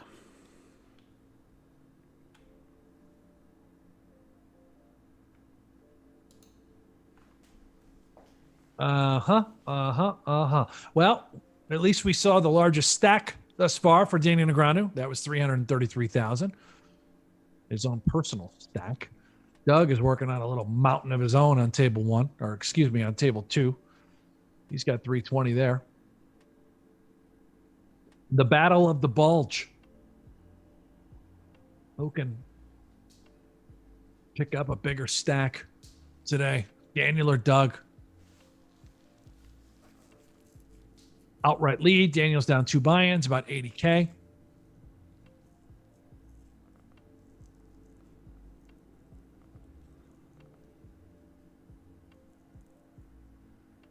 I'm thinking back to the old full tilt Rail Heaven days. What? I mean, how long did like Isildur play Ivy? Those were marathon sessions as well, right? Or were they short? I swear I would watch for hours. Hours. Yeah. Doug wins a big one there. Full house, table 1. I was too young at that time, so I don't really remember the actual. Yeah, I'm just thinking aloud. I'm sure someone in the chat has to know. Well, this is a long one, though. I do not encourage this at home. If you're trying to play someone heads up, Don't play them for 7 hours. don't go this long. Don't play this many hands. How many hands have we played? You wonderful producers out there. You fine people.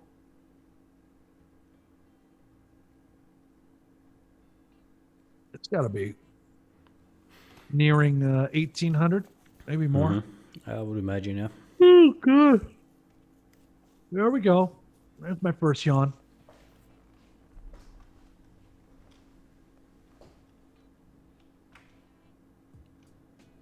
Might have to get a shot of the heart stuff. And what's that? I don't know, some sort of whiskey. Okay.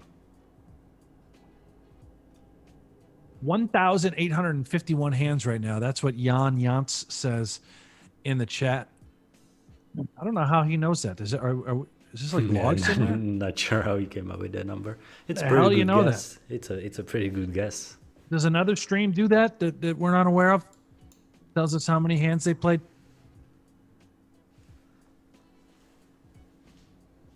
I do like flashing over to Jeff Platt's face on the other stream. He does look like he might just end it. He might just jump through a window. He and Buddy. It's all over. Sales in the chat says, I have a stupid curiosity. How do you do the count of hands and money? Manually or tracking? So this is a good way to give a huge shout out to our moderators. They do it manually, but they have a very clever system that they developed. So yeah, shout out to the team. Boss Broje, Danny Sausage, and Zika Pro. So all of that is done manually. Good dudes. 1,834 hands, according to Jamie Bloss. Apparently, the Doug stream does keep track of how many hands are played in a day. I think I saw my buddy Berkey doing that too, actually. Now that we mention it. So yeah, manual counters, somehow of tracking. They do it, and there is a monster for Polk and Dan. Dan was setting up that trap. He was, yeah. He opened that door. Doug did not walk through. Yep.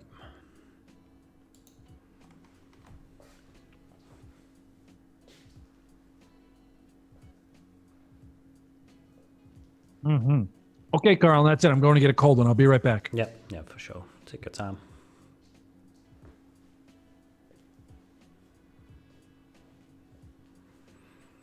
Guys, it's me and you. Everyone in the chat. For the first time, I'm here alone. So if you have any questions, feel free to fire them at me. No stupid questions, all right? I'm not in the mood for stupid questions. It's 6:30 a.m. Shout out to Brent.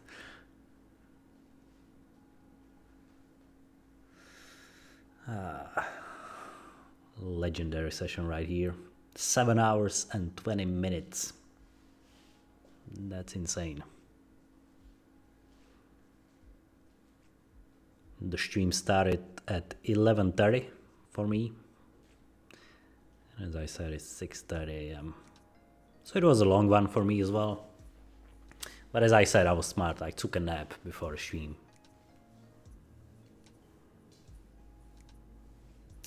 Bandit Country, my man, says, Karancho, are you playing much poker these days? Bro, I literally play one tournament a week, which is not good. You know, I just play the Beat the Pros every Saturday, and that's it. I've been really busy with the production work. I do the stream 3 times a week, and then I also have my own clients that I gotta take care of, so I've been really busy with the Kalancho Productions work.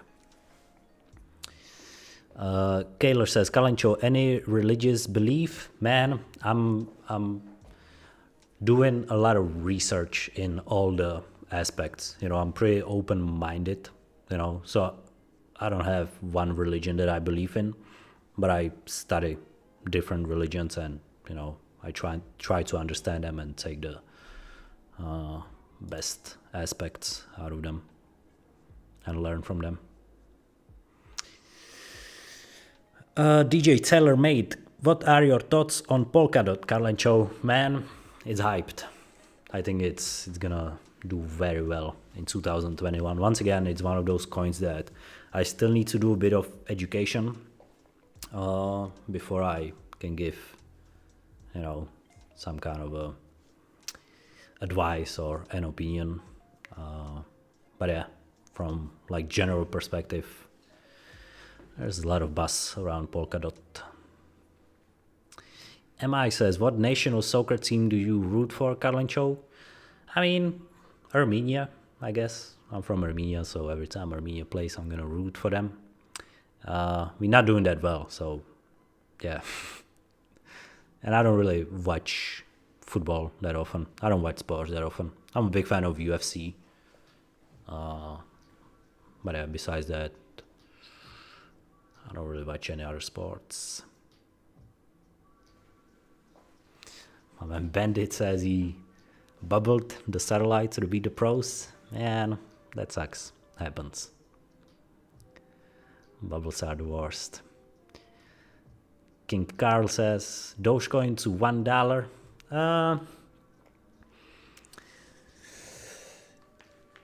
I must say no.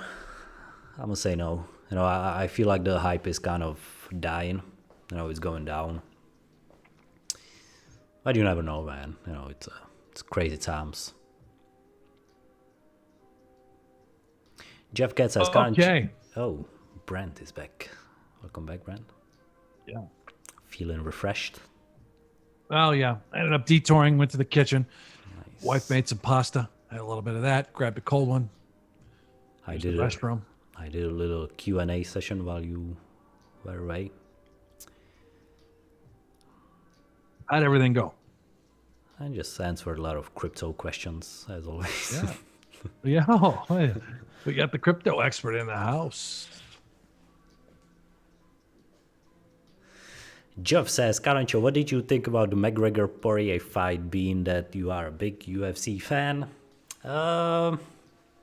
It was a good fight. I think a lot of people, how do you call it, did not give Poirier enough credit, or they overlooked him, which is understandable at the end of the day. He's fighting Conor. But yeah, man, Dustin has been always dangerous, top guy in the lightweight division. So I wasn't surprised by the outcome. But I was rooting for Conor. I'm a big Conor fan, which will probably trigger some people in the chat. But it is what it is. And guys. Why does it trigger people that you're a Conor fan? I mean, they will call you a D-rider just because of the hype. There's a lot of mainstream UFC fans that just root for Conor without really knowing too much about MMA. So yeah. But that was my first introduction. I went over to Jeff's house. I mean, yeah. I watched the Conor Khabib fight. I thought that was amazing. Didn't really pay much attention to the UFC, and then I went over to Jeff's house for this last batch. I loved it. I won't miss another UFC card. Yeah. Not like this. We have a great one this Saturday as well. It's going to be a great one. The main event is insane. Alistair Overeem. Does that ring any bell? A huge guy. Say it again? Alistair Overeem. No. A huge guy, heavyweight. He's going to fight a Russian guy, Volkov. Yeah. I do want to read this guy, Mike Lewis.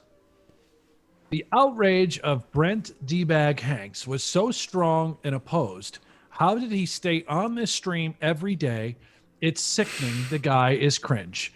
He is such a loser, Brent Hanks. It's sad. Chat, do me a favor.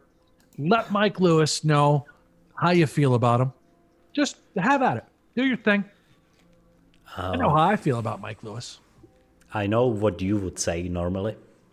Can I say it? Yep. Yeah, Shove go it- ahead, Carlin. Tell Mike Lewis what to do. Yeah.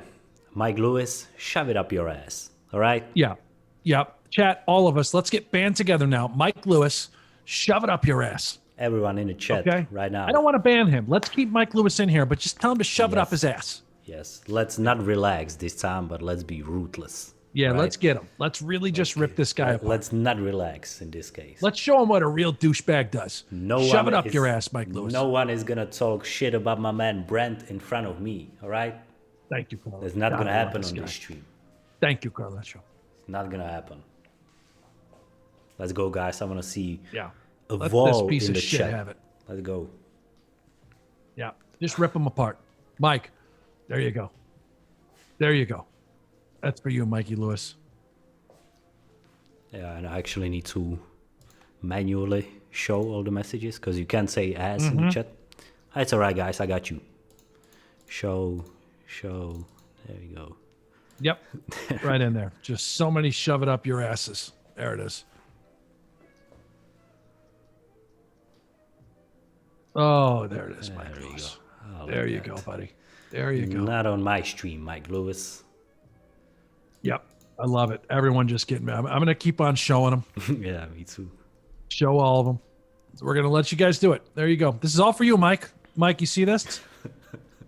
All these shove it up your asses, that's for you. There you go. Yep. I like this one. Ball steep. Yep. That's how we keep it classy over here, Mike. You came to the right stream, buddy. Thank you for stopping by.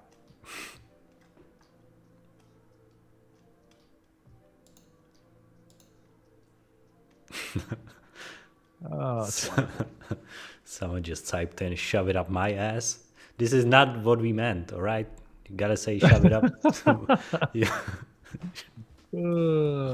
it's great. I love you, chat. I love all of you. Even you, Mike Lewis. Yeah.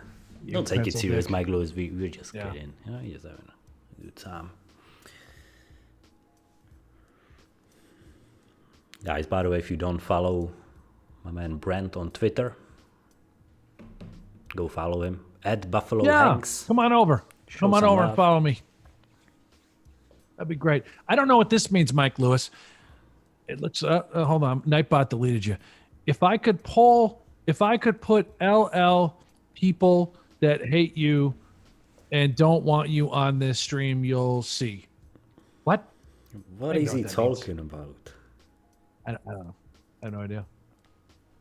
I think he's my number one fan, Mike Lewis. I think you love me so much. Exactly. I do.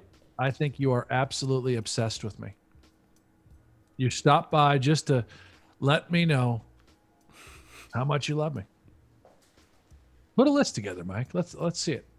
Send it to my email.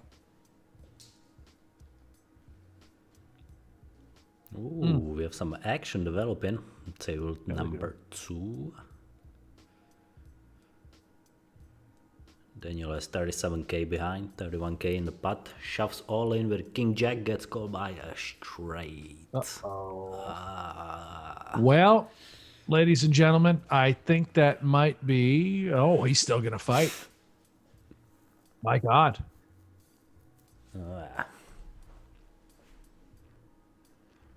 Still gonna fight. Game on. Was that an open ender? Yeah, he had 9-10, right? It's a 7 Yeah. on the turn. Yeah. Daniel it's up there. Yeah. Brutal. What are you gonna do? You got King Jack. Yeah, exactly. If he's got it, he's got it. You know, Yeah. you got 2 flush draws out there. Mike says, "Let's see if you're on GG anymore after this year." Mike's still here. All right, Mike. Mike Way to has go, buddy. some. Keep- Mike has some inside information or He inside. does. I mean, He's just Mike might very work. Does he work powerful. for you guys? Mike's got some. He's got the inside scoop. Very powerful. Yeah. This guy knows what he's talking about. He's running shit.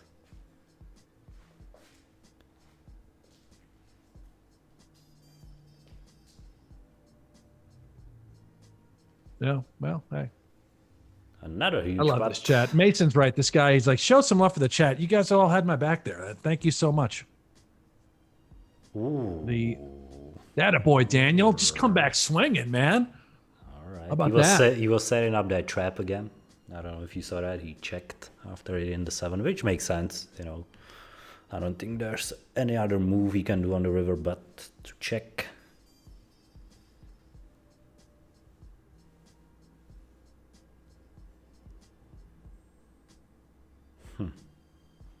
Wow. What does Doug have? What did he look him up with? What did he take this line with? I mean, 7s might be good all the way, Yeah, right. I mean, maybe he made all a the flush broadways, somehow. ace-6 hands. No, he never checks back he's a not flush. Yeah, checking. wow, that's pretty sick. And maybe he checks back a 4 Might be the or a case. Yeah. deuce. Yeah. Okay.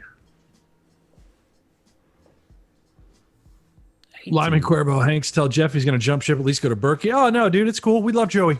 Love Berkey, love Joey. I even love the upswing chat. No problem about that. Guys, everyone in the industry just does such a great job covering this thing. It's awesome. Brent.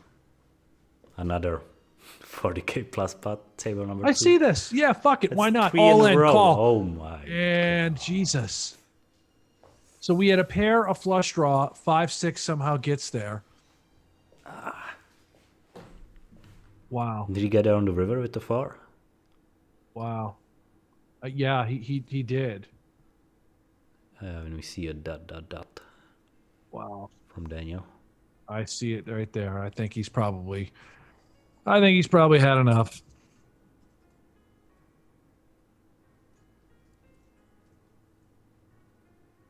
And Doug has a 430K stack. Wow, you really got there with the 4 on the river. Yeah, it's 5, so crazy. 6. Daniel had the flush draw as well, so he was blocking some of those straight outs. Just disaster. All right, well, don't go anywhere, chat. Daniel's going to come join us. That would be the high score for Doug Polk, 430K stack over on table 2. Got to give him credit. He just came storming back. Daniel was fighting his way back into this, got so close, and then game over. All she wrote. We'll get you the total in just a moment. We'll wait for Daniel to come and join us. Looks like they played. Yeah, how about this, guys? They played 2,000 hands today. Wow. 2,000. There's a legitimate shot. This thing is all over by Wednesday. They might not even make it to Friday. And it looks like the new $208,000 on the session today. Overall, down 945. He'll be joining us in just a second. Yeah, it was tough, Carlin. It was tough. You've seen every single hand for the most part. That was a brutal session. It was like every time Daniel was building some momentum, something happened that just switched everything around. So spot on. Yeah. It's frustrating. He had a lot of pairs and draws. That King Jack of Spades hand, I think, at the end really just put it all into perspective. And I believe our man is going to join us here. Daniel, can you hear us? Daniel. Hey, what's up, dude? How are you, man? Looks like you lost Tucky. Yeah, we did. Tucky tuckered out not too long ago. I think you guys like pulling through the whole thing. Well, I thank God I still had a couple beers left. Yeah. But hey, you guys played 2,000 hands today. I'm sure you're aware of that. You really powered through. You could get this thing over on Wednesday, deciding on what you want to do there. Sort of a up and down roller coaster sort of session. You got buried, but then you fought all the way back. And then we also saw sort of the end result here over on table 2, as we call it. Talk to us about what you're feeling, your emotions, and about this overall session. That was a crazy one. Like you said, I was down 250 again, right? There was about 3 hands early where like the board came like Jack, Jack, deuce or King, King, something. And I've got like the pair in the hole right underneath that, right? Every single time I looked him up on river and he had the trips, like every time. This was a session where it was the session of trips and full houses. There was a lot of that going on. He had a lot of big hands. Really just some crazy spots. Like the last two hands, if you look at, right? I've got King Jack in both. Check raise the flop on the first one on, Jack 8 blank or whatever. Get a good check raise in, going to bomb the turn. Pretty much any card. I do. He has 9-10. Okay. So we lose that one there. And then again, I 3-bet with the King Jack of spades. This time on a Jack high board, I bomb the flop. He calls. The turn I have a spade draw and jacks, and I bomb again. He calls. So now there's like less than a pot size bet. I'm like, all right, well, I got fucking top pair. And he hit the straight again. He hit a lot of key river cards in key spots, and he has throughout the entire match. I don't want to go over the whole, we can discuss luck. We've done that far too much. I think it's evident. I think it's pretty obvious when you saw just the key spots and the key hands today. There was one hand I'm really curious what he had. I was value betting kind of thin, and he check raised jammed the river. It was weird. I can't believe he had this. I can't believe he had a check raise there. It came like the board was 6, 7, 8 deuce, and the river was an ace. Came diamonds. Yeah. I bet pot on turn, and he check raised jammed. Yeah. And I'm like, you have a flush? I had a diamond, and I also had aces up. I had ace 8 with a diamond. So that's a hand I that thought you had a huge hand there. Yeah. Wow. But I think I have to bet my hand. There was a lot of spots where it's like, okay, those 3-4 hands early. Like I'm supposed to call with tens on Jack blank. I'm supposed to call with ace 10 on King 10 blank. I'm supposed to call with like eights on, what was the third one? Like Jack deuce 3-7 or something like that. So just a lot of coolers like that went my way. Of course, you saw the other big one where it came 6-3-3. I got the old ace 3 looking to get a check raise in when the king turns. Ooh, baby.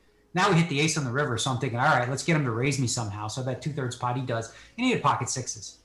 Like there was just an inordinate amount of insane. There was so many. Obviously, when you play 2,000 hands, it's kind of like 4 sessions in a sense of what we've played before. But I did not feel in this match today, I didn't feel at all like outmatched or outplayed in spots. Like I felt like I was really clicking and doing well.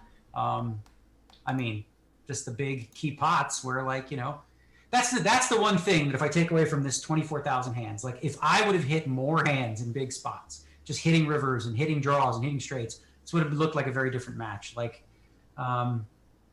the unfortunate part because obviously the match is over. Now it's a question of just can we lose less than a milli as it turns out now because we've run way below expectation in all these big spots. It's just when you sit there and you're me and you're like, are you fucking kidding me? Like back to back, King Jack, top pair, let's fucking go. And he turns one, rivers the other, and we get it in. It was really nuts to see I made a few hands too, of course, right? I was fortunate, to find some spots where, he decided he had to bluff and call those off. But felt like me coming back was like grinding and, catching and bluffing in some spots. But really, I didn't feel like from my end to his in terms of like the traditional way of looking at setups and coolers, there wasn't a ton of that. There wasn't like, I there had jacks against tens once. Cool. The board came nice for me. There were only you had ace king versus ace king. You had 3 all-in pots pre-flop. I think this entire 2,000 hand session today. That was pretty. I think I had ace queen against queens early on. Yeah, and maybe there were 4 total all-in hands pre-flop today, which I thought was a pretty low number. Well, yeah, it's certainly a low number. It's also a testament to like when you get really deep, right? So for a lot of the match, we're playing 2-3 stacks deep, and you just don't get it in as often with those hands. So, if you do see a 4-bet, the 5-bet doesn't come in as often as it would be at 100 big blinds. It comes in a little lower. So, and it's just harder to get them in. Like there's some spots, for example, where if you have 2 9s, you might 5-bet rip that in some cases. But I think when you're 200 big blinds, it's a little more iffy. Well, it's certainly very, very thin to do that. So crazy session. Don't like the way that it ended that last 20 minutes. Obviously, I was making the comeback. I actually got all the way to winner. I was up you were on 10K money again. It's fucking buried and then get back. So I think that both of us, if you are looking forward, like today was a drain and just an energy suck. We're both probably looking forward to this thing being over. Obviously disappointed in the way that things ran out. And it doesn't look like there's going to be a rematch. So such is life. I'll take my bullets, take my lumps, but I'll tell you what, here's the thing. When you take beats, it builds character, and I've got plenty of that, to come back from. So it was really nuts today. I mean, I don't even know how to describe it. Like, how often did this guy have trips? There was another spot where I 4-bet him with queens. Like, the threes hit a lot. Like, he'd have 2 threes, and like he won on the river with threes like 6 times. And sixes. Just, as well. like there was another threes where this one's like kind of a weird one, but I 4-bet with queens and he called with threes. The flop was king 8-8. He checks, I check. So naturally the turn is an ace of hearts. So now I have queens without the queen of hearts. So just like looking at this board going, help. And then the river comes another heart. And he has 2 threes with the 3s of hearts. Now you can ask people, say, well, why didn't you bet the flop? You think it would have mattered? If I bet the flop for 25%, he's not folding. And then when the ace comes on the turn, that's a heart. And I have 2 stinking queens without a heart. Like, I don't really have a bet on this turn. So, it's easy to say after the fact too, that like, oh man, he hit runner, heart. Why didn't you bet before that? But that's just not how the game works. This was a tough one. It was definitely tough. It was such a grind, like to come all the way back and then to lose those last key pots near the end to some straights. Boom, boom. I mean, I wish I would hit more like that. That'd be fun. It's just fun. Like, I imagine for him it was fun because that king jack of spades, when he had bottom pair in the straight draw, like he wrote a 6, 7, 8 jack or something. He's got 5, 6. I've got king jack of spades. Like, I'm in good shape some of there. those outs as well. Yeah. I mean, like if he hits the 5, that's a flush or anything like that, like stack goes my way. It's just a lot of cooler hands that, were supposed to go one way or the other. And I just feel like today a lot more went his way than mine. And again, that was sort of the crux of the entire match. And then when you think about it, like when you think about bigger picture and we look at all these sims in terms of like deviation, most people would say like what we did today was almost no deviation. We played 2,000 hands and it was only like 5 buy-in swing. That's nothing, right? And when you think about for 25,000 hands, like no more than 25 buy-ins, that's not all that much either. A lot of that had to do with shorter sessions and stacks not being as deep. But if we played like we did today, I mean, I imagine there would have been a lot more blood, just like longer sessions with deeper stacks. And, that certainly wouldn't have played in my favor. As it turns out, maybe it would have because it didn't work out anyway. But c'est la vie, yo. Looks like we're going to have to book a W on this. A W. I wanted to book a W. Looks like an L on this one. Certainly small wins. Carl, you had a pretty good question you wanted to bring up earlier. Yeah.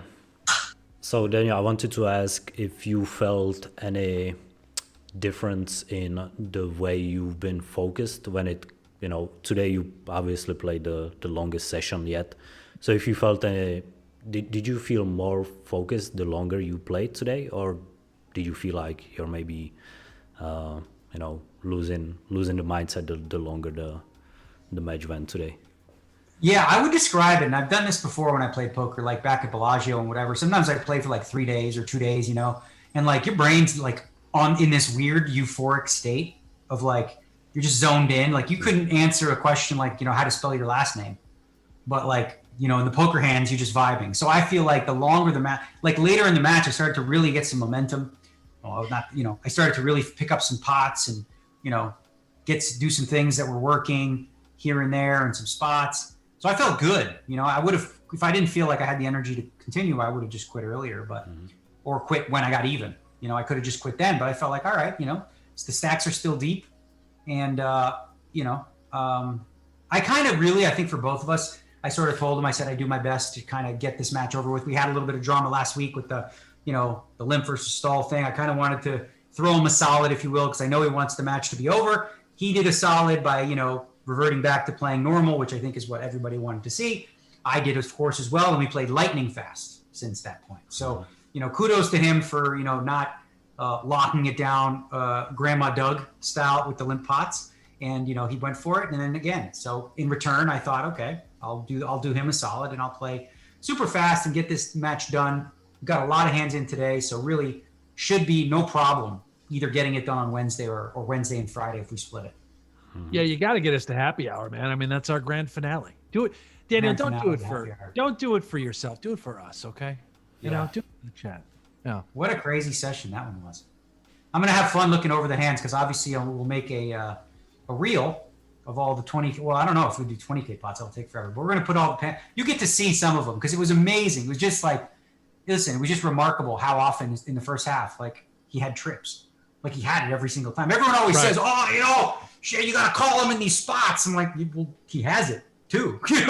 Everyone just assumes that like when he goes bomb, bomb, bomb, he's just like in there with fucking napkins. He's usually got it. You know what I mean? Like if you saw throughout the match, more often than not, when you looked him up, he had it. So what do you think? I'm just like the unluckiest fucking guy where I only look him up when he has it and fold it every single time when he didn't? Believe me, I made plenty of good laydowns in this match. There was one from a week ago that nobody will believe I folded, but I know it was a good fold and whatever. If he bluffed me there, I just don't think there's any bluffs he could have had. But I folded a fucking monster. A monster I folded. That was today? No, about a week ago. There's one. A week? Okay. Whatever, I'll tell you. Well, it's interesting. You're going to tell us right now? Sure, why not? Or you're going to tell us later? Okay, all right, fuck it. Let's go. Yeah. So this is just how things like typically have, like typically when I flop the nuts, it comes like pair the board straight and flush and fucking everything, right? So this one hand, everyone's going to be like, you suck for folding this. But I think it was a good laydown. He can tell you maybe if he remembers it. It was when I decided I was going to up the variance, right? So I call a raise with Jack 9 with the 9 of spades, which is an important card. The flop is 10-8-7 with the 10-8 of spades. Looked like an okay flop to me, I thought, right? The nuts. Like, I mean, I'm of course it's going to come deuce 3 of hearts, no problem, right? No. I check raised pot. He bet big on the flop and I check raised pot. So that sort of tightens his range up. That can call a pot size check raise on that board, right? Now the turn card comes, the 7 of spades. So naturally it pairs the board and completes the flush, right? I have the 9 of spades. So I have the straight flush draw and I have the straight. I check, he bets, I call. River is like a king or a queen, off king or a queen. I check, he jams all in. I got myself the nuts straight here, huh? With the 9 of spades in my hand. So my thought process is one of the most important barrel cards for him if he's going to be bluffing here, I felt like would be the 9 of spades. Like I think if I don't have the 9 of spades, oddly enough, I probably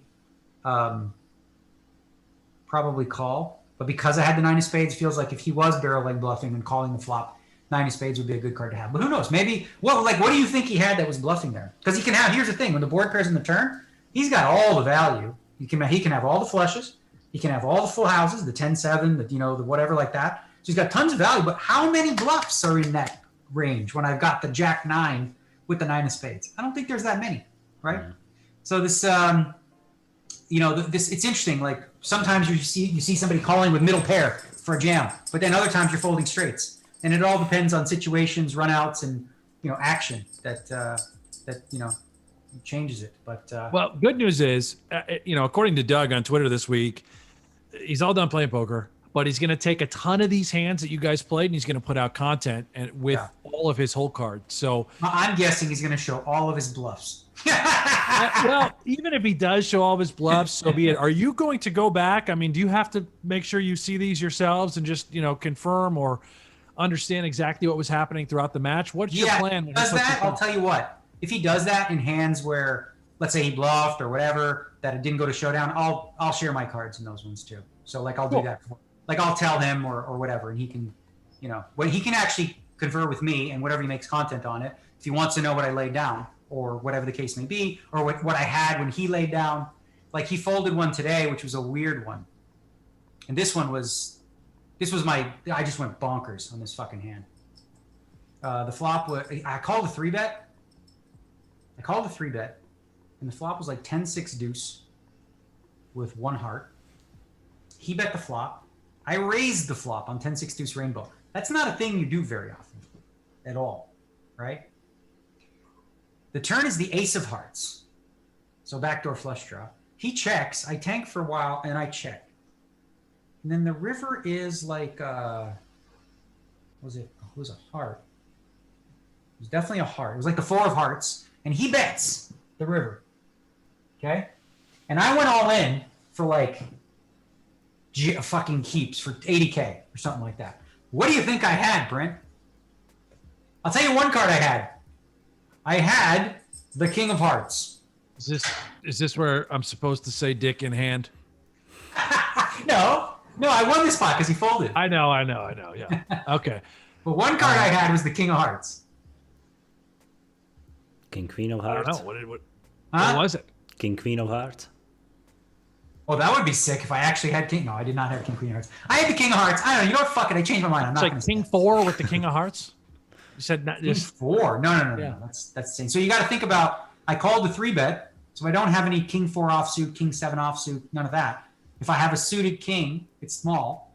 So the only offsuit kings that I would call with are probably King 9, King Jack, King Queen that are unsuited. So anyway, whatever. I teased you guys. Well, listen, fuck it. Yeah, you didn't even tell us.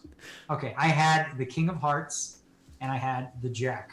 So I just fucking YOLO went nuts and bombed for who knows how much, and he tanked for a while. And I'm thinking, oh fuck, what did I do this for? Because it's a huge raise after raising flop, and he folded. So that was one that I got through.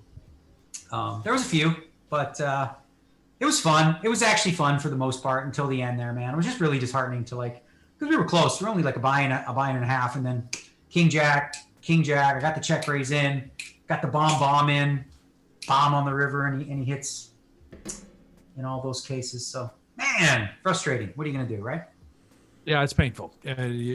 We felt like you were going to play as long as you could as he was dangling that carrot, had the huge stack on table 2. You were going to try and chip away at that and at least, get back into today's session, book a win. Well, after those 2 hands, I was just done. I was like, oh, man, now I'm stuck 200 again.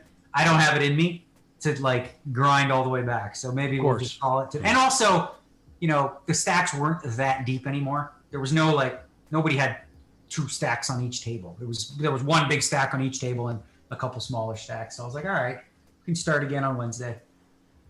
Yeah. Well, I'm sure it'll be a sense of relief in a way to sort of get this out of the way. You have to be proud of yourself for accepting the challenge and then improving dramatically as a player. I am curious, and we'll know a little bit more about this as we reach the end and the conclusion. Your perspective on Doug. I feel like you guys were arch enemies when it all started. And now you've really sort of chilled out. You guys have sobered up to each other, and it's refreshing in a way, but yet there's still a little bit of hostility there. Can you describe? Well, I think we were cruising along, right? We were cruising along, kumbaya, whatever. Yeah. Then we had the little luck gate, right? Which he was upset that I was saying that I was unlucky. So we had luck gate. That created some drama because he was pissed off about the luck conversation. And then we had limp gate, or we had limp stall gate, which, was another bump in the road because he obviously went off. He went off hard. I actually laughed my ass off listening to him. He was fucking pissed. And partly I knew he was going to be fucking pissed, right? He's going to be so annoyed, right? Because I'm just sitting there like a chooch, fucking, while TikTok not even opening, right? So that was funny. But overall, I think, hopefully by the end, the wind is out of the sail of the drum. Because for me, it's not there. Whatever. So we had the luck thing. We've talked about that ad nauseum. And listen, people, obviously, nobody likes hearing it. I get it. But listen, you guys get me at the end of a session, especially a long one. Of course, that's going to be topic of conversation. I'm going to talk about the hands too in my wrap-up video. But I mean, yeah, I'm steamed up there. I want to talk about some of the unfortunate stuff that happened. And then, we came to a compromise. I felt like on the call with Phil Galfond. So I thought everything was fine after that. But he went off that night too. And I don't know. But then I saw him in the last one after Friday, and he seemed a lot more calm again. So things seem to be okay. Sounds like he is riding off into the sunset, and I'll get back in the ring again against whoever else. Hopefully on GGPoker. Maybe I run better there because this fucking site, man. I don't run. I'm like one of those guys. I don't fucking run very good on the WSOP, bro. There we go. Well, hey, it sounds like Challenge is going to be open. I know you've talked about Ivy, you've talked about Helmuth, some various others, and I know GG. They're going to want to make this happen. We talked about it with the chat, with the fans. They all want high stakes Feud to come back. They want to see you get back in the ring with another opponent. Maybe you can figure out another format, another site, whatever it takes. Just make sure if you can get it done, that'd be great. Make it happen. I probably need a little break because I'm a little heads up pokered out, especially right That's now. Fair. When you ask me, I'm like, I don't want to play no fucking poker for a while. Right? That's fair. I guess we got to do it on Wednesday. That's fair. Speaking of breaks, we'll let you go. I know our production crew, they've been busting their asses here. It's 7 in the morning in most parts of Europe. These guys are watching their moms have coffee right now. So Daniel, go take the dogs for a walk.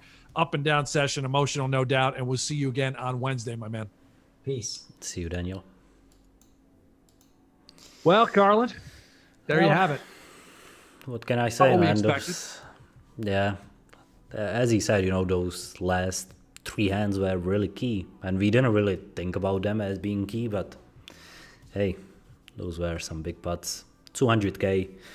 Yeah. At the end of today's long. And there was no, he couldn't get back into it. He felt Yeah. like the mojo was gone. It didn't have it in him. How could he? It was the longest session by far, not even close. And everybody, you guys in the background production, thank you guys so much on the GG side. It truly are. You're making the magic happen.